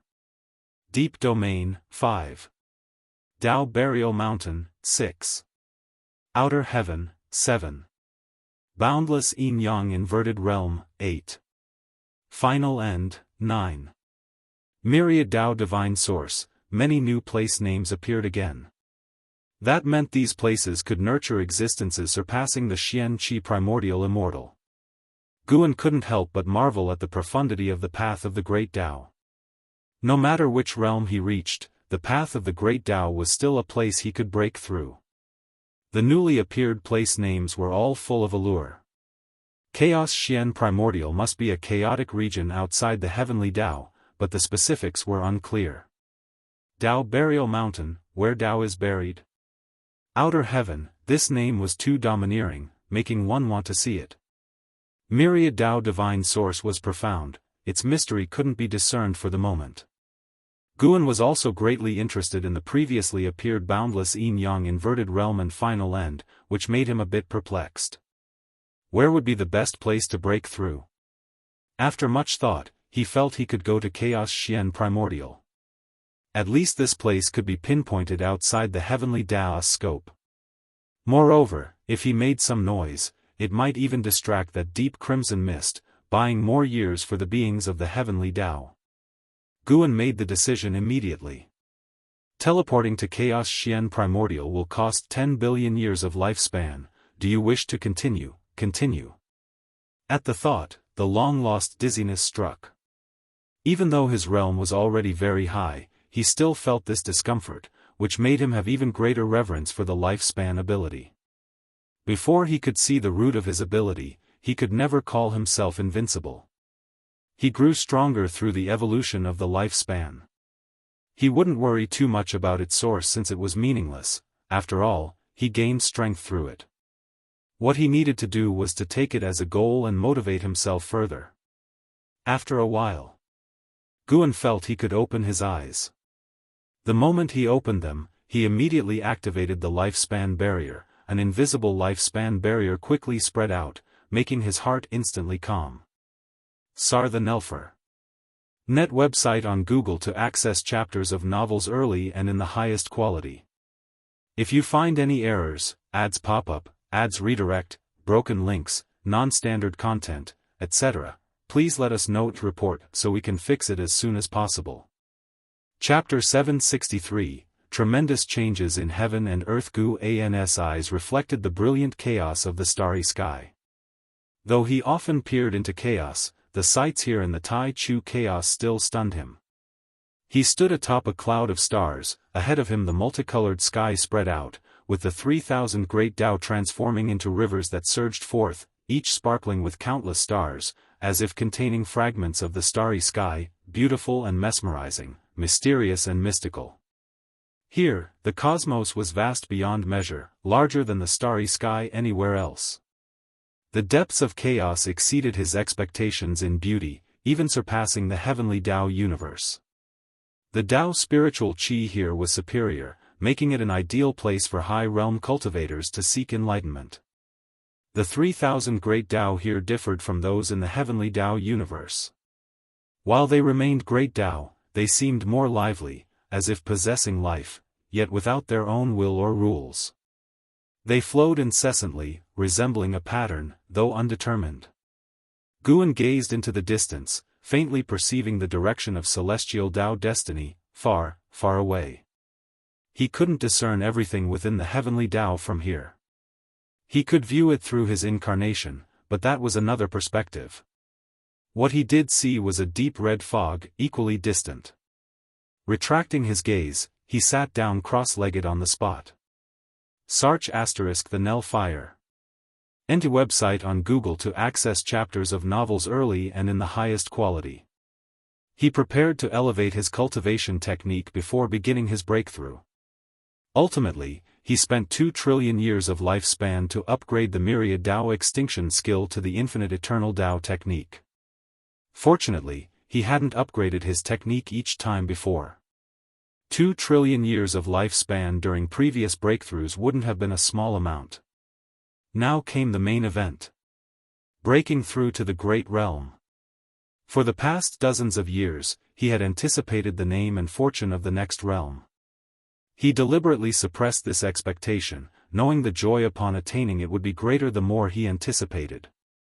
Inside a dim cave room, the demon emperor sat cultivating. His appearance hadn't changed much, but his demeanor grew increasingly otherworldly. In front of him, true monarch Qitian lay on the ground, eyes hollow, lifeless, staring numbly at the cave ceiling. Suddenly, a swirl of black air spread from the dark corner of the cave room. The demon emperor opened his eyes, frowning, while true monarch Qitian remained unaware of the anomaly. Imprisoned here, spiritual energy barely sustained their existence, unable to aid their cultivation. Thus, true monarch Qitian had long despaired, unable to understand the purpose of the demon emperor's meditative enlightenment.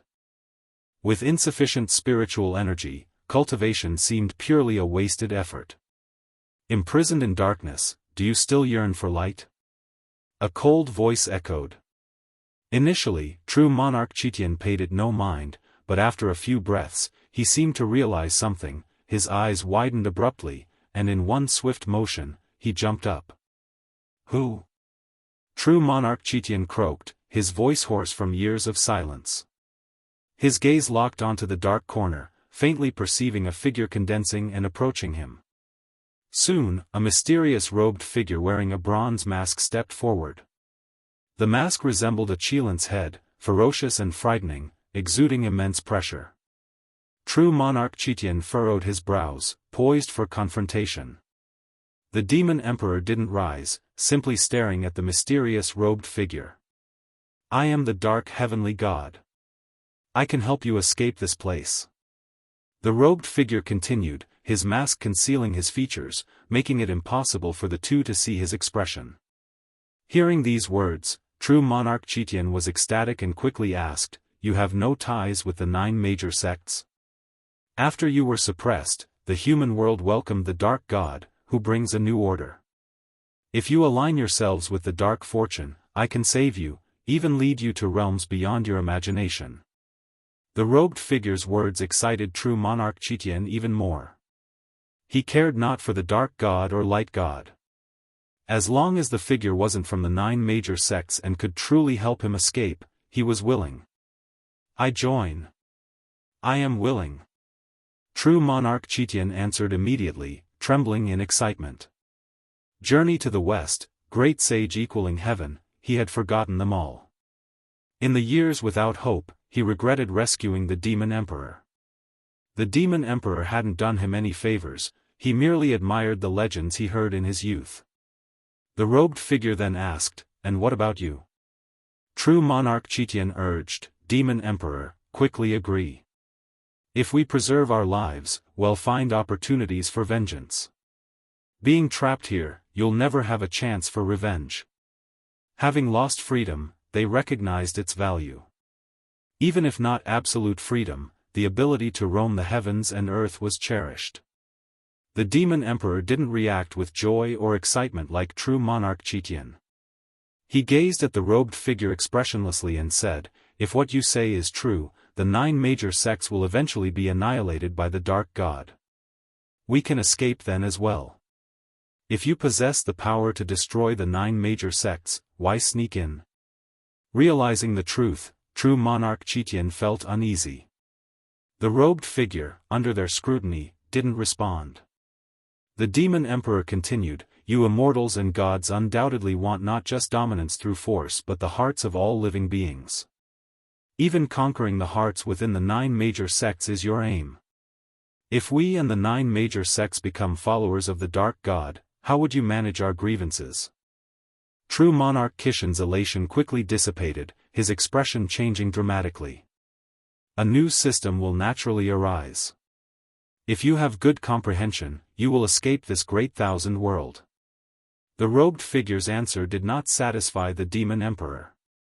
"You," True Monarch Chitian began. Suddenly, the robed figure dissolved into black mist, which swiftly retreated to the corner, as if it had never appeared, leaving an illusion of the past moments.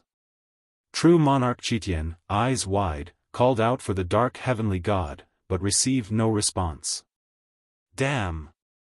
Liar! Accursed liar!" True Monarch Chitian raged, his roars resounding. The Demon Emperor frowned, believing the figure didn't flee due to exposed lies but because something had happened outside. "Dark God," the Demon Emperor murmured, feeling a pang of sorrow. He had been suppressed for too long. Despite convincing himself, the shifting heavens terrified him. He feared upon escaping one day, the world structure would have radically altered, returning him to the plight before his transformation. Simultaneously, before the world gate, Celestial Spirit God, Tai Immortal Monarch, Emperor Tianhong, and 72 immortals of Jin Dong gathered, watching the frenzied surge of dark fortune enshrouding the Celestial Spirit Great World, all feeling vigilant. They saw the Dark Heavenly God fly towards the upper cosmos, stopping only in the void devoid of spiritual energy. The Dark Heavenly God gazed upwards, his intentions unclear. "If you find any errors, ads pop up, ads redirect, broken links, non-standard content, etc., please let us know to report so we can fix it as soon as possible.